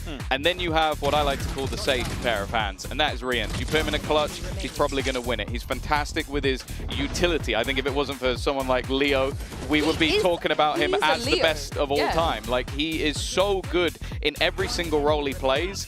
And as said, like, he's consistent while doing it, and does, like, I don't think I've ever seen him tilt once, ever. Like, he's so calm within the game. Like, he is everything you want in a professional player, and also probably has at least 10 years left of his career. Yeah, boys. He's also silly sometimes too, you know? He likes to be a bit silly. He's got a little whimsy to him, but Tom, I think the player that you were just describing, when you think about Valorant's history, every successful team has one of those guys. 100%. At least one of those guys who, no matter what happens, you can put him in a situation that you probably shouldn't win, and he may get away with it once or twice, but then the ones that you should win, you win every time, and that's Rian's. Exactly. For me, I know Leo's, you know, with the news of his retirement recently, if you guys are missing that aura, that vibe, that style of play, Rian's is your man.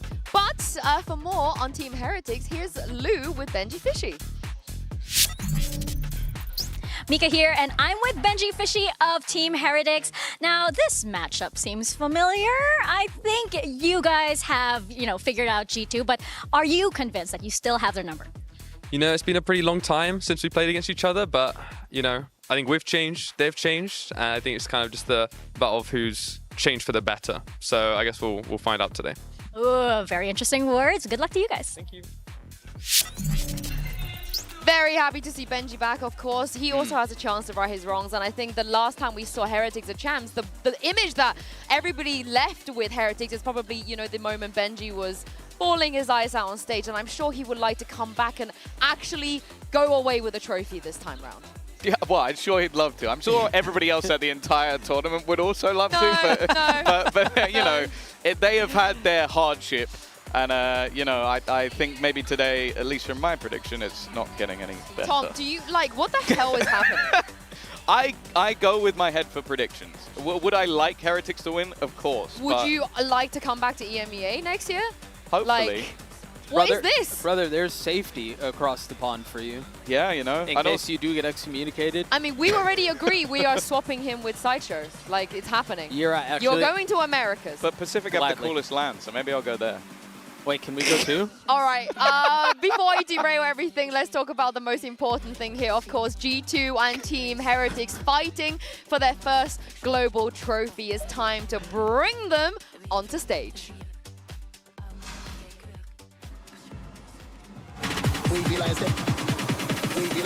Come let me this.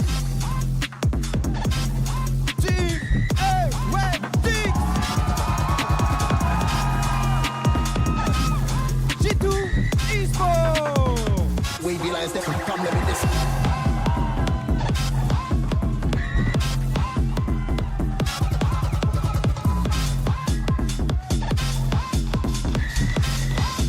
It's time to see see if Los Niños can take the shine off of G2's golden era. I cannot believe this is the first game we get to see for both of these teams at Champs. It is a huge matchup, and this map pool is going to be very interesting because for G2 it's almost flawless. Yeah, that's the difficult thing. I think for Heretics, they had to remove the Abyss. It was horrific at the beginning of the year, so it had to go. Them picking into Corrode, though. This is crazy. I understand that it's been one of G2's weaker, but it's not like they've been amazing. They just about beat Mates, who they didn't do great this year. And they perma-banned it at playoffs. They banned it against every single opponent as well. So I do think Heretics are in a damned if you do, damned if you don't, because you're picking Poison, right? Yeah. What are you going to pick? The map that they're 4-1 on instead of 5-0? Like, their best map is the third map in the series, so if they can get there, this really comes into a very, very interesting game. It's not like any of these, though, other than maybe the first one, is a bad map for G2. I'm so surprised they didn't insta-pick Haven. I thought maybe they wouldn't think about that too much and just go with what they're comfortable with. But the thing is, this is not the first time Heretics has done this. They perma-banned Ascent for a whole year and then went through like 4 weeks in a row of just picking Ascent. It is also worth noting, though, that Haven for G2, teams have only managed to get 5 rounds versus them the last 3 times they played it. So I think it also look at your opponent and goes, okay, I don't want to just go into a risk. I do respect it, though, from Heretics and Yinsu. It's kind of what you were alluding to just now. Is yes, you look at all these stats and they can seem a bit daunting, but then you have to remember all of that was domestic success. And now we're on a bigger stage, you're clashing play styles, and it may be historically a good map for them, but what's to say that they don't have something better? I reckon Heretics' Haven is better than 2G, EG, and 100 Thieves. Sure, that's my hot take. They were blasted, so were G's too. Right, I kind of want to talk a little bit, though, about what I'm sort of expecting to see in Corrode.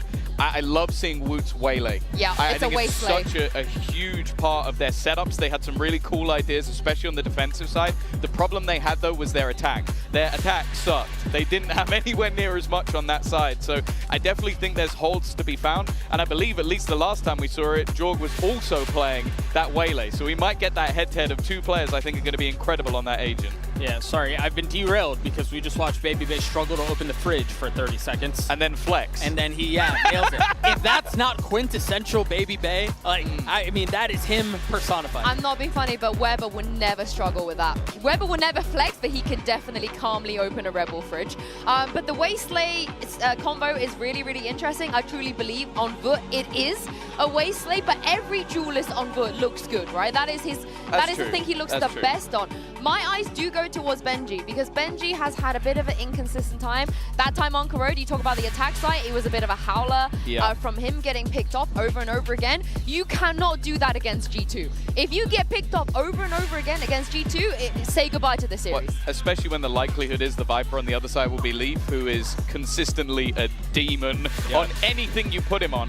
Leaving him on the lurk, and also especially on that defensive hold, having that wall go up and down at the right moment for your defensive pushes and delay, it's going to be integral. If Benji's having a bad game and Leaf is doing Leaf things, this could be map over, even though this is the one that, in my mind, Heretics have to win. Do you reckon they'll bring out the Sage? I don't think so. No? I mean, we'll see. We'll see. I do, Tom, I love what you were just saying on setting up Leaf 2 because my eyes do go towards him, not just because of some of the stuff you were just talking about, but because, again, he had missed so much time. True. He just rejoined. What kind of form is he in? We saw that he looked really good in playoffs, but as we've mentioned before, this is a different beast. I'm not going to lie. I'm not worried at all. I think Leaf is going to drop 30 kills, like, no lie. But let's take a look at the agent select and see if we get anything different. Will we get the continuation of Waylay here at Champs that everybody's loving? We won't on the side of Heretics because Voot is playing Viper. Yeah, but also they've got rid of the Viper on the other side by the looks of it. Jorgamo's also hovering Breach, but I'm guessing that's a complete troll because that would be the surprise of the tournament. We will get the Sage. Jonah blocking in the Sage is well, there's a hell of a lot of delay coming through, like throwing that in. Jorgamo going over to the Raze, not the most surprising thing in the world. But yeah, I think the Vice Viper, that's going to give Benji more tools to actually hold down a solo site, especially in combination with the Astra from Boo. I think he's one of the best Astra players we've ever seen, especially in post-plant scenarios. I like the fact that Rian's still going to be on the Fade, one of his best, but it puts a lot more pressure on Miniboo to have a good game, and he is very hit and miss. Yeah, I think we've touched a bit on Leaf and kind of Jogamo and just like that. Fallon as well is an X factor for me on G2. Well, this could be the best match we've had yet, and I've got just the casters for the occasion. Over to you, Uber and Wyatt. Insu, I don't think that is an embellishment. It's a triple crown Kings of Americas going up against your World Championship runners-up. G2 versus Team Heretics about to throw down in their opener game. These are two teams who are just still on the journey to try and get that gold at one of these prestigious VCT international tournaments. Both of them know what it feels like to come up just short. That was the story for G2 earlier this year at Bangkok. But since then, at least domestically, absolute dominance. 4th place at Toronto. But still, that trophy elusive. A very different story for Heretics in Toronto. We covered some of those games and were mystified by their inability to get going in that tournament. Didn't get a map in that tournament. Honestly, but we know they're better than that. They've just been volatile. Corrode, I mean, such a bizarre map pool. We'll dig into that a little bit later here, but it's Heretics on the attack side to start things off, and it's already inching over to A. And who else but Miniboo to open up the account for the EMEA squad? A team and a player who can be so momentum-based. That is the right way to start off for him. Prowlers here getting into that A side of the map, and G2 are going to give some space, considering playing off this paranoia to some degree. It's Fallon a little bit late to it now. Grabwell also complicating things for G2 as they try and wrest control back, but they're down to Jonah and Leaf. Just the two of them both coming from spawn at the moment. Little upgrade for Benji Fishy as well. Really shouldn't be any hope for them to get back into this. All of the Heretics players just faced up together. Yeah, it is like a triple face. They are ready for anything, and Jonah now is aware. 4 straight on back. Has a wall to work with, but very tricky situation to navigate now. This 1 versus 4. It's cute! I'll give him that. Right click over the top, but it's Heretics getting on the board first. I gotta say, it's interesting as well to see the Astra. We've seen absolutely none of that in America, so G2 certainly not prepared in that regard. The agent definitely more popular over in Europe, contrasting to what they go up against.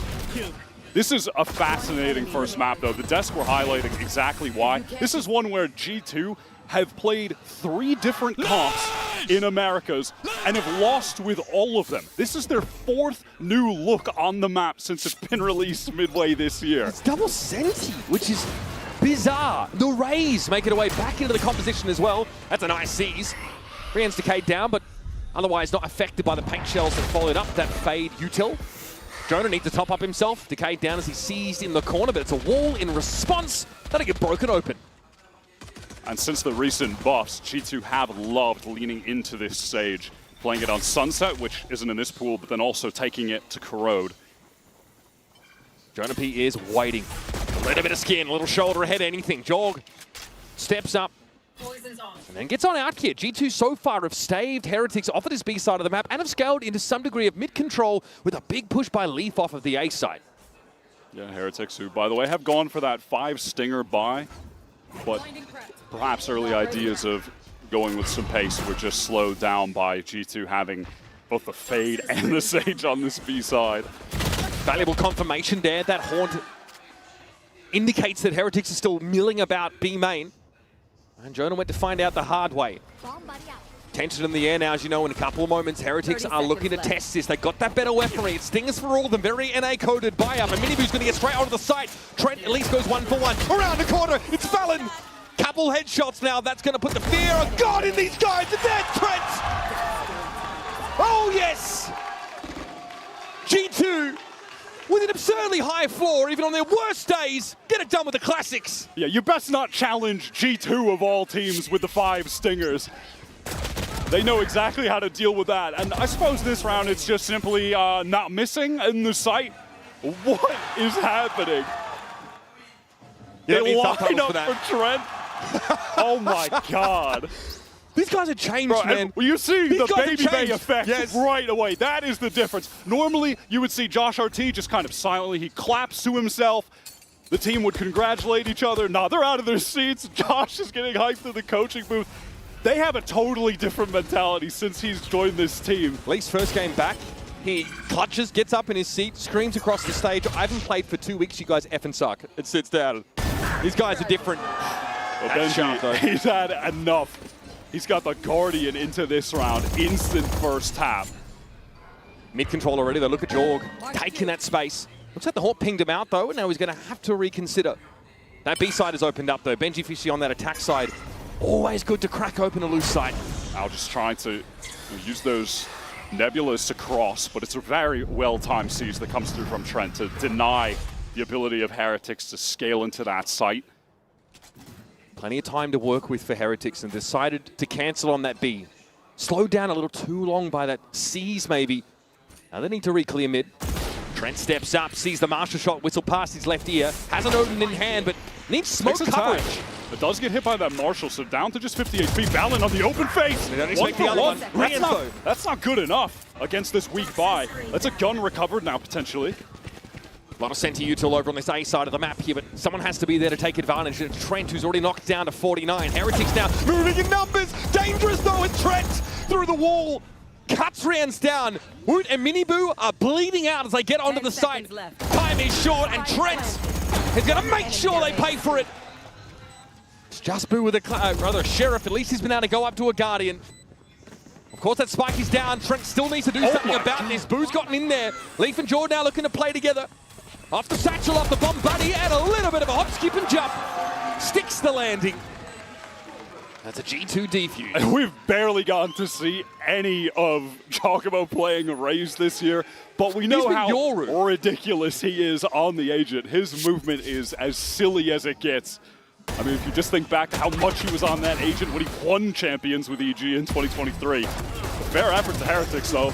That was honestly pretty savage of Boo to have the Guardian, but go to the Sheriff and swing out wide instead for the one-tap. But that's the utility from Leaf that was left over on that A site, rather, after he drifted across. Yeah, gets a cam tag and the trip, so they're lit up with the Odin. Yeah, that's why G2 are just happy to play other sides of the map. They have all this info on A with the setup that Leaf's playing. Double Odin for G2. Maybe that's part of the reason why they brought Cypher back in here. Playing off those kill trips now, which that much more deadly on a map with thin walls like this. It's like they defeated NRG and were able to steal their best card. Oh, it's like perfect sell. now, you know what I mean? Now they're using it on Corrode of all maps. Just so much obnoxious wall spam, which the Cypher really does benefit off of with the cam. That is one nice little perk of having the Agent. What? Huh? What do I make of that one? I mean, is it a science cannot explain what is happening with this wall. What is happening? I don't know what I'm looking at. Jonah, really, with the modern architecture slant on Corrode here. Yeah, even Heretics like, what is this, bro? A little mystifying. I mean, in the meantime, here comes Miniboo, dimensional drift, while the rest of the team are just perplexed as to what's happening in B main. He's gotten all the way into the site, Is it a sign from an advanced alien race that are trying to communicate with us? No. No, it's just G2's utility usage. Here's the Nightfall, though, cutting onto the site. Two players caught by the paranoia, tucked in the corner. Valen strides out, Miniboo is down. Here comes Trent, looking to mow them down, but the sheer wall will prevent that penetration. Leaf here, knocked down to just the shorty. Very favorable scenario here for Heretics. Valen spotted out as well, so they get the info on an additional player. Rian's 1 kill away from the Nightfall, just in case. But surely the man advantage and some good trading will be enough for Team Heretics here. They've been able to get out of the danger zones, those very spammable spots after having stuck the plant. Rian steps up, nicely done. Woot will chime in here, and Trent is going to be well and truly on the back foot. Meticulous from Team Heretics, but they bust open the weak side. Now that dimensional drift got a lot of value. G2 attempting to go for the flood as soon as Heretics got into the site. That was the Nightfall coming out from Trent. There was a paranoia from Elbow as well. Yeah, I think he was trying to boost himself up, but all good. Ultimately, though, Team Heretics just play that so well, being able to dodge out the flood and then get some good post-plant setups. I think that boost, the boost up gives Jonah a look over the wall in B main. Most likely. Off we go round number 5 here. Oh, great open. God. And that's mid-lockdown. Little unnecessary to get the headshot through the wall, but we'll take it for the style points. Sending a message, I feel. Plus 10 aura. Jaw just waiting in the smoke with Valen over on A. Team Heretics can really take their time here, however. Miniboo maybe with an opportunity on another. I think Jonah might have just gotten the spot. Maybe he popped up on the minimap. Hard to say, but aware either way. bought some time and will be able to fall back towards that elbow position. But Heretics, naturally, extremely well armed in this round. And there's Miniboo. Yeah, all comes up a little bit too slow for Jonah's liking. And that'll leave it all on Leaf for that B site. As a can to work with, so it could be a little bit more passive. But now, G2 getting exploratory. Boo already has the bayonet fixed in place, and Valen is on the receiving end. Valen does duck away, hoping to act as maybe some level of bait for Jaw in the corner, but with just the classic, does some damage, can't net the kill. That's all there is to be said. Valen here, very low likely to one. And no! Okay. All right. Put all in on it. Finds himself 2 now and leaves Leaf with the Stinger still en route to A. Honestly, he's getting it with some decent pace. He might be able to catch them off while they're trying to plant. The elbow play is going to wrap on him here. Leaf may be unaware that... Oh, backstab! Oh okay, my guys, God. Guys! And after this close but no cigar nonsense. My God. 37 health left for Benji. How did that come down to a 1 versus 1? The economic impact of that round can't be overstated. It's a big investment here for Team Heretics. I mean, that was their chance to get their cash to, I mean, damn near capped out for a few players. And now they're all bought down to 1.5 or so. Because Valen gets a 2-piece on the weak players. That. Whoa, let's go! At least they're, you know, still excited they won the round. I was holding my breath, but... Oh my God, what is that tap? Off the rip, and it's Yoru taken out. Heretics' ability to cover the map adequately, severely limited with the loss of that duelist. Any hopes of using Miniboo to pressure up mid as a effort while they split into B for main? Well, that is nullified. And that allows for an eventual walk down and insertion by a G2 player to punish a rotate later. Still waiting. Boo, rather, still sitting bottom mid. Heretics, they really have no intention of committing to the site just yet. They know that it's of the utmost importance. They remove that Cypher utility first, then go for the execute. You can see Rians is just queuing up that Nightfall for a moment. That could certainly turn the tides.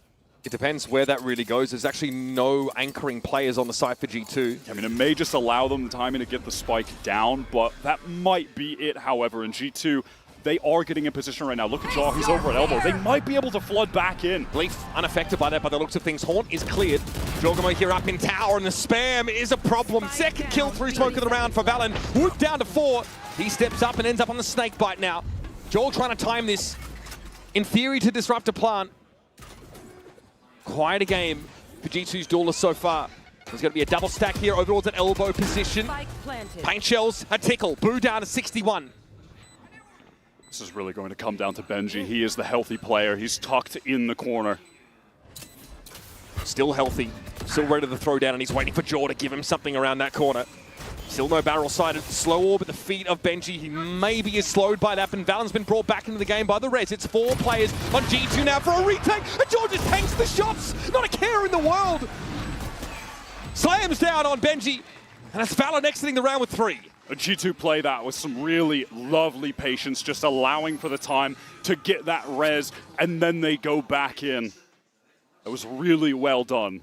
Played to that as the out.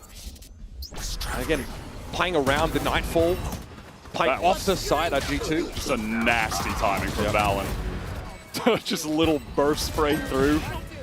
If you've been able to take Miniboo and Riens off the map, you've gotten into the engine room of your opponents. Man, Valen right now, top fragging in the server with 9. He individually was such a standout for the team throughout the course of Stage 2. MVP, of course. It almost felt like he took it upon himself, knowing that with this new iteration of the team, with Baby Bay just coming back, that someone had to step up in terms of getting the kills. He took it upon himself, and he has been in some of the best individual form we have ever seen this past couple months. Jonah P here, eating a lot of this initiator util. Still able to find a... Oh, that is devious, brother. Bizarre angle looking in the yard. So he can remain posted up for the most part with an extremely tight shot. Mid, though, less contested by G2 this round. Just the trap wire left at top mid there. But there are players filtering into that A side after the early saber rattling by Heretics. Yeah, G2, obviously, with this setup, they have no problem just giving up mid. Leaf is peeking for anyone to go from top mid to that B link by playing towards elbow, and he's got that cam up. Jaw pretty committed in the sight, but has the showstopper when the actual hit comes through, ready to fight at this choke. Oh, buddy, that's scary. That's a 2-for-1 special for your boy, Jaw. Benji at least able to get some value back in that exchange. And Miniboo deep on that B site. Looking to occupy the top mid area, but G2 are circumventing it entirely. All the way around, back through B. Very patient RG2, retaining control of elbow crucially. They have a trip even to maintain that control. Allow the rest of the team to rotate over and then go for that 4-on-3, trade things out. Paranoia avoided by Benji, aware now that Jonah is up in tower. Benji's had to play this position in the last couple of rounds. Jonah's aware there's a player tucked close. Simply drawing the shots out. Sees won't quite reach him. Omen TP for info. Staved off. It's Valon once again. Sets foot on the side. And the rest of G2 ready to run in numbers. It's on Miniboo now. Has to peer in from top mid. Trent's drawing his shots, as is Jonah. And then they back away for someone to step up. It's rank after rank of G2 guns aimed at the Yoru. What a beautiful retake. This is just Valorant at its best from G2. Everything they do there is so patient and tactical. From that slow up from Jonah into Link, there's that jump spot from Jonah. Very tactical. He gets the position of Benji in the corner. They're still waiting. Then from the shadows from Valon, gets tucked into the corner, close choke, gets the info on Boo. Then they push out together. They use every second that they've got in that retake. They maximize all of them to get the info on the players and go in. They're fully aware. So well done. That Benji is tucked in that corner. So Jonah and Trent just draw his fire. Well, that's the beauty of this G2 this year, right? Is that they have Jaw, the X factor, but overall the team is so intelligent. They play such a sound tactical game, but they have him as the wild card. It's a Sage Wall over here at A main that forces Heretics to reveal themselves to a degree. A very passive posting there. You look towards A elbow. That's where Jonah is set up. No longer with the op in hand. It's actually Jaw. He's playing that B main position, so tons of info being gained on that side of the map. That allows for this drift over now of Trent. Very patient. Heretics right now in A main, just waiting to let that Prowler go, and the util from the Viper can be put up so they can try to go for this cross. It's a lot of Sheriffs. Steel Gunner for Benji might be pretty crucial to even the ledger a little bit here, Wyatt. Here's the approach. Trent at risk of being caught with util and hammer. There's the C's thrown out, and it all seems too easy. Valon to the opposite corner, but the dark cover keeps Heretics out of the sight. Now sub mid is Boo. Rian's trying to reposition. 30 seconds. All of G2 on this site. Team Heretics went into a pretty fair stack of players. Oh, man. And it's just all too easy for G2. That's a brutal round. Heretics have to show themselves A main, have to deal with that wall, still spend some initiator util to try and divine what G2's intentions are, but they're playing so far back on the site. Then they explode forward like that. Really not much they can do in that situation. They hit with the bloody defensive kitchen sink. util is just so overwhelming, and they don't have the right weapons. Let's go. All good. The Nice real hold, focus from baby. them is Let's go, obviously going to boys. be on this next round. It's a timeout called from Heretics as well. And they have very crucial ultimates to play with. They've gotten up to that wall from Boo. Woot has a pit. That's an easy one, too. Try to wall for some kind of safe plant, and then you throw down the pit for the post plant. Can throw a steel garden in the mix, even. They have more than enough tools to convert a buy round. It's been quite a year for this Heretics team, man. Obviously, you know, off a disappointing Toronto, they're basically straight off to EWC. They win that tournament. 5 days in between their final game and the start of Stage 2. They get back in EMEA, they slog it out, have another perfect group stage, and then they falter. In those EMEA playoffs, go completely invisible. No maps won in the playoffs. It's just been the most extreme of ups and downs for Heretics this year. A year where this team has had really high expectations after back-to-back second-place finishes at Globals in 2024. And it was that year where they had no expectations going into it. They surpassed what people thought they could do by miles. But now this year, perhaps under the pressure of those large expectations that they created for themselves, they just haven't been able to repeat that same success at a VCT just yet. But maybe this is their time. I mean, we know what every player on this roster is capable of. The talent they have is just outrageous. Pound for pound, they can take on any team in the world. The conditions have to be right for them, Wyatt. And here's that divide coming through onto the B site. Team Heretics trying to just scale in safe and get that plant from Boo. They have no control of the map with this setup right now. Leaf is trying to tease the wall. Benji is ready with the shorty, and there's the pit. Leaf got hit by the Prowler, so had to play close to circumvent the near site. Now able to back up a little bit. Viper's Pit, there's a heck of a lot of work here for Team Heretics. A big investment in this round. And Minibu scales in, and he does get his, teleports away. The Rap's coming through a little bit late. Sheer Wall is also going to cut Jorgamo off the rest, and it's going to be on Trent alone to try and fight them here out towards B main. That's starting to fall apart a little bit now. Haphazard round as Jonas trying to get on the spike. Decay down to 1 though. Oh, pulled away even by the grab well. Yeah, too much architecture here. Heretics have really set the playing field in their favor, and Minibu will collect straight up mid for his third. Leaf at least can stave him off, but you can't argue with that setup from Heretics. Centimeter perfect. Yeah, straight out of the timeout, they just come in with a big ult to execute the safest of safe plants. That wall only gives enough space for Boo to get in the corner there with the spike. Jeez, not too shabby for Minibu, nearsighted and everything. Yeah, and the Minibu is able to just fight within the pit. He gets one, teleports away. They have the sheer wall for the flank, which G2 rightly tried to exploit in that situation, having a couple people push through, but the fact that Jaw gets divided, Trent's picked off alone, exactly as they drew it up in that timeout, Heretics are able to execute pretty flawlessly.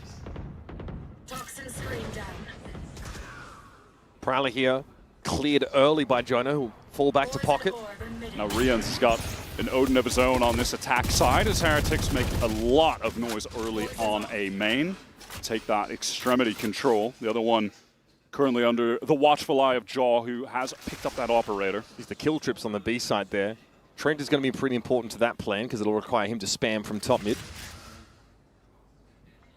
Yeah, those are some ratty trips. Pretty to the yeah. B side for the Odin spam, but yeah, the action is definitely going to be here on A. Yeah, G2 just trying to realize, figure out how much breathing room they have here at Yard, and Jonah can step up now and throw the wall. This is confirmation in its own way. Also a slow wall that could follow this up. Sees instead tons of this stall utility at the fingertips of G2. And just the spam coming through the choke doesn't do a lot of damage yet, but it does just keep Heretics temporarily at bay. They need to break that for sure. They're going to get spammed. Haunt is taken out. Seas comes in. Valor now will have to be subject. Ooh, nicely done. TP's out of that steel guarded.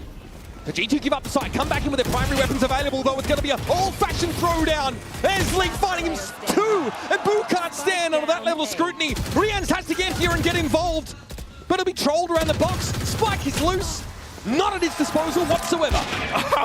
Leaf was on skates. He was just going back and forth, sidestepping him. That was crazy. Just some sick movement. We're going to see that again. No How doubt. did he win all those duels? G2 just go right back in and fight after that steel garden is used. Jonah was isolated towards elbow. He was caught by it.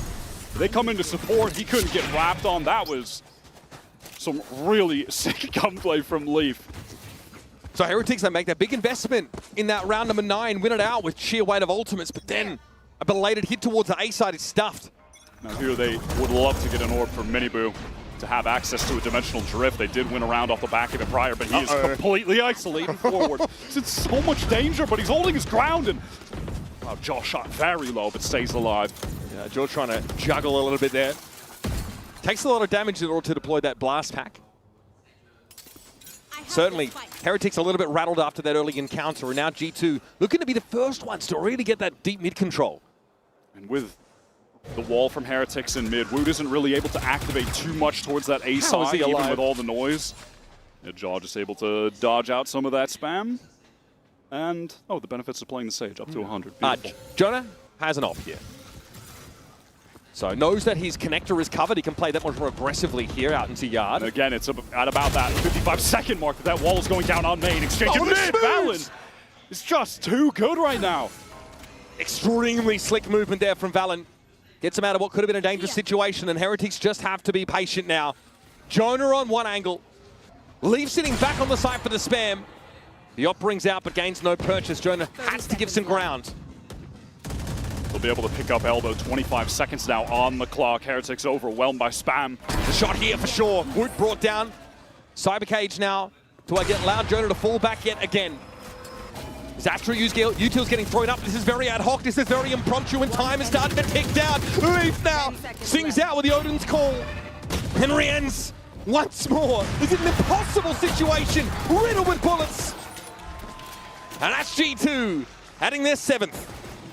This composition has just allowed them so much great passive map control, even with the existence of the Cypher, and then having the cam during those executes to ping players is quite helpful.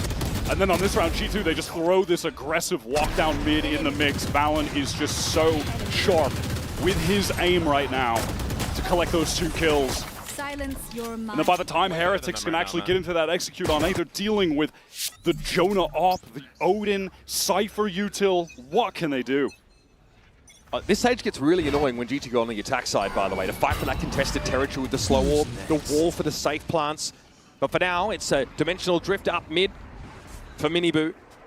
Pretty enlightening as he has found the captain of the ship. This is something Heretics had done before, and they split through B with the majority through main. This time, everybody is going through this link. Poison Cloud going to be thrown up so they can't get shot down on entry. Miniboo ready to teleport in, perhaps off this Prowler. Trent is here, though, to spam down if they get a ping. Valen seized inside Cubby.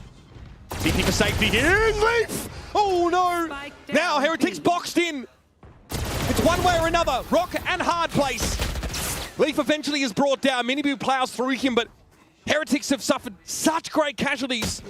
And they still don't have that spike to hand. It's still dropped top mid. Miniboo's got to double back for it. And he's going to have to face a wall of bullets again. The Odin spam is egregious. I'm just going to put it out there. It's filthy. And here's Draw, of course, looking for a flashy finish to the round. And of course, we let go of those ultimates now in this round number 12.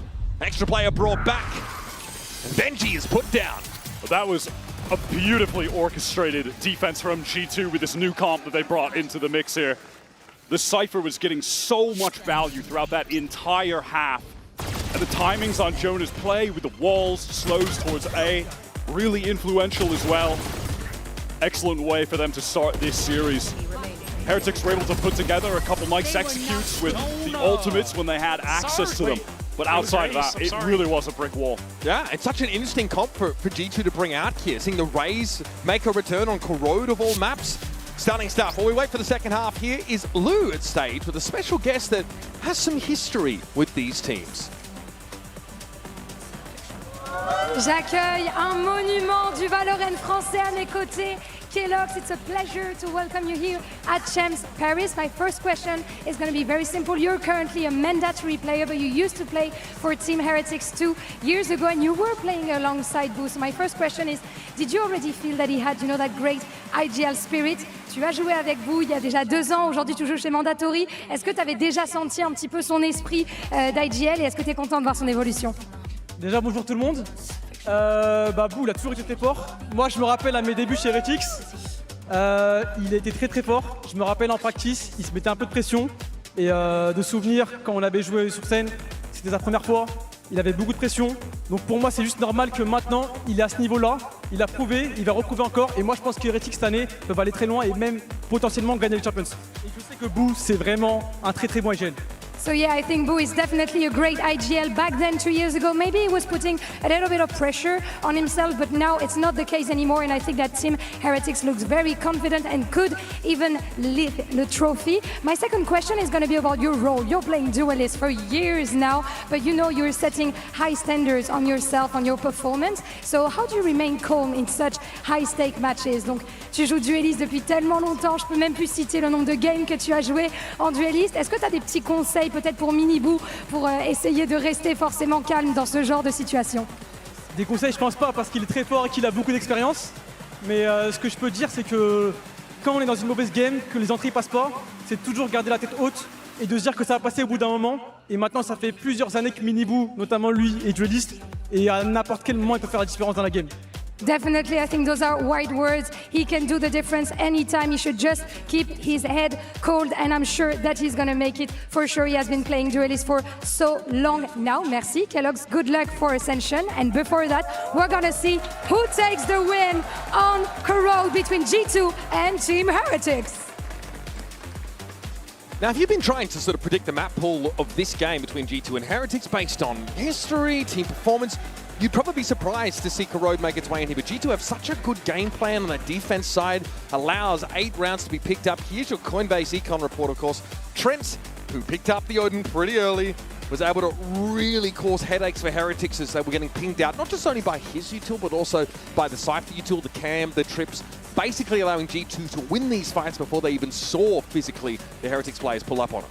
Yeah, absolutely. So far, this looks like the coolest comp that G2 have been able to cook up for this map. It's the 4th one that they've tried since the release of the map. They've had very little success here in fairness. Yeah, they're 1-3 on it overall, right? So we'll see if this can be their second win on the map for Heretics. They've just barely played it. Only one time. But honestly, I do respect the boldness of going for it because this is the flaw that has been in G2's map pool. They've been great everywhere else. So I really do think this was a good pick. I like that they went for it, but now they have to make the most of it on this defense. Well, Miniboo gets off to a good start yet again. Same as the attack pistol, immediate Deagle headshot. Boo here trying to chime in. It looks like G2 unperturbed as yet. And evidently, the Frenzy can work at range as well. Valen goes down. Heretics with a great opportunity to just surge right back into this game if they can convert the man advantage that they've earned off some pretty sick individual skill. Team has no shortage of that. Slight course correction for G2, but they still have eyes for this A site. So they're going to be pitted in a 3v3 in the immediacy of this hit. Prowler sees a fair bit of action there. Dog! Okay, right click central it is.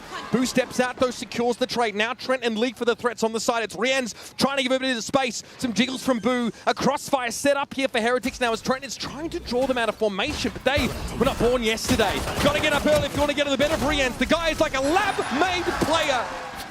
So well-rounded. Kind of has everything you could ask for in an individual at this level. A perfect crossfire setup. Both Boo and Rians absolutely managed that utility that was thrown at them to the best. When Rians gets, as deserved, so much respect from the community, analysts, other pro players. He has got it all as a player. He really does. He is the complete package. And a delightful 3K to start Heretics on the right foot here. It's supposed to be a Fibonacci sequence. How do you play hopscotch like that? And dizzy work. Anyway, a very early outlaw picked up here for Miniboo. Valen trying to play off this haunt, and Miniboo is unperturbed. He simply gate crashes away. Jaw going to recover that orb, but with only classics, this should just be a slow defeat on the second round here for G2. And I do, frankly, still need to be convinced of them being able to put together a solid attack on this map. We still should have big question marks about their ability to close out a full game of Corrode right now. This has been, as I said, the one stain on what has been an almost flawless run through Americas. Miniboo so far is now to find himself in the perfect spots to take contact. So now G2, suffice to say, running out of ideas. The sheer wall. Bit of an issue for Jaw. He will eventually have the curtain come down on him. It's interesting, too, to see that Heretics, they have opted to go for a much more meta look on this map, running the double controller. Last we saw them with the double duelist that they've really heavily leaned into, and with very good reason. They have Boot and Miniboo on their team. Those are some shooters. But they've come into this tournament switching it up. They have gone with that very meta double controller. Seen a few teams, I think, just the volatility of how mid works in this map and how spammable it is. Maybe opt for something that's a little slower, a little better at carving up the map, setting the playing field to favor defenders. As this standard wall from defense is thrown down, you can get that up on B main. Nice for retakes. Of course, you can use it to walk down mid, pressure, as Miniboo is doing right now. Oh, lovely shot. Yeah, just about another first blood. That's 3 in a row. Miniboo is heating up. You're looking for someone to take over the game. It's going to be Miniboo. So G2 now have to put this together without their Cypher. Playing to the extremities now, but there's just a huge amount of utility in their face on that A side. And B, though, there's the extra player. Boo over here alongside Miniboo, who, again, is right where he needs to be. G2 are temporarily stalled out. If they want to work towards A, they obviously have to contest all of that Vice utility. It's the wall in main. G2 making their way back. They need to use this dark cover to actually cross mid and a Prowler to re-clear close as well. They have to threaten some sort of A split, so at least the sheer wall's being drawn out now. Thorns as well needed to happen eventually for G2 to get that out so they can then actually activate for a re-hit. 30 seconds on the clock, so time getting relatively low as G2. They are slow on this foray through mid out of necessity. There's so much to clear. But Heretics still 2 plays over at B. They don't want to risk getting caught on a rotate through mid. 3 now with the teleport. Yeah, here comes Miniboo back on the site once more in the eye of the storm. There's a paranoia. No, hoping for more off that one. Joe at least gets his one, but Benji mows them down. Jonah into the smoke, knows Benji's lurking on the other side of it, but can't bring his gun to bear in time. And that's got the boy up on his feet. Some energy now from the Heretics camp. What a beautiful hold, especially from Benji. Lethal shots coming from him. That initial kill from Miniboo just puts G2 in a very awkward position. They're slowly trying to rework that map late to get in towards this A site, but it's too little too late. Miniboo's able to teleport over. Team Heretics are more than ready, and the shots from Benji are just fantastic. G2 unsuccessful in consecutive rounds at working mid. Miniboo has been a real thorn on their side. See if he can go 4 for 4 on first kills in this second half. He is the player on Heretics that you want to be heating up early, to be feeling that momentum. He is a player that just takes so many liberties. Oh, wanted more, but it's Benji, always good. Just racks up 2 kills. He's 1 away from getting the Steel Garden even. I mean, he is 18 frags in 16 rounds. And he sees no reason to give any more ground than this. And there's the Arcros lighting a couple up. Benji falling back now. Valon not really at effective range. Needs to close the gap, and Benji knows it even better. Steps back. Nebula in the way. Just no reason to fight. Don't give him an inch. Valon's trying to cut up the site here, but Heretics still want to play together, so they do so in the smoke. Both G2 players very weak at the moment, just going for the safest of safe plants. Kill trip, play off the side. I mean, about the best thing they can do really is just try to get the plant and a little bit of cash for the next round. Surely they can't close this out. This is inventive. Valon gets himself across the way. Leaf also an elbow, but there is a molly thrown down inside that smoke. Valon low.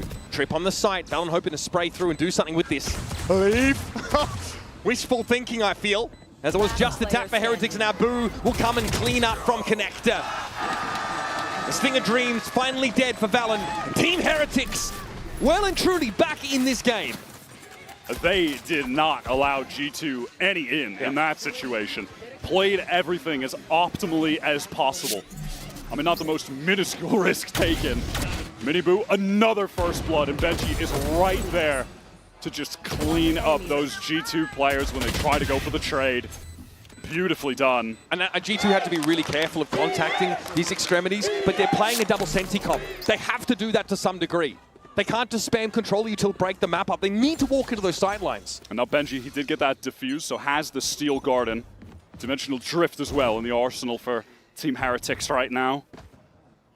G2 fully invested, of course, into this round with a lot of emphasis on controlling B main. Prowlers exchanged from both fades. Arcros sends Trent scurrying, sees, he caught Jorgamo there, he had no way of getting out. Decay down, so he's an easy pickup for Miniboo, who's just opening every single round with a kill. What a crazy trap play from Heretics. That was so sick. And Miniboo able to just get away.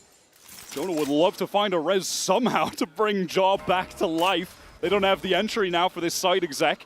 Need to run into the Odin, run into Benji, who has that Steel Garden ready. They've got to trigger the shield wall all at once as well. Or just leave a play on the other side of it, I guess. Yeah, good luck, Trent. There's the Steel Garden. Lorenz is going hunting. Trent stunned up in the corner. Caught by the Nova Pulse of all things. And now Benji can tuck in this corner. There is no option here for G2. What a genius shutout! Genius reposition from Benji. Incredible. He is playing absolute top-level Valorant right now. Oh my God. And it's these little adjustments, Wyatt. It's nothing out of the ordinary. This was so cool. The Arcros over top combo with the flash. There's the Thorns so they could, you know, try to make it so they couldn't run away. They already crossed back. Didn't even matter. Miniboo is that fast. Gets out.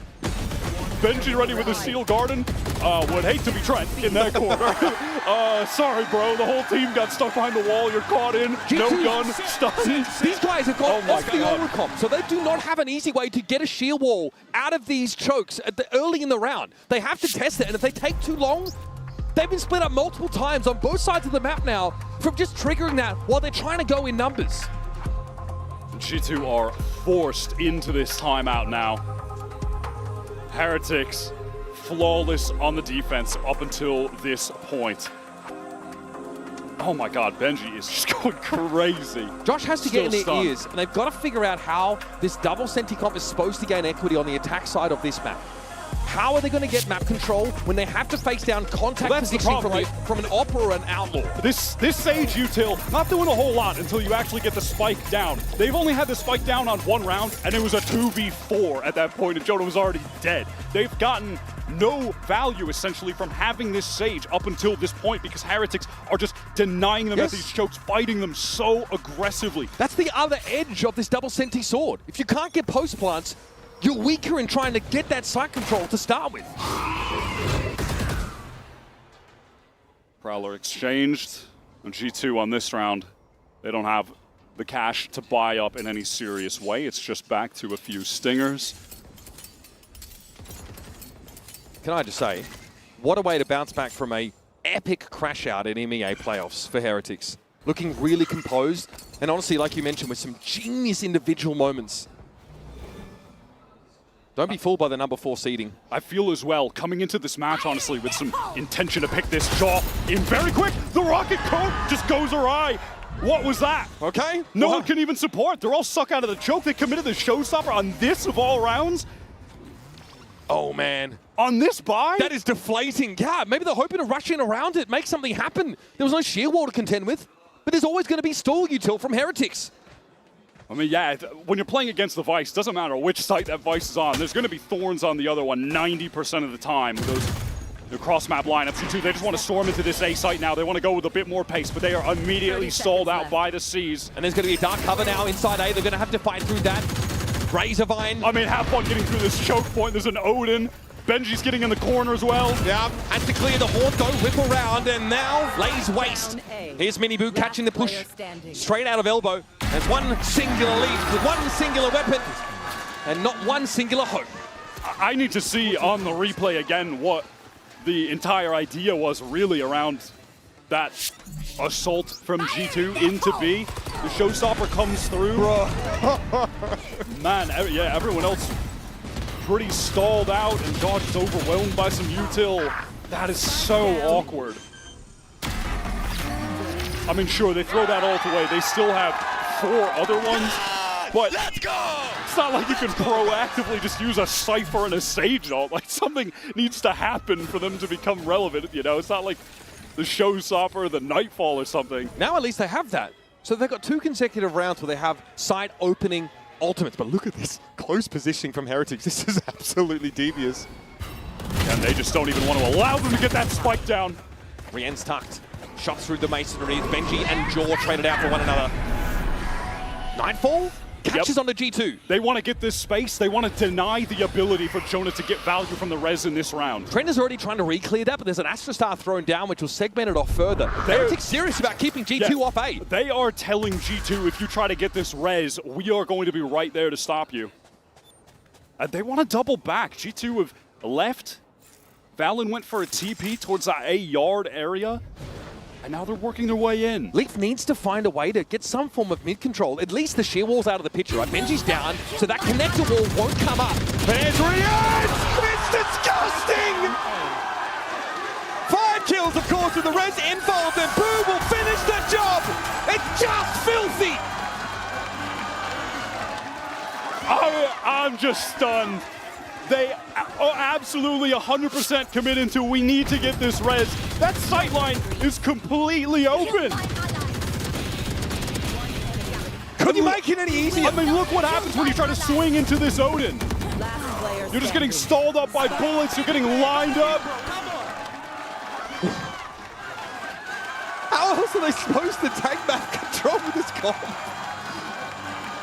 Well, they hope to maybe use this fake util to clear some space? Yes. Fuck yes. Hey, can't catch my boy Weber with the bleed. Bro, too slick with it. Okay, it is crunch time for G2 now. We had raised eyebrows coming into this map anyway. It's been the sole flaw in G2's map pool. But they opt to, what, ban a map coming into this series at their 3, and they ban the Sunset. I know it's been a great map for Heretics traditionally, right? But that opens them up to this Corrode pick, and Heretics windmill slam it. I mean, they are more than happy they're to come hoping, here. I guess, that Heretics, it's just not something they'll lean into, or G2 feeling really confident in the comp they've got this time for the 4th different switch. I don't know, but either way, I think Team Heretics have, at least it's looking like right now, have exploited this hole in G2's map pool to get an early leg up in this series. They've got nothing rolling on attack. Team Heretics, they understand the win condition right now against this composition, and it is to fight. And if there's one thing Heretics do best and love to do, it is to fight. Yeah. They will fight you at the chokes. They will aggress whenever they feel is necessary. They will fight you with the water cooler. They'll fight you with the traffic lights. They'll fight you on your front doorstep. All theirs, as it turned out. So what is the plan, probably in round 21 in fairness, to overcome this disgusting hold, this Odin play? No, this time Heretics, they've gotten their way up into the B main with a couple players, hold it for a bit, and now Miniboo feels it's time to leave. Hasn't been any sound, work the map elsewhere. Leaf attempting to lurk up mid. That's new. It's probably one of the first times on the attack side G2 have gotten this much penetration through mid and presence in connector. VALORANT is taking liberties. A G2 who, again, their economy is cracked. They're never getting the spike down. They're never getting extra cash. They just have to keep going in with these miserable half buys. And half, I feel like, is generous. VALORANT looking to cut up the site. This is going to favor now that Stinger play. It's going to allow G2 to function with this weaker weaponry. There's Horn, sees balls right in front of them, catches on the 2. Jorg is seized in place! It's so dirty! On a dime, they spin a trick! That stuns G2 into silence. And now Leaf has to give up some of that mid control. Doesn't want to tangle with Miniboo, and who would? Needs to link up now with Trent. It's 2 sheriffs, but I'm sorry, this town ain't big enough for these 2 teams. And G2 looks like they're the ones that are going to get booted out at sunrise.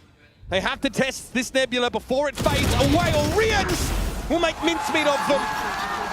This isn't a fair fight. This is looking more like an extinction event. This Team Heretics defense, it has that raw aggressive element that they're known for. It's had a lot of great first kills from Miniboo, but there is also this depth as far as the strategy with having these trap plays. There have been a couple of these now, and G2 have just been utterly destroyed by them.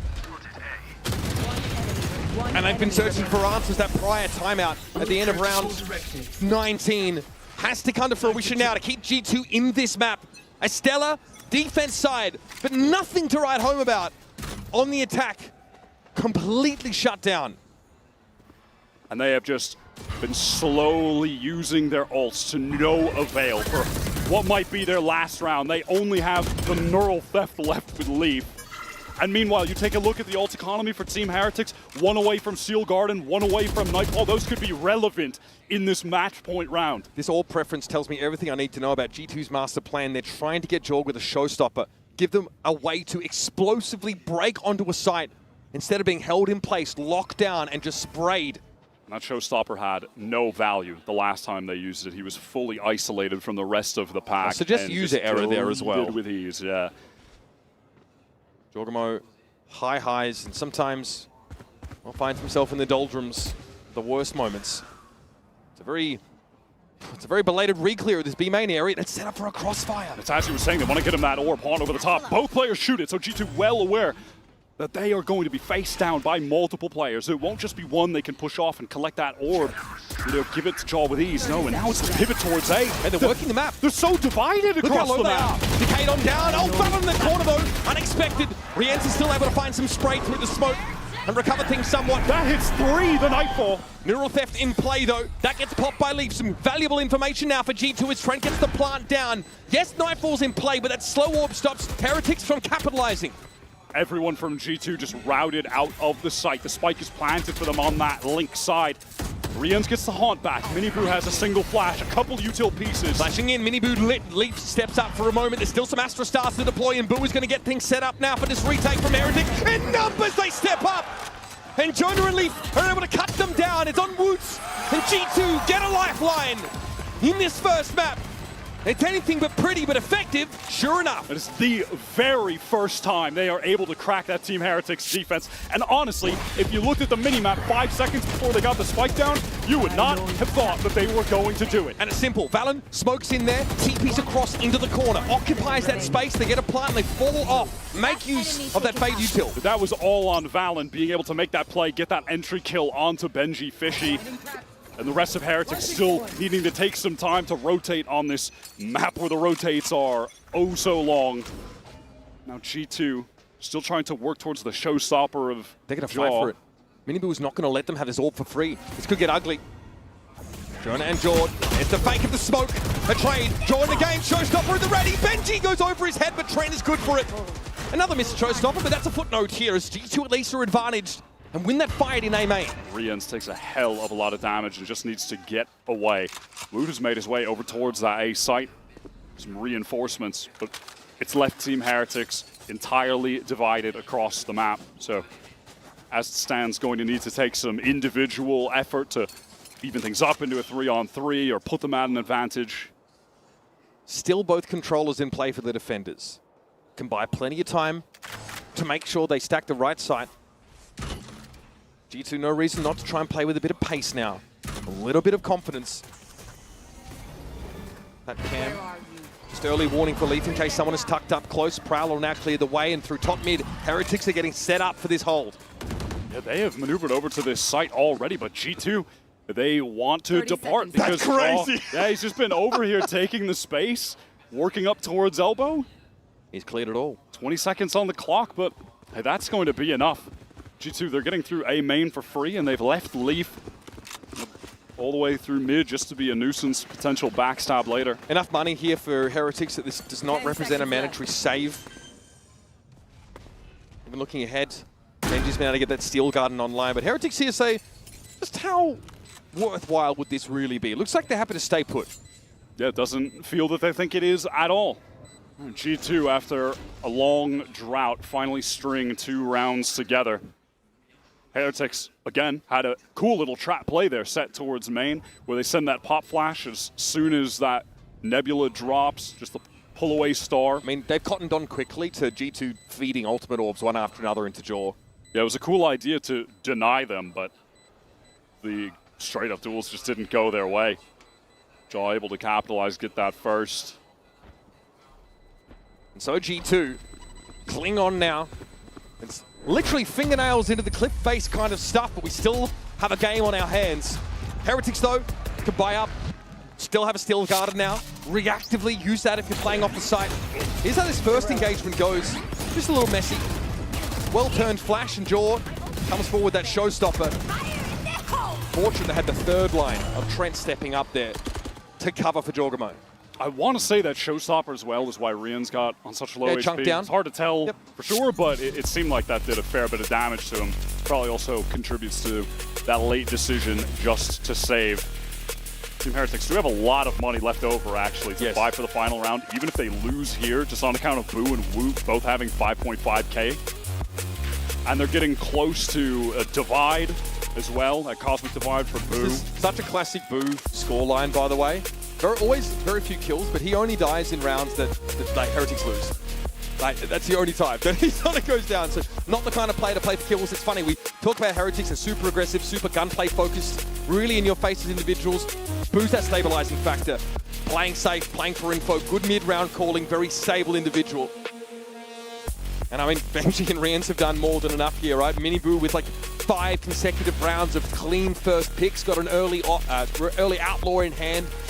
Played up on the extremities for contact, was very successful. You read my mind, though. I was actually about to ask if Miniboo was going to buy the op, and he does, getting back into this out of the timeout. They did have the cash, and that's not something that they've leaned into, a scoped weapon, since the early rounds of this half, and he was getting a lot of first bloods with that outlaw, so I'm not surprised to see them try and pick that up late, have that be the factor in victory. His positioning with it is interesting. He's just going to play that B main spot.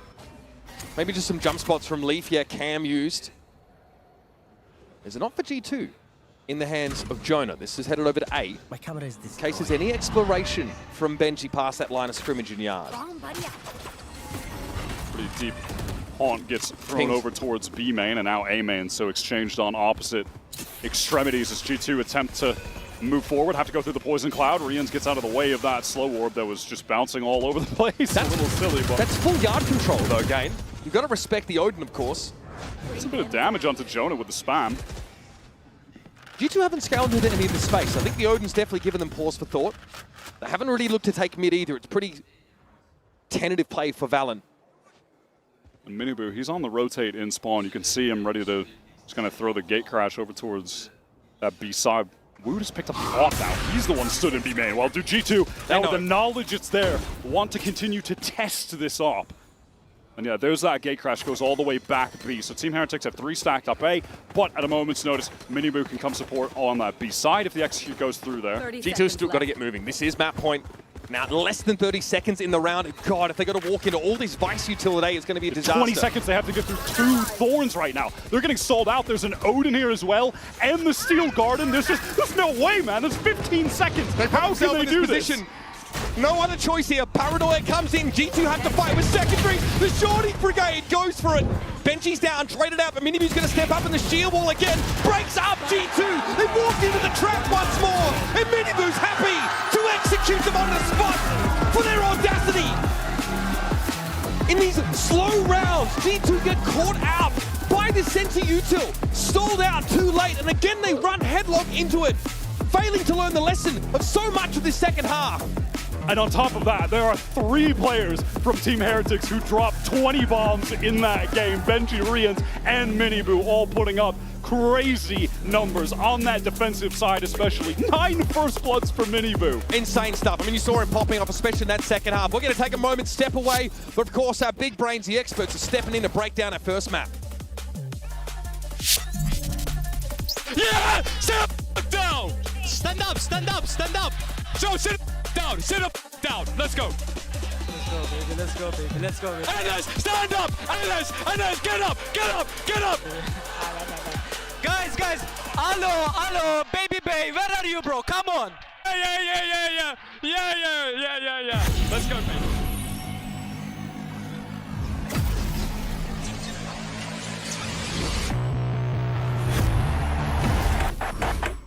Now that I'm a mom, things are different. Verizon's different too. They let everyone in my family choose different plans. We get what we want and we save money. Love that for me.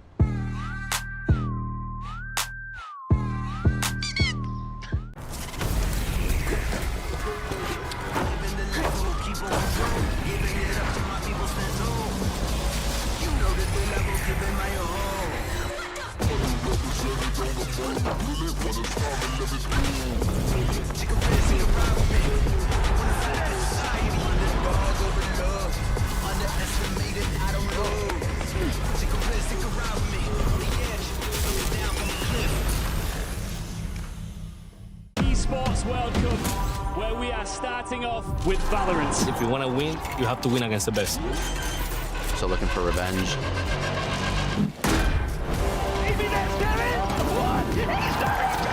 Alpha Hammer behind one. There's the shorty. And Alpha goes crazy. They've all battled through the pressure and expectation. Heretics have come back all the way. Finally, we won. Finally.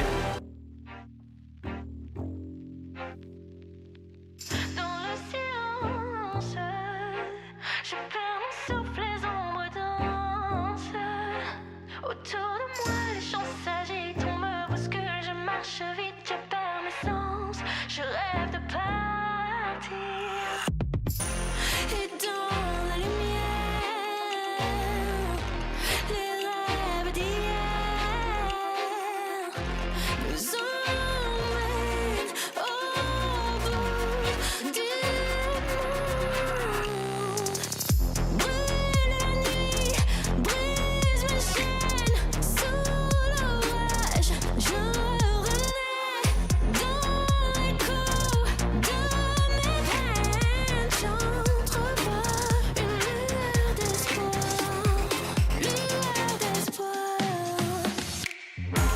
La douleur est devenue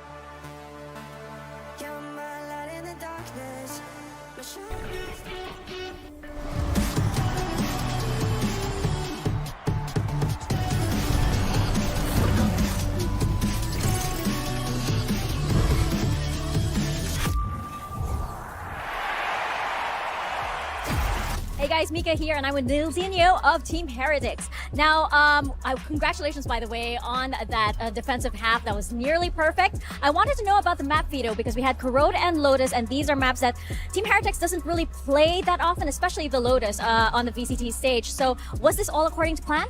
Yeah, pretty much. We had a good map pool coming in through the group stage. We didn't play great in playoffs. We simply just didn't have time to play Corrode. So we really worked hard on it, and yeah, we're confident in every other map in the map pool, especially now the Icebox is gone. So yeah, that was what it was for. We saved it for our champions, and I'm glad we showed it. And the same with Lotus. Like, we've got a lot of prepping on Lotus too, so it's a really good vehicle for us. Well, excited to see what you guys have prepared on Lotus. So good luck, and make sure you flash that jersey loud and proud. I can't believe Nilzinho has a picture of Tom Biz on his jersey. It's crazy. I'm everywhere nowadays. Yeah, you must be really proud of that, Tom. Of course, of course. Welcome back, Doug as well. Any plans to go to Tom's barber? I hope not. I hope not. I'm hoping I'm I'll be honest still with okay. you, Doug. It's not a choice. Yeah, You're just going to wake up one morning. I'm hanging on for dear life. I'm counting the days. I got to get out of esports before it happens. Well, do you know what was a choice? Re-ends without Odin. If we take a look at the HyperX reflex moment of the day, there was a lot of Odin moments, but Doug, honestly, this was just unbelievable. Oh yeah, this takes the cake. I mean, and I love the way they played it from the beginning. You saw Jogmo dies early, and they were hellbent on refusing to let G2 even get into a position to res, and then they think they're finally safe. They can bring their star back into the game, and then re-ends happens. I'll be honest, you picked the wrong half of this duo to come up here and talk about this, because Mitch is the Odin enjoyer, I am the Odin hater, and I do not like that worked that well. I love the Odin. I'm a big fan of that Odin. But we saw a lot of Odins, obviously, on this map. It just feels like the thing that everybody wants to see. But also, we wanted Benji to step it up, and Tom, that's exactly what we got. Oh, he had an incredible map. That's the thing. When this team is in form, a lot of it feels like his Sentinel play is such a pivotal part. You can have aggression elsewhere, you can have these riskier plays, but you need this man to be a safe pair of hands. And what he was doing was just such wonderful repositioning, making all of these fights so favorable to him. But then when you put him in a position to hit the shot, he was landing it. The pathing that he took there on that play, and I mean, you were right. And those are the kind of plays that you'd expect out of someone like Benji Fishy, right? Like when you know you're playing against the likes of G2, you kind of forget about some of their woes in the past, and he stepped up in a huge, I mean, just look at the numbers.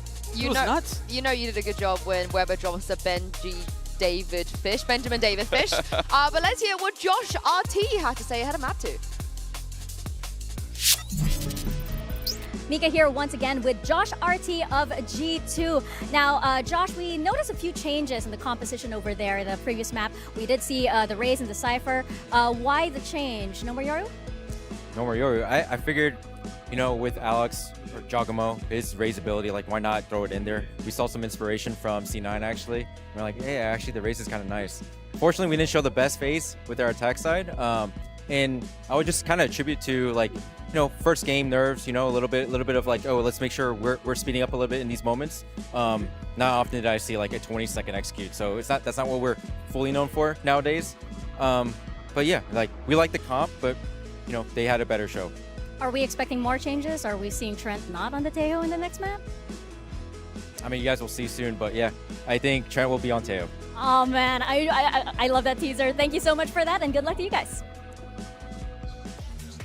Of course, Trent is going to be on Teho on Lotus, and this is where we should not see any uncomfortability from G2, let's be honest. Yeah, I mean, I'm a little concerned with how some of Josh responded to the questions about how their attack side, they aren't necessarily known for burning down the clock, but that when they do historically play a bit slowly, we are going to get Trent insta-locking the Teho. Yeah, but we get Boon Chamber!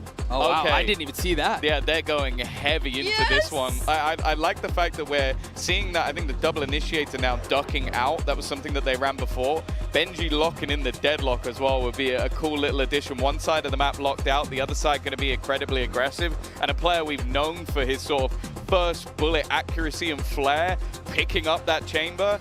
Well, they're definitely bringing fire into the map. Whether it works or not is something completely different. Yeah, to be seen. Honestly, I love Deadlock. Yes, technically a Sentinel, but I think Deadlock feels so much stronger on the attacking side. And so I honestly, I love this comp for Heretics. I love that they're starting on attack. I love that they're going to be pushing G2 on their back foots, or in theory they should, to open up the map. They've got a really nice setup here to be able to close this series out. I think Jogamo has to have a better performance. Has to. And then Leaf, we talked about him at the beginning, prior to the series starting, was fine, but not the Leaf we expected.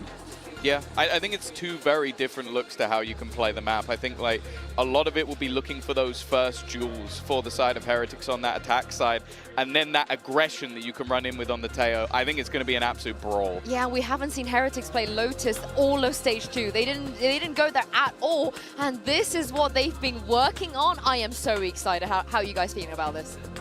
Excitement? They've cooked. I just don't know if it's going to taste good. Like it's one of those ones that feels risky. Like you're very reliant on both Minibu and Wu having good performances. If they do, if it's like the last map, they could absolutely destroy G2. I've very rarely seen a Turkish player falter on Chamber. I am so excited to go into Lotus and send this back to your casters, Uber and Wyatt.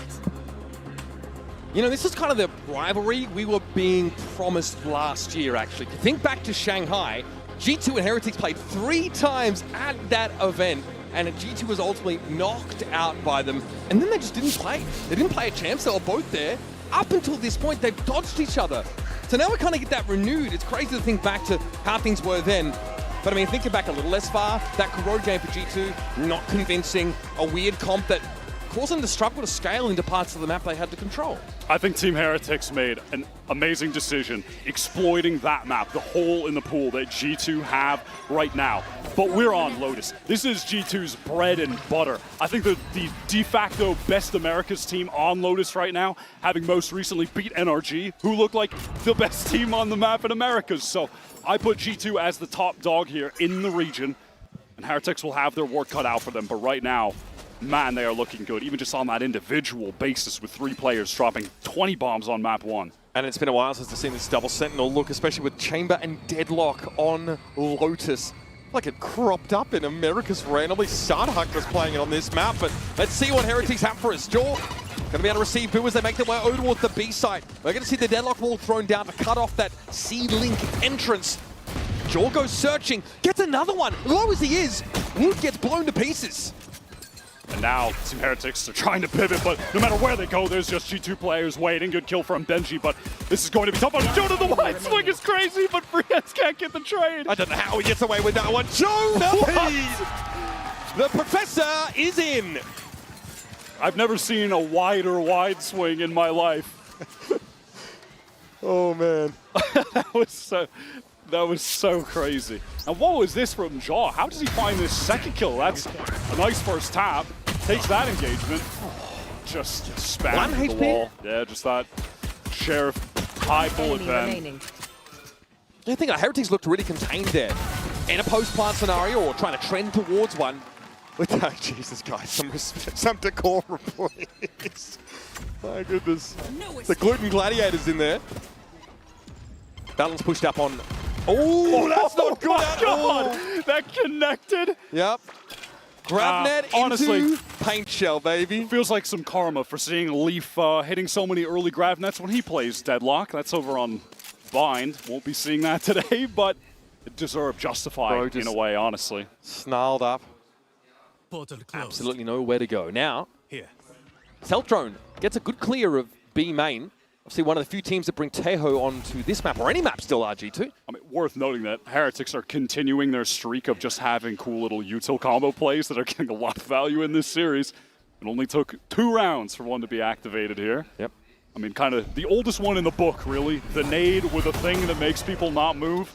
But it works. That is the most circuitous way of saying immobilizing util. Into the side we go. Another grab net here that came back online. Valorant gets back from it and sees just a glimpse of the spike go loose. That's confirmation enough for G2, and now they're going to set up by Waterfall. Sees on Woot inside the smoke and eventually catches a stray one. Has to rendezvous one out of there. Does recover the stinger, wants to throw that over to Miniboo, and in the midst of trying to just be a good teammate, he gets shot for it. How sad is that? Put your body on the line out there. And I won't hear otherwise. This time G2 far more proactive across the map despite the loss of Leaf early in the round. So Valen pushed up, got that mound control. Obviously this is... I can't help myself. That's a little combo. I mean, bro, is going nowhere in a hurry. Oh, you'll find chunks of his ear up in the parapets of Lotus. There's a you Guardian. got COVID, bro. They didn't take C, guys. There was 3 C, but nothing C. That really call, good. pretty important. Get some easy kills afterwards, clean them up. But hey, Heretics, I'll be content with that. Spike down, 1 kill. And also, definitely instills a little bit of fear about playing in C main early, I'll tell you that. But now they've got the full buy going. Still with that outlaw. Leaf, witness protection program. He's moved. He's in a different postcode. Hit Valen, he teleports immediately. He TP'd right away, as does Woot when he's getting pressured. Stunned up by that special delivery. Able to rendezvous out of trouble, and G2 have maintained this foothold here, forward on Rubble. They're going to want to fight for it, and Woot had best have his wits about him. And he just wants to make sure he's looking in the right direction. Valen going to have to deal with everyone from Heretics coming through main. He's ready for it. Smoke down, but replaced by a poison orb. Those players are so weak, in serious danger of just getting one shot by the Guardian to the body, and John once more. Yeah, here's that late ramp coming through as well. Heretics are going to be pretty short on options. Jorgamo's been dealt with. B main, though, not the safe passage the Heretics might be hoping. They're going to go for this now. Hordes will eat Valen's crosshair placement for breakfast. Wow, and Leaf spotted out, so they know there's a player with a Bucky and Waterfall. Leaf won't have an opportunity to get a better weapon. Team Heretics can absolutely still win this if they play at range. It's stingers, it's a shotgun. There's a lot of angles to watch for, and they don't know the status of Halls, Heretics. Now, though, G2 showing themselves in Waterfall. Guided Salvo to try and clear the side, but Woot is obviously sat up on that box. Ready to give this space up, shouldn't be required as Leaf. Some early information, maybe a triple swing coming out, and here comes an avalanche of G2 players to get themselves their third. Man, Leaf ends up doing a great job there, just baiting himself for his teammates to be able to swing. That was really well done. Prior to that, some good anchoring from Valen. Jaw gets right into backside to support. Some pep in their step a little bit after a bit of a crushing end to Corrode. It was really nothing crazy. It's just the G2 players killing them at the choke, denying them on that entry. And a little thing, but that stealth drone for Trent gets so far down through B main. Notice that like Woot was constantly looking back. They didn't have any coverage of that part of the map, and he was never truly looking secure in that A lobby area. Some shards here for Heretics, but opportunity for G2 to extend the lead, extend the economy. Of course, they've got the Odin online. Last time they played Lotus, they were running 2 Odins on defense just to spite NRG. They might spring out and fight here. Guided Salvo used already just to slow that Rubble push down. Jonah hit with a Paranoia. Miniboo is hot on his heels. The Prowler doesn't slow him down for a second. He gets his crosshairs set, but re-enters the second wave, then steps up with the Sheriff. Jordo wants to fight out in the open. He's down for it. Flash through the wall to follow up the clone might be the play, but G2 have a good opportunity to slow the game down. Boo revealed as that screen comes down. And with the last one to step up with nothing but the big iron. Trent will give him the flick. Could have slowed it down, but no desires. They have the entire team there, and they are just ready to pop out on those low HP, low weapon Team Heretics players. I do want to say, it's of note that on this map specifically, G2, their defensive win rate, 62%, and attack, it's at 47%. They win this map all the time, and it comes down to their defense. They still are below 50% on attack, despite winning this map constantly.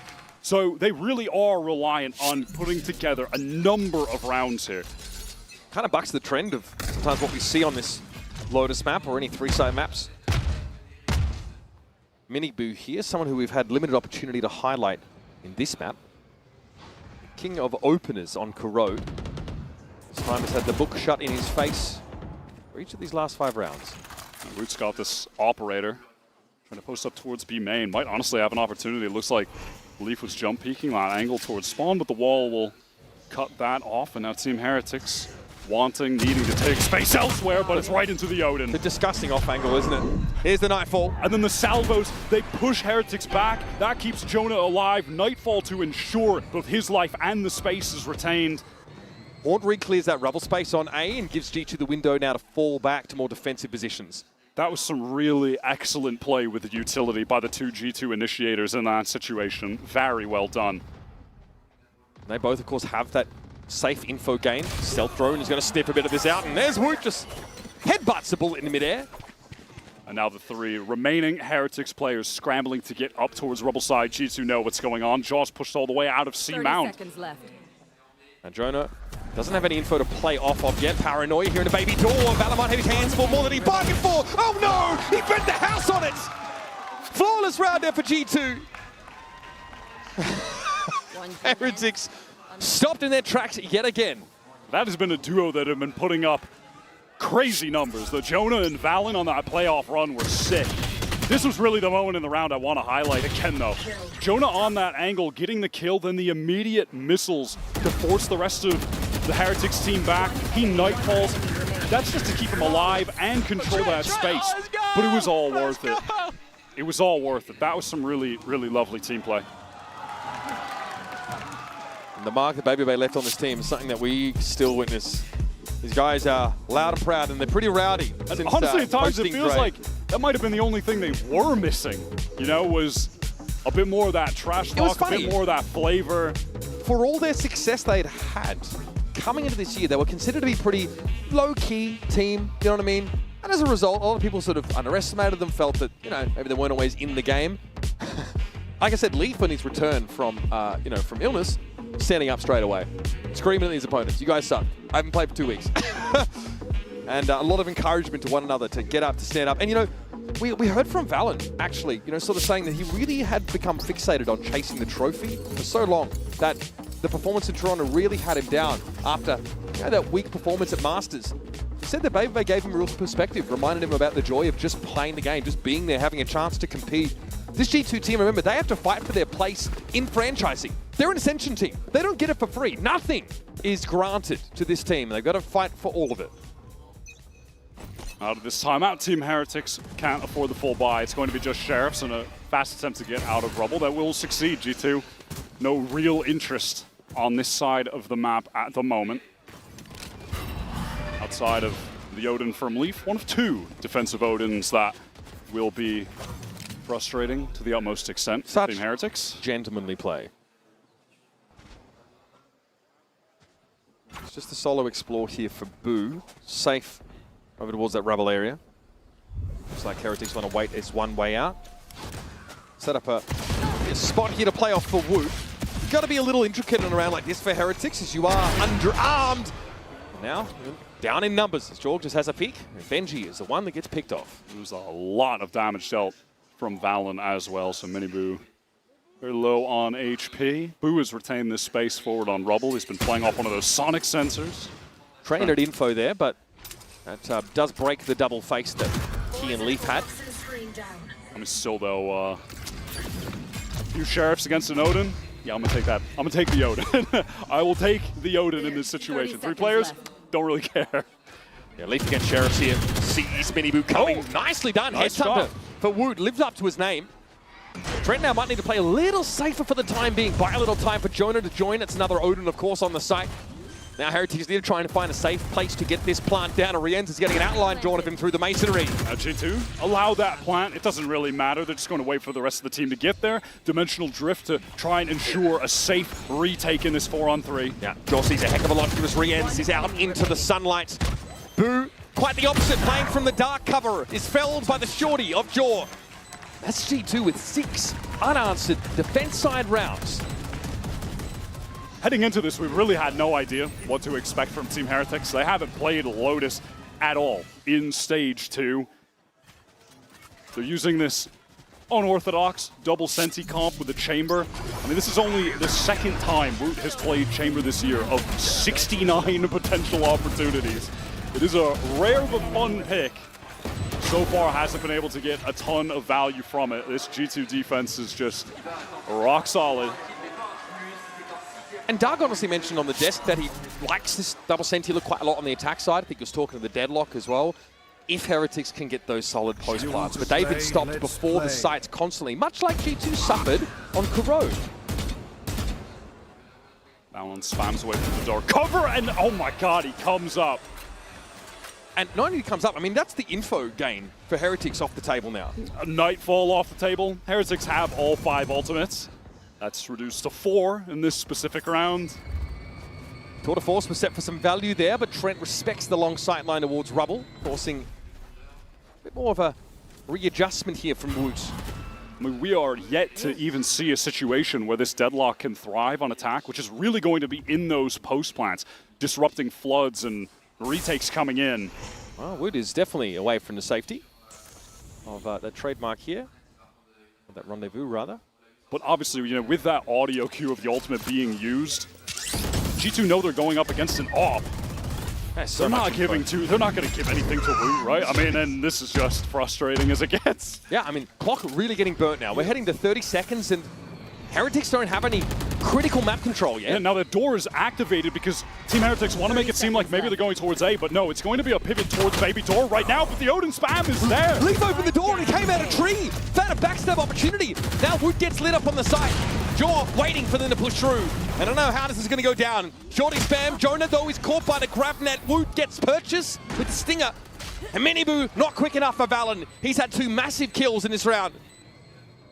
Now the post plant, all well and good, but ideally you have an even number of players. I mean, Benji has the annihilation. Will there even be a moment for it? I mean, perhaps if he can kill Leaf. Yeah, Tour de Force here, active. Woot finds Valen, annihilation, didn't catch. Leaf's going to take the fight up close, but Benji wins it out, and it's all on Trent. Quick step, sidestep, gets him out and gets the kill against Woot. Stunned up briefly, and time is anything but on his side. Benji comes around, what a cleanup, and Heretics have arrived on Lotus. Perfect timing for the swing from Benji. Beautiful shots from Woot. Finally puts his stamp on this game individually. Gets into the mix as soon as he gets that ultimate. Wow, look at that aggressive play onto Jaw and then immediately repositions New Valen, who's coming somewhere from that C side, given he had killed Miniboo prior. This is G2 having to fight a retake against the double senti of Heretics. But it's less about the util that favors them there. Woot just has a stinger and a Tour de Force to work with. And I'm just wondering how many rounds might it take for Heretics on this half when they swap to defense, where G2 are less favored on attack. They're worse half by the numbers. They're a pretty fair margin. Their rubble fight's pretty good with this comp, though, in fairness. That A side of the map, you can be proactive on defense around the grav net. Now Woot has picked up this operator after finding success with the ult, and again just controlling towards A. That hits in towards C. Valen under a lot of danger, just needs to escape. Miniboo could only speculate with the showstopper there, was hit with the paranoia in the way in, and now a Nightfall. Valen the only player caught by that. Jonah forces Woot off the line with the Prowler. And now he can hold it, get into tree once more with the Odin, with the actions here at C. Team Heretics can't really take much more space though. They've already committed both of their ultimates just to getting the spike down. No waterfall control, no hulls control, and G2 have an Armageddon for this retake. And that barrier comes down pretty quickly. Armageddon now threatens the back of the C side, so Heretics now got to commit to that higher ground themselves. Trent wants to get in, the grab net is a big problem, and then Heretics are ready to fight in the side. That is premium anchoring from the EMEA squad. They play to the 1 out. And they win out all of those duels. Their out was fight. It was step in front of that Armageddon. If they scrambled, if they tried to run, it would have been over. G2 would have gotten in with ease. Well, they play right at the choke point. Well, their out happens to be their MO, Wyatt. Couldn't have asked for a better convergence there of ideas. Wow, and despite G2 being up 6-0, look at the state of their money. They're into this round with a hero rifle, a judge, and a guardian. This is what seems like a big commitment to Mound, but of course everybody has get out of jail free. Oh my god. Sick reaction to be able to 1v1 the judge, close range. Leaf doesn't even get a shot off. The judge player so favored in that spot, Wyatt. Jaw forced to teleport away with that pressure coming as well, so Team Heretics making a hell of a lot of noise. Just rocking the store. for the most part, playing off the action. VALORANT is so low. Can't afford to expose himself. He would like to just slow the game down if possible. And after 40 seconds of straight audio, Team Heretics have cut noise. They're rotating towards the safe side. They wait out for Boo to actually break that stealth drone. It's just Trent, playing towards A, and no longer. Yeah, he was pinged out there. Woot's able just to post up on the line and quickly take him down. Might have been on a jump across even that he gets that shot. Horn has to be cleared, so that will show Jonah P here in this corner. Yeah, would hate to be him in this situation. Okay. Guardian doesn't quite have the flexibility to get him out of that one. A little unnecessary to do it that way. Style point awarded though for sure. Plus 20. And now Woot can wait for this push up from Pids. It's VALORANT. It's not being a trade as Boo is down, but he's done his duty well and truly. Now that Woot has the off, he's coming to life in this game on attack. Controlling the map, cutting off rotates. Making it hard for Trent to get that passive, safe info on the A side. What a kill find here, though. Oh, I mean, look at that from Leaf's point of view. And yeah, he does catch Trent on that jump cross. I mean, the first satchel wasn't even ideal, but maybe that made it even better, honestly. Yeah. That the jump made no sense. The Guardian's definitely not built for that. No, not ideal in the 1v4 you're getting satcheled at. Okay, Heretics, they are halfway to making up this total, but they're going to be seized off the rip, so slowed right on down. Allows Deep 2 now a chance to send a Paranoid in to further disrupt them. G2 did not fight heavily over this space. It's just spam through from Jonah. Man, that sounded more dangerous than it ended up being from the point of view of those Heretics players. Yeah, just Woot there with a smattering of damage. Boo as well. They can shrug that off though and get back to business. So far, I was going to say, Boo does have this ultimate to teleport into the site, gain some information, and off that distraction, Team Heretics can press forward a bit. Maybe a B pivot here? With how they set that Sonic sensor up, that's looking more and more likely. It's only tough because they have no B main control, which is being exploited by Jaw. He's pushed all the way behind them with the AWP. He's going to go for it anyway, by the looks of things. Okay, Trademark to stop a backstab on them. You can see how worried Boo was. He was jump spotting that angle, and Jaw heard him run away, so he's pushing up. Heretics are being flanked by an AWPing Yoru at the moment. Valentine on the site, Jonah not able to really stop them. It's only Woot out of the mix, but Trent from upper gets the job done. It's dirty work, but someone's going to do it. Playing in the site. Spike recovered by Riens, making his way forward. It's Boo sat back inside tree. And G2 have a chance now to contain this Heretics squad. They do have that paranoia to play off of. It's in the hands of Boo. Maybe that can be the tool to victory, but Jaw's been on this flank for a while. Riens is ready. He's too good. Riens, sharp as attack, but Leaf flutters by. And that 3-round streak of Heretics is put to bed. Jaw just got so much map control alone on that round by being pushed all the way out B. Team Heretics were surrounded this entire time that they were maneuvering towards A. To those 20-30 seconds before planting. Trent right here, this was the perfect moment. Throws down those missiles. Players forced into the open. 2-piece was lovely. Could always trust Trent to have a good game when he's on Mateo. Yeah, I mean, obviously someone who abused it extensively for G2 during his heyday, and even after those changes, still found ways. One of the only teams in the world that still play it. Couple of maps where it pops up. Example of how those guided salvos can really be utilized. Boo gets chomped on here, forced to TP away from rubble. And he does throw an early smoke over towards B heaven, so that definitely implies Heretics have ideas of getting into this B side, especially with the wall going down and Leaf exposed, isolated in the site. He felt like he had to play ahead of that smoke, so puts himself in an odd off angle. Trent's just trying to go to work on the wall here, but this is the true post plant. I was hoping Trent could have helped, but can't when that wall is thrown down. Now Jaw trying to work his way into Blue Room, does have a teammate in Jonah. Setting up the gate crash. Oh, nice use of the clone there. Does trip the Sonic sensor. Should be able to get into Baby Door now, but Jorg is taken down by Miniboo. It's now up to Jonah. Has to flick with the Odin, and it's just not going to happen. Benji gets into that off angle, and VALORANT blinded up by Boo. Now Heretics starting to make this one interesting. Trent is going to have to get off this one. And that was pretty simple, right? That early smoke you mentioned by Boo to up, and it forces Leaf forward. Puts himself in a little bit more of an exploitable position. And then all of that util dumped towards B main. The wall, I believe there was a nade as well. So Trent, he's forced back towards that waterfall side. The Leaf is immediately overwhelmed. Doesn't even have the ability to get one. Trent doesn't have the ability to save. And that's how you're always conditioned against these double senti comps on the attack side. You do not want to have to give that space up and try and flood into a side canvas with their util. Yeah, it's that nade, that wall. Leaf caught alone. Benjifish does a great job there adjusting to an off angle after being tucked in the corner right as Jonah's going in. And now for this final round, the Nightfall is in play for Heretics. One away from the showstopper. It's a low buy for G2. They're on the cusp of a couple ults. They could make this happen. Oh, Wood caught out. Valen just, I don't know, hides out of sight there, but it's not exactly a rare spot to play from. Just teleported up, I think, like right as the haunt was pinged, basically, and Woot was confident to continue holding that angle. Too confident. He's punished. But Miniboo does recover that orb, so they have the Showstopper and the Nightfall to activate a site exec with. Yeah, but it's a gate crash here for Jorgamo to get out, and he hears this Showstopper coming. He's caught! Couldn't get away. That's nuts. All right, here comes the wall. So Heretics with that deadlock util setting up now. Last time we saw G2 try and flood in here, they got absolutely battered.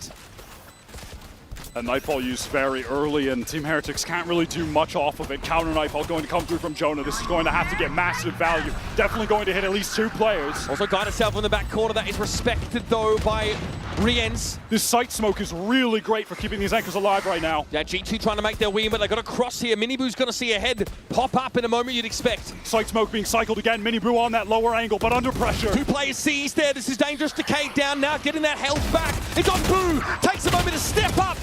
And Trent eventually falls, but it's labored now. 2 versus 2. Link trying to get out through the smoke, and Riens gets a good account of himself, but Valen not ready for the swing. Riens again gives Heretics the edge they need, and it's a more than respectable half for them. 7-5. That was 6-0 at a time for G2. And Heretics run back 5. Chargers couldn't get out in time. He was too quick. And this post-plant setup was excellent. The way that Boo was controlling the site by cycling those star covers, you could see the safety that it provided for the other Team Heretics players to retain control towards Bend, to fight when G2 were flooding back in. Beautifully handled. Let's go! Let's go! And the energy is absolutely back for this Heretics squad. Strong showing on this next half. But put them out of this game at a 2-0. While we wait for that second half, let's hear from some special guests in the audience. Et avoir la chance d'être soutenu par ses parents, c'est une chance. Et justement, c'est le cas pour Trent. Ici, I'm so glad to welcome you both, Nicole and Jason, Trent's parents here in Paris. So first of all, welcome to France. It's a pleasure to have you here.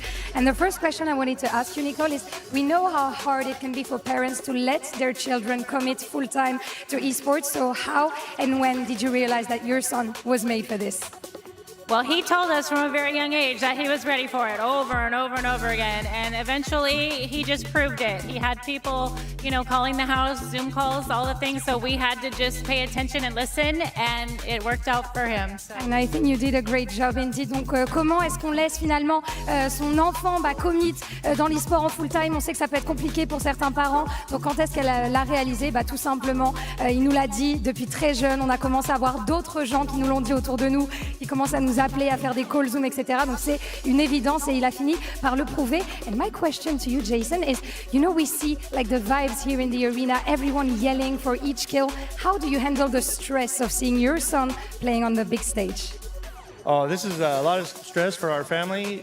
Trent handles it very well, but we struggle with it. I'm just really proud to be Trent's dad. And we can definitely see that. Donc comment est-ce que tu gères le stress de voir ton fils jouer sur cette arena avec tout le monde qui crie à chaque kill? Et tout simplement, je ne la gère pas. Mon fils le fait très bien, mais moi, pas vraiment. So thank you very much. C'est merci. C'est très beau de voir ce soutien. And we're gonna see if Trent manages to get the win on this map too. Blistering start for G2 on the defense side, White. They get out to a 6-0 lead.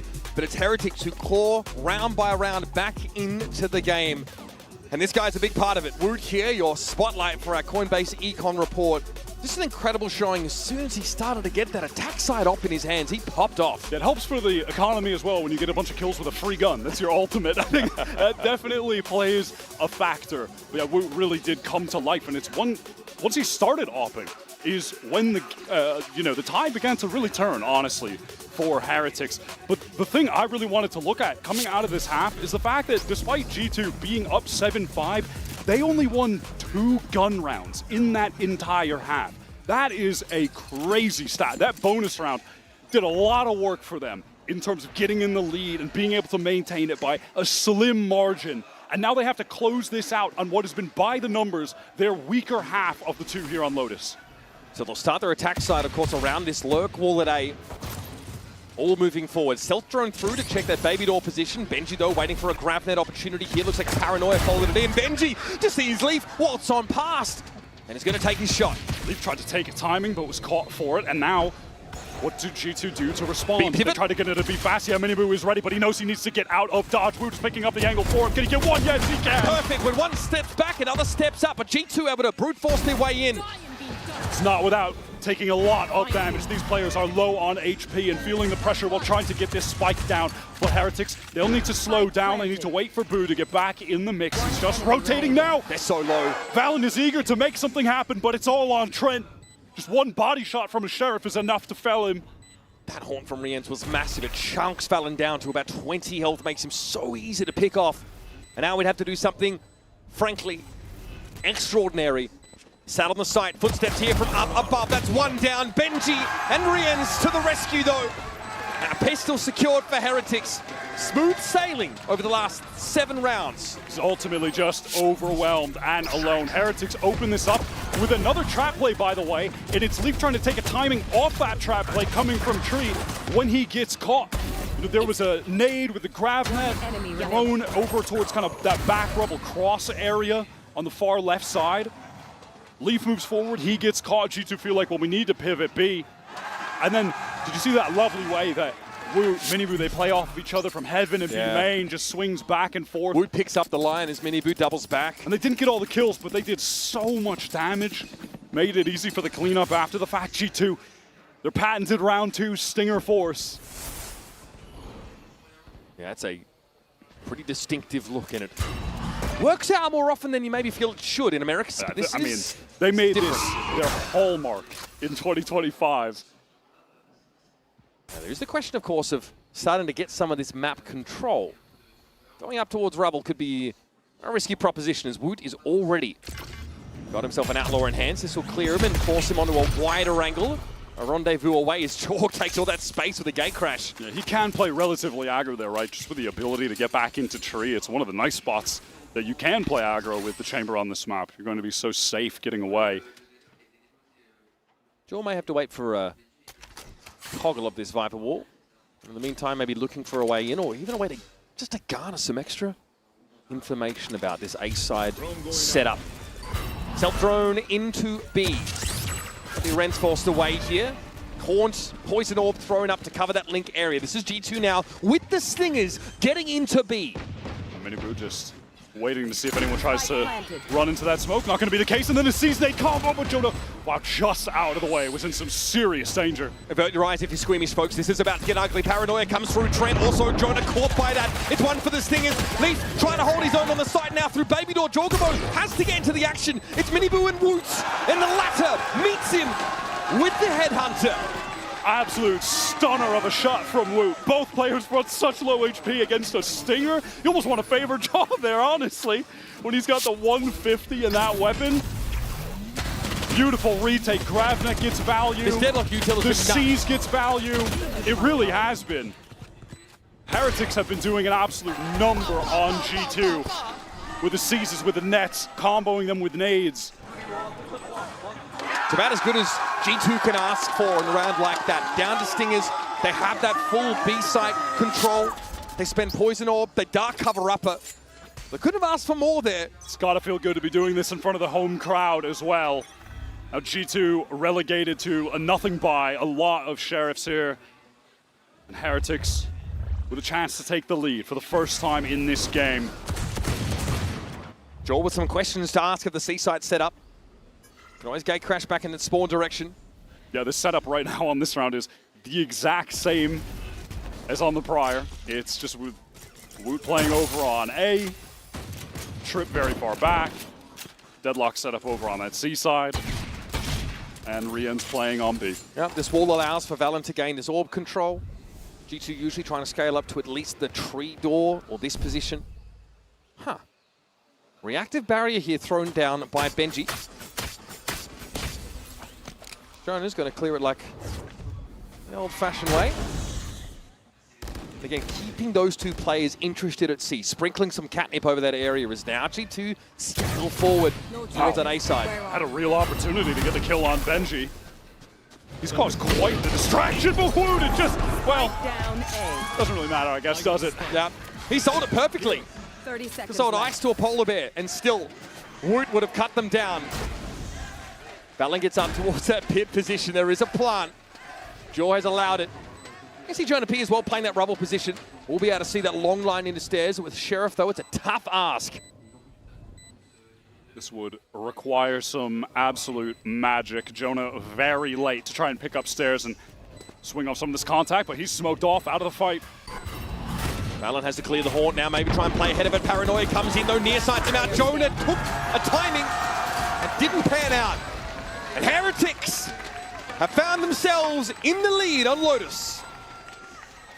It was a long journey to get here, and one that at a time didn't seem like was ever going to happen. Didn't seem possible when G2 were up 6-0 to start the game. But they have arrived. Luke topping the board, slow start on map 1, but he has bounced back on Lotus, G2's pick. So once he started picking up that operator, and speaking of, in this round, he's got the tour de force. Likely going to just pop that. He's playing with the Stinger right now. I love a good acrostic poem. And on account of that second round force, it's taken up until now for G2 to have an actual buy with rifles. The attack sign continues to look questionable. Just another util combo. Jonah, he didn't have the ability to TP out.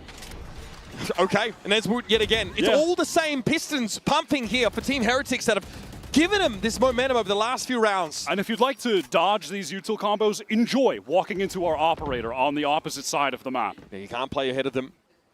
Lucky for Valen, he could sort of TP out. Jaw much the same, but Jonah did not have such an option. Damned if you do, damned if you don't. Util combos on one side, tour de force on the other. And Wood is the kind of player who will just repost and get ready to fight again. Cover going out. Smoke's being cycled to control A main for Team man. Heretics. Yeah, buddy. Oh, that timing, and Jaw just making noise, and he's just caught. He just has no idea. And just, you know, that's around where Boo pops up, reads his head, crucial kill, falls back into that passive gameplay. Look at how quickly Team Heretics are already getting right on this C site to help Rians. Now Rians is just clear of that, but Trent's able to run him down. Traded out instantly though now as Boo sat up in this corner again. This guy, he's always in a corner, never to expect him. And he pops out like a spectre to claim the round. A round where Heretics just do everything right.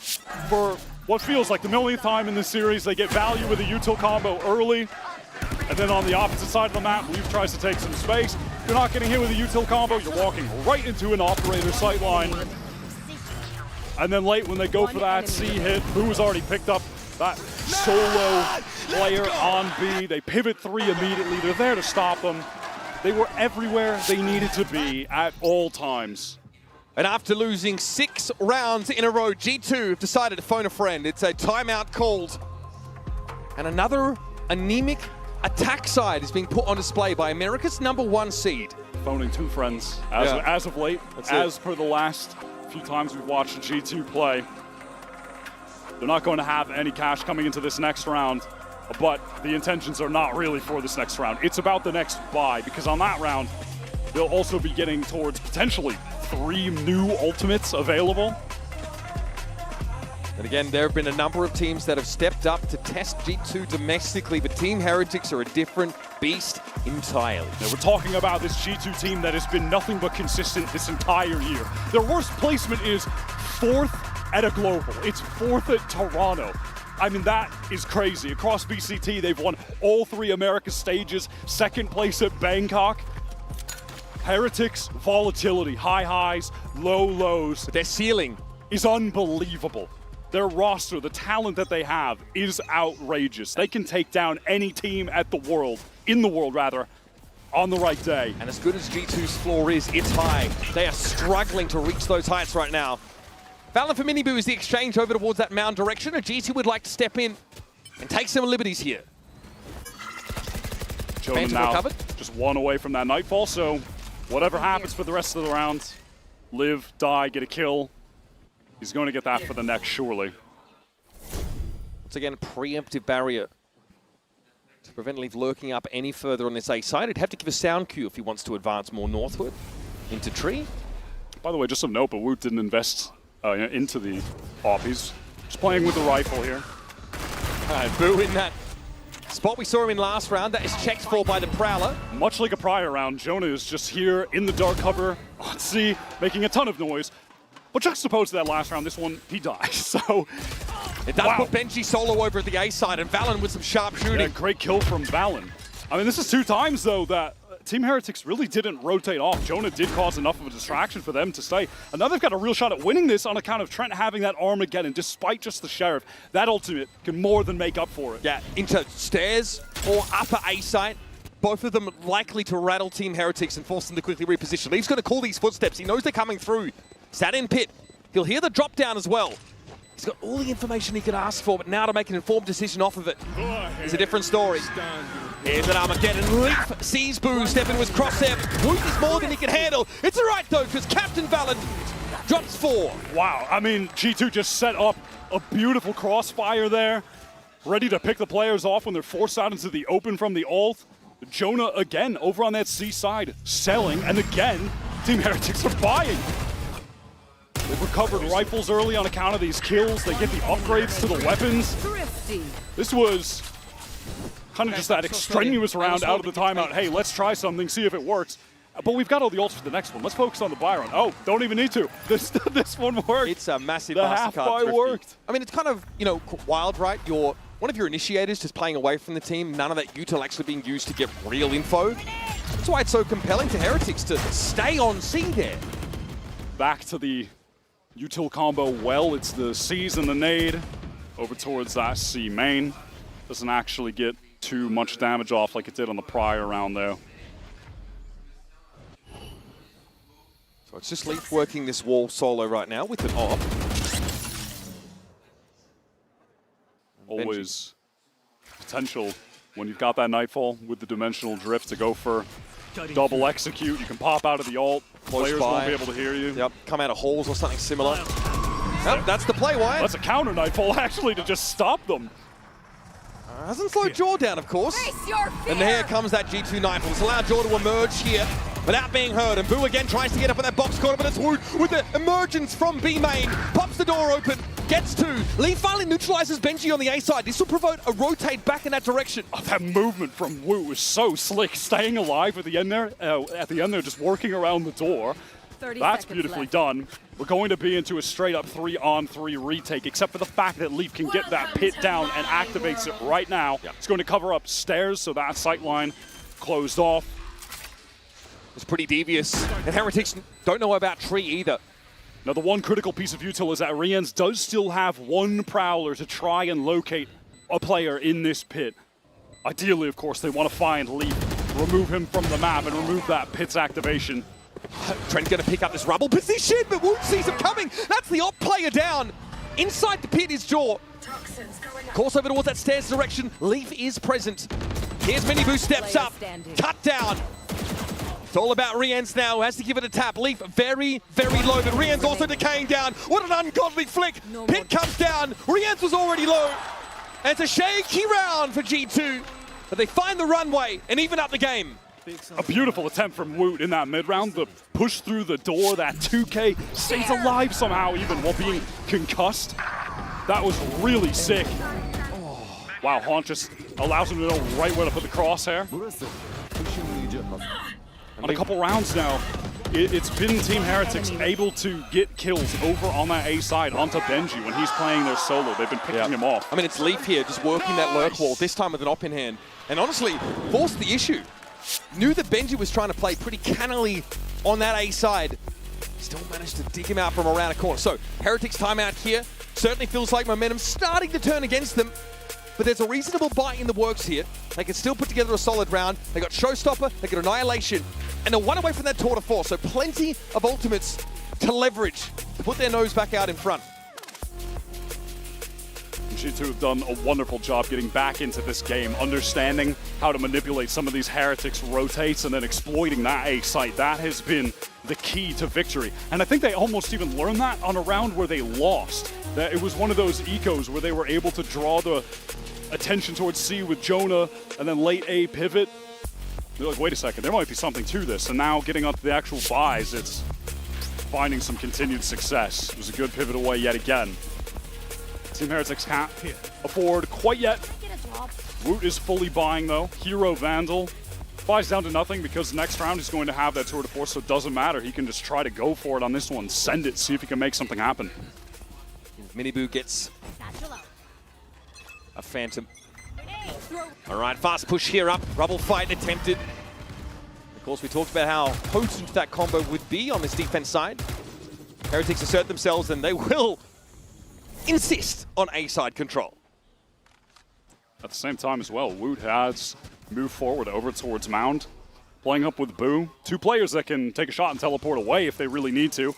Not if they get hit by Self Throne though, and don't have abilities. Really similar to the Yoru double duelist comms where you take both extremities and use the Yoru just to gate crash away from Mound. Same idea. Jonah P that was extracted from A. Yeah, I think that was just random spam. He was sending out some util through the smoke, trying to draw some attention as the rest of the team work towards B. Rion's very well timed C, so he can escape, and then Woot opens the door. With the weapon as well, he's got the Vandal, and it strikes true. Here. I think he saw the indicator from the headshot through the box, so he kept spamming. Benji now on the proper angle, he sees the barrel. Oh, he's just gonna capture Joel, that's devious. There's no escape. Trent might try and break this cocoon up and realizes now the showstopper pop from Miniboo. There is no way forward. Oh, come on, man, that is ridiculous.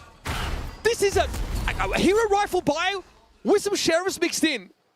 And the perfect use of those ultimates now. Heretics can lean back and lean into this round. And Woot has just been chilling over at Mound. No reason to leave. Can teleport away whenever. Valen They're gonna get all the guns for this. Oh my god. Getting the most with the least are Heretics. And Woot never had to give up that Mound position, but does over push into Trent. Realizing now the spend might be worthwhile to get another gun out. Rien's the next to step up. Trent does not want to deal with the bioengineered Valorant menace. I mean, what has gone on there? So I think Jonah, maybe he was sending out the Prowler or just through a Haunt, something along those lines. So he gets spammed down by Miniboo. Yeah, he does send the Prowler, just spam headshot, cool.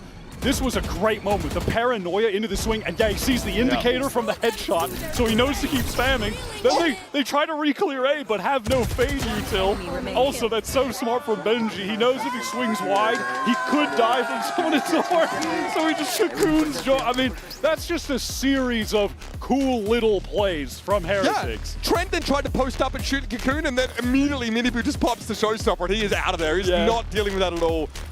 Honestly, a bizarre round, but very cool. And that really has just been, for me, a trademark of Heretics today. Just a bunch of cool little util plays. They're happening constantly. G2 are just getting hit with these little maneuvers, and typically it's only maybe just two pieces being used.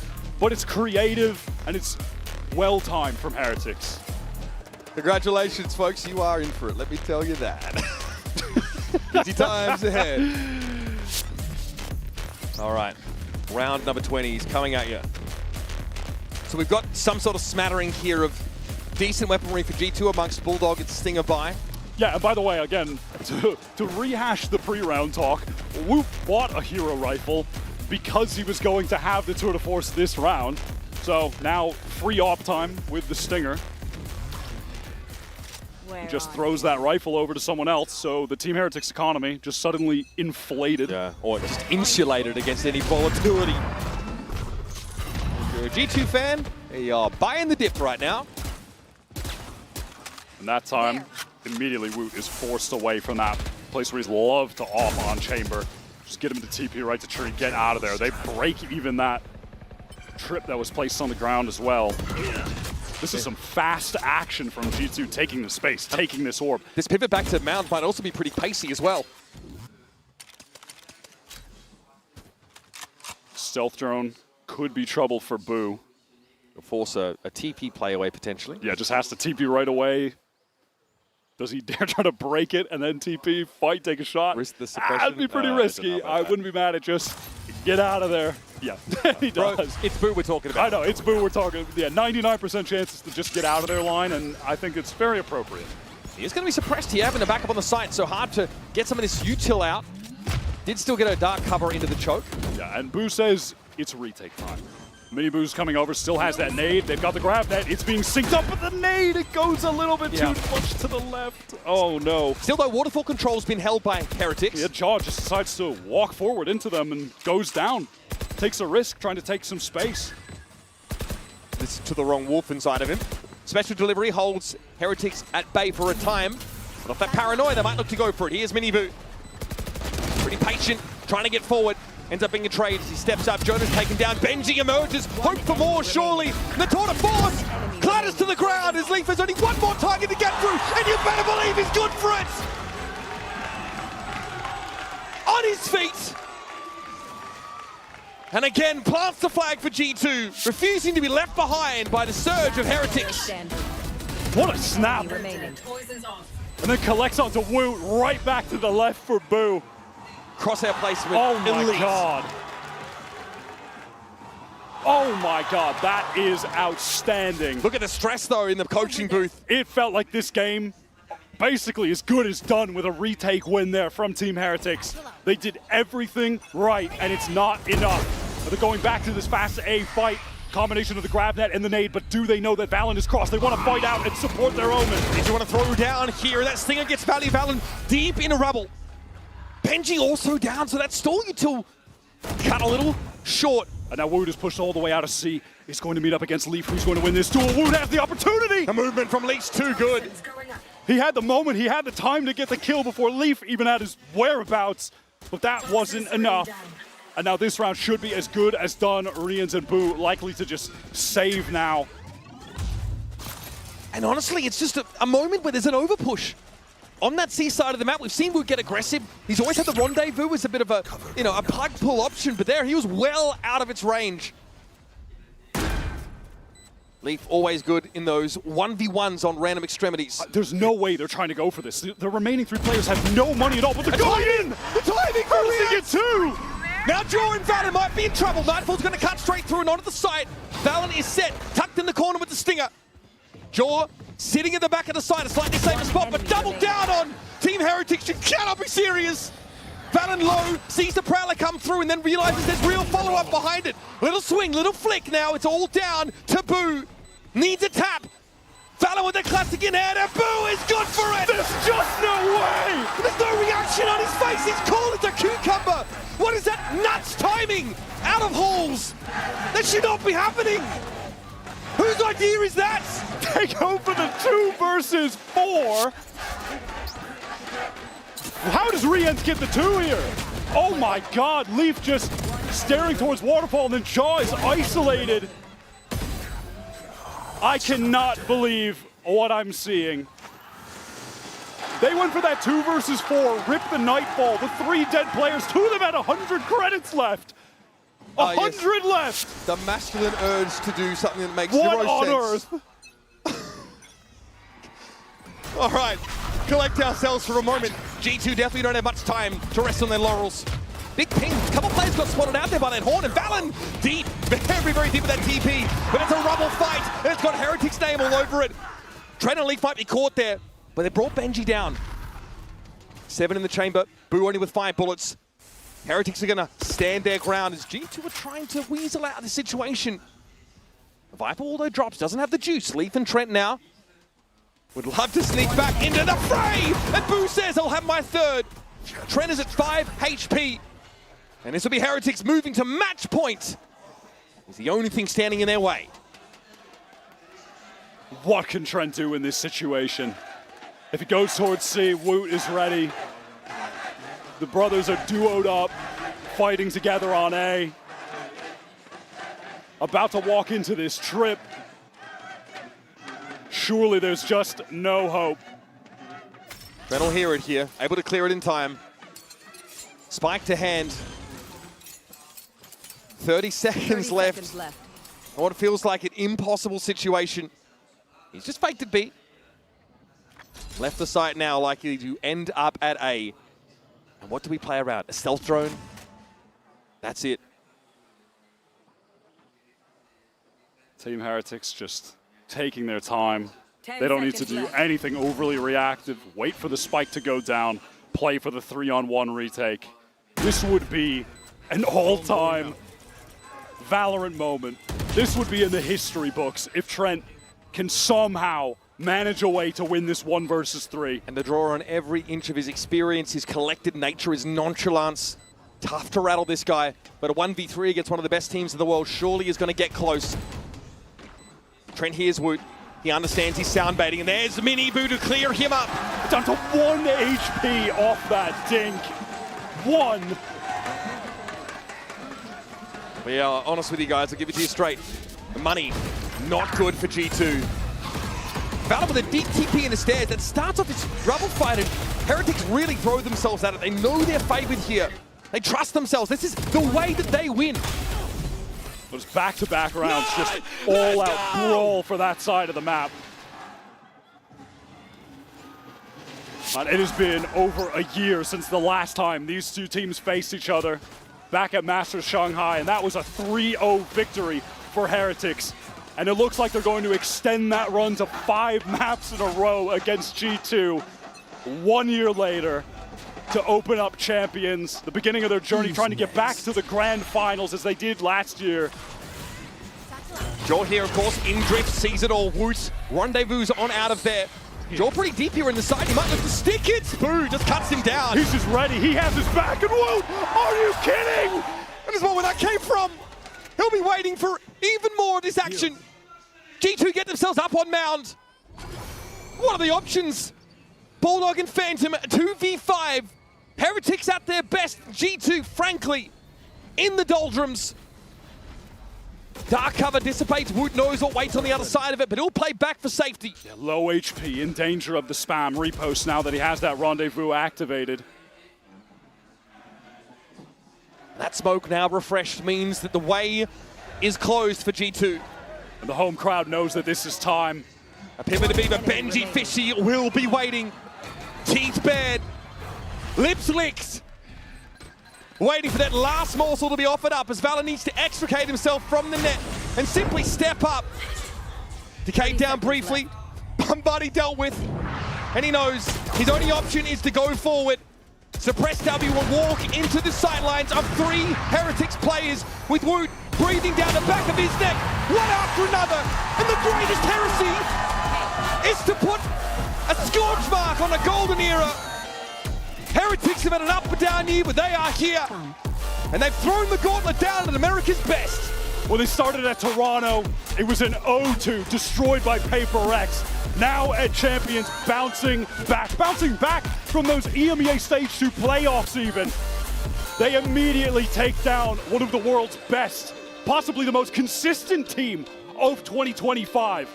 I mean, it feels absolutely mental that either of these teams are destined to be sent down to the lower bracket, but after 1 game of play here at Champions.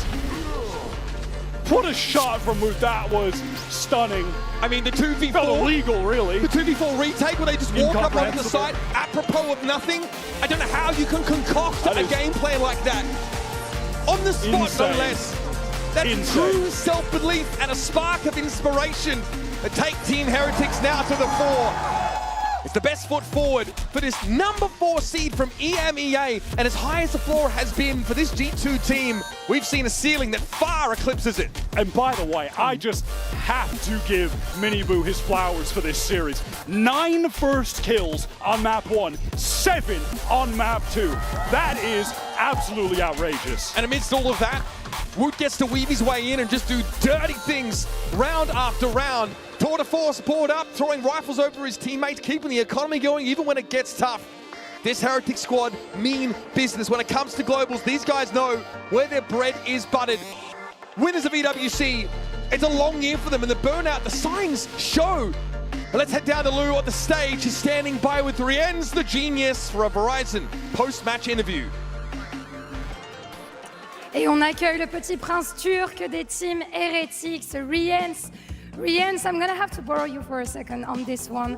Everyone is calling this an upset. Congratulations, first of all, on taking down G2, but it didn't seem like an upset from your point of view. So I want to know what happened during those 2 weeks for you guys to be so back. I think we had talks again with the team, you know, we needed our confidence back because we didn't play good in playoffs. And I believe like this game also gonna give us a lot more confidence. I think G2 is a great team, I'm not gonna lie. I respect them, they're like really strong. And like beating them in that way like made us so happy. And I believe it's gonna give us even more confidence. For sure, indeed. Du coup, Riens, qu'est-ce qui s'est passé? On le sait, ça a été compliqué les dernières semaines en EMEA. Qu'est-ce qui s'est passé dans ces 2 semaines pour que vous soyez tellement à ce point de retour? Et bah tout simplement, on a eu les team talks qu'il fallait, on a discuté autant qu'il fallait, on s'est remis en question et je pense que cette game, elle nous donne énormément de confiance parce que G2, je les respecte beaucoup et ils sont excellents. And on a personal level, you know, when we think about consistency, I think you're one of the names that comes up on top. So I want to know, how do you do this magic every time? Is it about experience? Is it about preparation? How do you come so consistent in every match? I think like personally, I just grind the game a lot, you know. I play like non-stop, like a lot of ranked and stuff. And lately I also like changed my whole life routine to become even better, you know. So yeah, I think that's the secret, just grind the game. And I think it helps. Also, I want to just thank to my teammates. I think we're like, if they were not my teammates, I wouldn't be that consistent, you know. So they helped me. Always beautiful words from you, and as for your teammates, of course. Et du coup, du côté de Riens, et bah, comment ça se passe pour être constant individuellement, comme à chaque fois? Et bah, tout simplement, je grind le jeu nuit et jour, la ranked, le deathmatch. Et c'est aussi grâce à mes coéquipiers que je m'en sors comme ça, parce que sans eux, je ne serais pas aussi constant. And you said you were respecting G2. They're an insane team. But do you think that DRG can beat them in loser bracket? Like, who do you see winning? I mean, obviously, I believe G2 gonna win, but there is Demon1, you know, maybe he will pop off, like drop 80 in 3 maps, who knows? So, yeah, I think G2 gonna win, but this is Valorant, you know, like you cannot expect anything to be like 100%. So. Yeah, everything is so unpredictable indeed. Et du coup, DRG vont affronter G2 dans le loser bracket. Est-ce que tu crois que DRG peuvent créer l'upset? Je pense quand même que G2 vont gagner. Mais attention à Demon1 qui peut nous sortir forcément des maps de fou. Donc, de ne pas les sous-estimer. Thank you very much, Ines Teşekkürler. Congratulations again for the win. That's it for us on stage for today. Let's toss it back to the analyst desk to wrap up the day. See you tomorrow. What a series that was. I wanted 3. I wanted 3. To be honest with you, I thought it was going to go 3-2 up until, I mean, Wyatt called it on the desk or on the cast, to be honest. We hit halftime. They said he's going to have to close it out on their statistically weaker map, and the son of a gun was right. The reason that you're only seeing Doug and I right now is because Benji the Fish will be joining us soon, so we can talk to him a little bit as well. What a performance from him and Heretics today. Yeah, we also threw Tom in the bin, and so... Yeah, about time. Yeah, I can't believe he survived that long, genuinely. Good on him to make it as long as he did. But I'm proud of him, as I am proud of Team Heretics. Yeah, and, you know, as you were mentioning, Benji will join us here in a bit, but holy smokes, what a top-to-bottom performance. I think the cohesion on the team was on full display the entire time, and I think that was the massive difference maker at the end. And we're not talking about them having cohesion up against a team that is maybe built by superstars that don't have cohesion. We're talking about one of the longest tenured teams in Valorant. Yeah, definitely the core. For sure. Yeah, I mean, and to still be able to out-cohesion, I don't think it's the right word, out-cohese them, I don't know, we'll work on it. Say whatever you want, Doug. Do you know what's scaring me now, though, is because, as you know, DRG, XLG, whoever makes the furthest in this tournament will get to stay in VCT. Right. The other has to play Ascension. Right. So XLG have to play Sen. Right. And DRG have to play G2. Yeah. And if they both get eliminated, then it is XLG that will stay. So this is just the most gnarly lower bracket we're gonna get, right? Yeah, I mean, and you touched on it too. We're talking about G2 against Demon1. Yeah. Right? Like, even that storyline is absolutely insane. Join us, please. Benji the Fish, please put your headset on if you can. I don't know where they are. Doug should be able to help you. And move the mic down if you got it. Yes, beautiful. Is that good? Okay, perfect. Hi guys. First of What's all, up? Benjamin David Fish. That's so me. we heard Weber sort of, say it with his chest a couple of times. So when is an appropriate time to call you Benji Fishy, and when can we whip out the Benjamin David Fish? Oh, okay, Benjamin. it never gets used. Unless, like, the coaches want to troll me a little bit, they'll call me Benjamin. They also have, like, a nickname for me, BDF. Like, my full name is Benjamin David Fish. Yeah. So they nickname me to BDF. So sometimes... When does that come out? What do you mean? How do they say it? Or like when do they? Yeah, Oh, when when? does it come If out? I like have a sick round, I've seen Neil Charney BDF. Oh, yeah, I like exactly. that. But I in like general, just call me Benji. You know, I'm pretty chill. Yeah. Do they ever go full name when they're mad at you? No, not exactly. My mum used to do that sometimes, but yeah, no, not my coaches. Weber did today when you pulled off a sick round Really? on a Corrode. He did that. That's Benjamin David. Yeah. Also, I'm glad you said the chant. So, okay, Oh, Doug gosh. is really annoyed with me, but I was really, really confident that if I pitched this to you, you would actually like it. Okay. So how do you feel? Because I know a lot of your mates come to these tournaments. I Yes. assume they're coming playoffs, you know, Yes. and beyond. And they're rowdy. You know, Yes, they got they the are. beers in their hand. They are rowdy. Typical English. Yeah, so how would they feel, you think, if I joined them and we did Benji Fishy to the tune of Yaya Toure? They would absolutely love that. Thank They you. would absolutely love that. Would you like that? I would love that. And my friends would be like so happy. I'm not gonna lie. Okay, I told you. I told you. Look, it's a great idea. I love the idea. The problem here, the little part of the equation that you're missing is I had to listen to it for about Benji, 2 hours, bro. Benji, But, I mean, my friends do this anyway. Fishy. I did do that for 2 hours. At 2 Nice. hours. Yeah. I did. And speaking of your fans, your friends and your family, Charles, your brother, Charles. tweeted while you were playing. Oh yeah, what did he I don't tweet? know That if was you've quite a seen good this tweet. yet. No, he's He been a bit said- busy. Yeah, genuinely nothing makes me prouder than seeing him chat Shit. on stage. First of all, for the people that don't know Charles, he likes to chat some.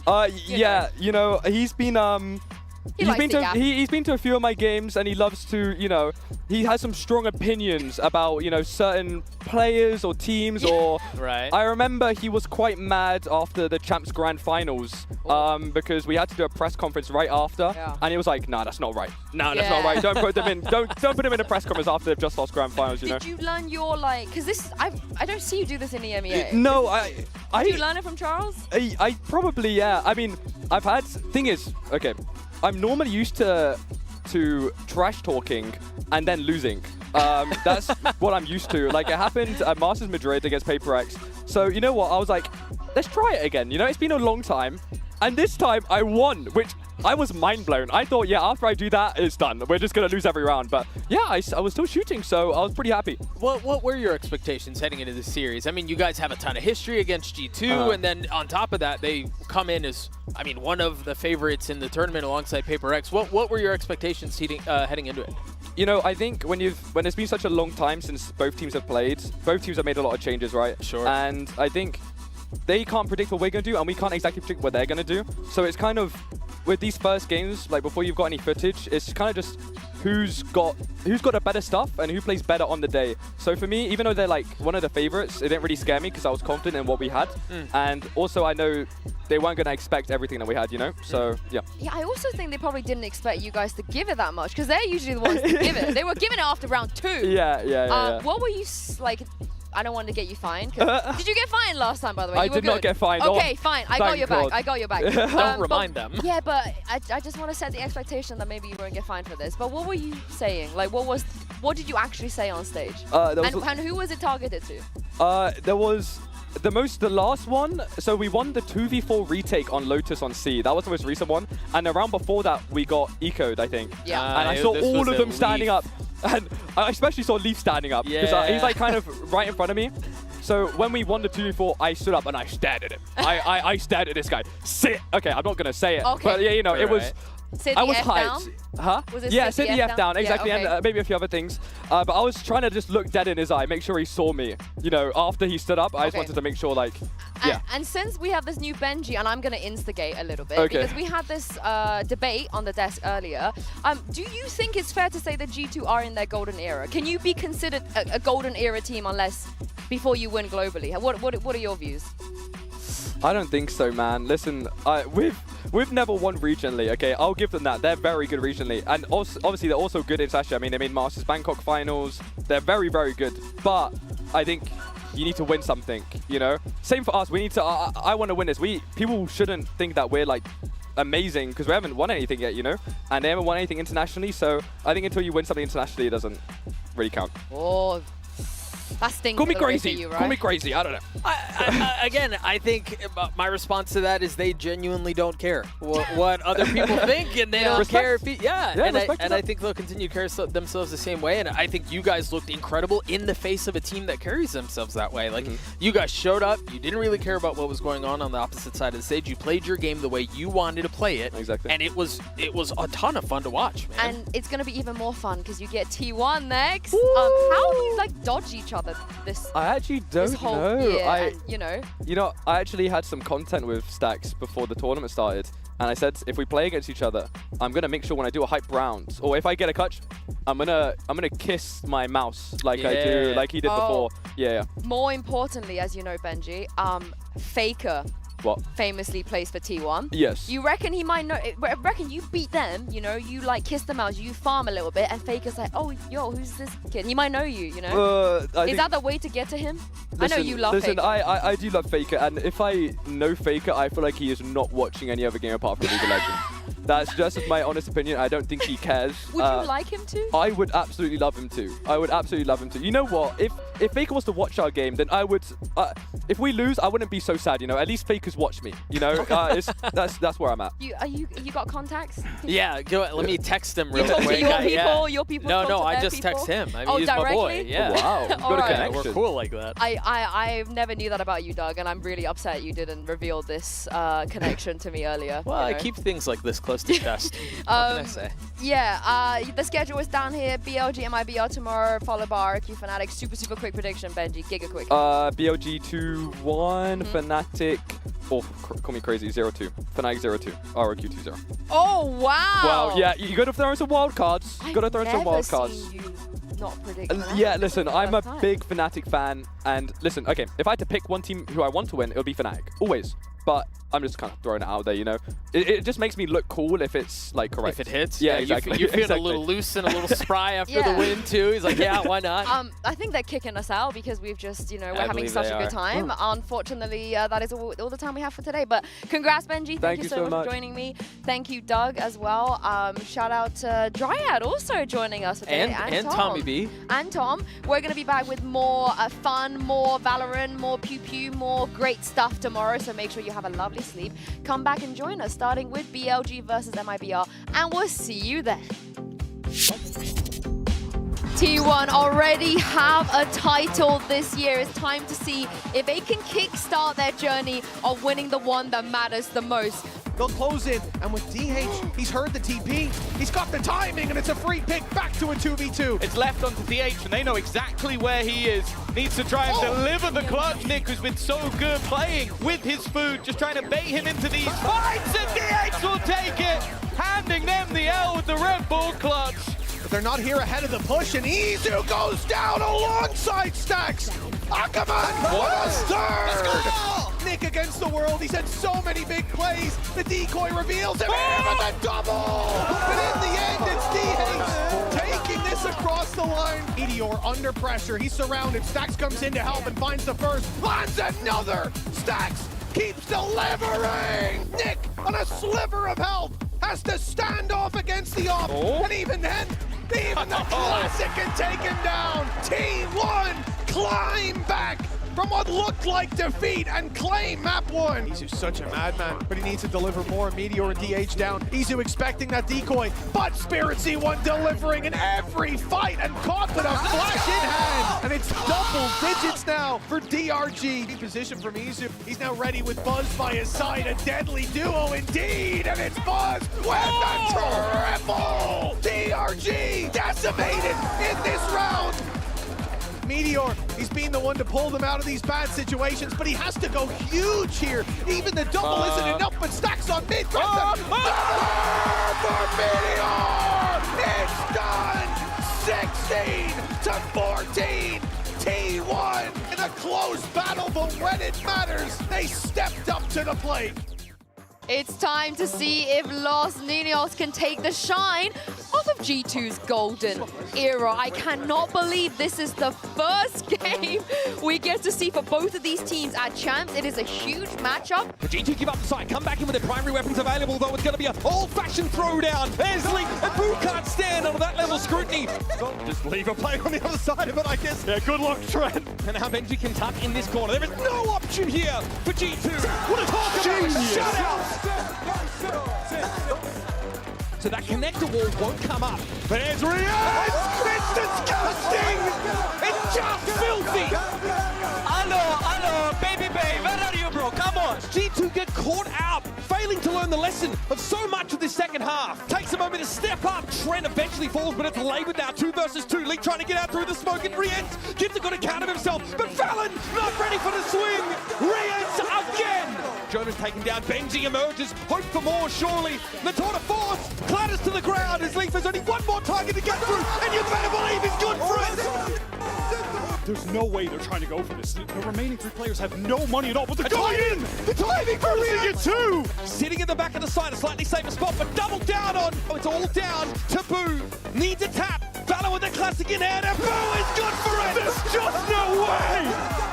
Heretics have had an up and down year, but they are here, and they've thrown the gauntlet down at America's best.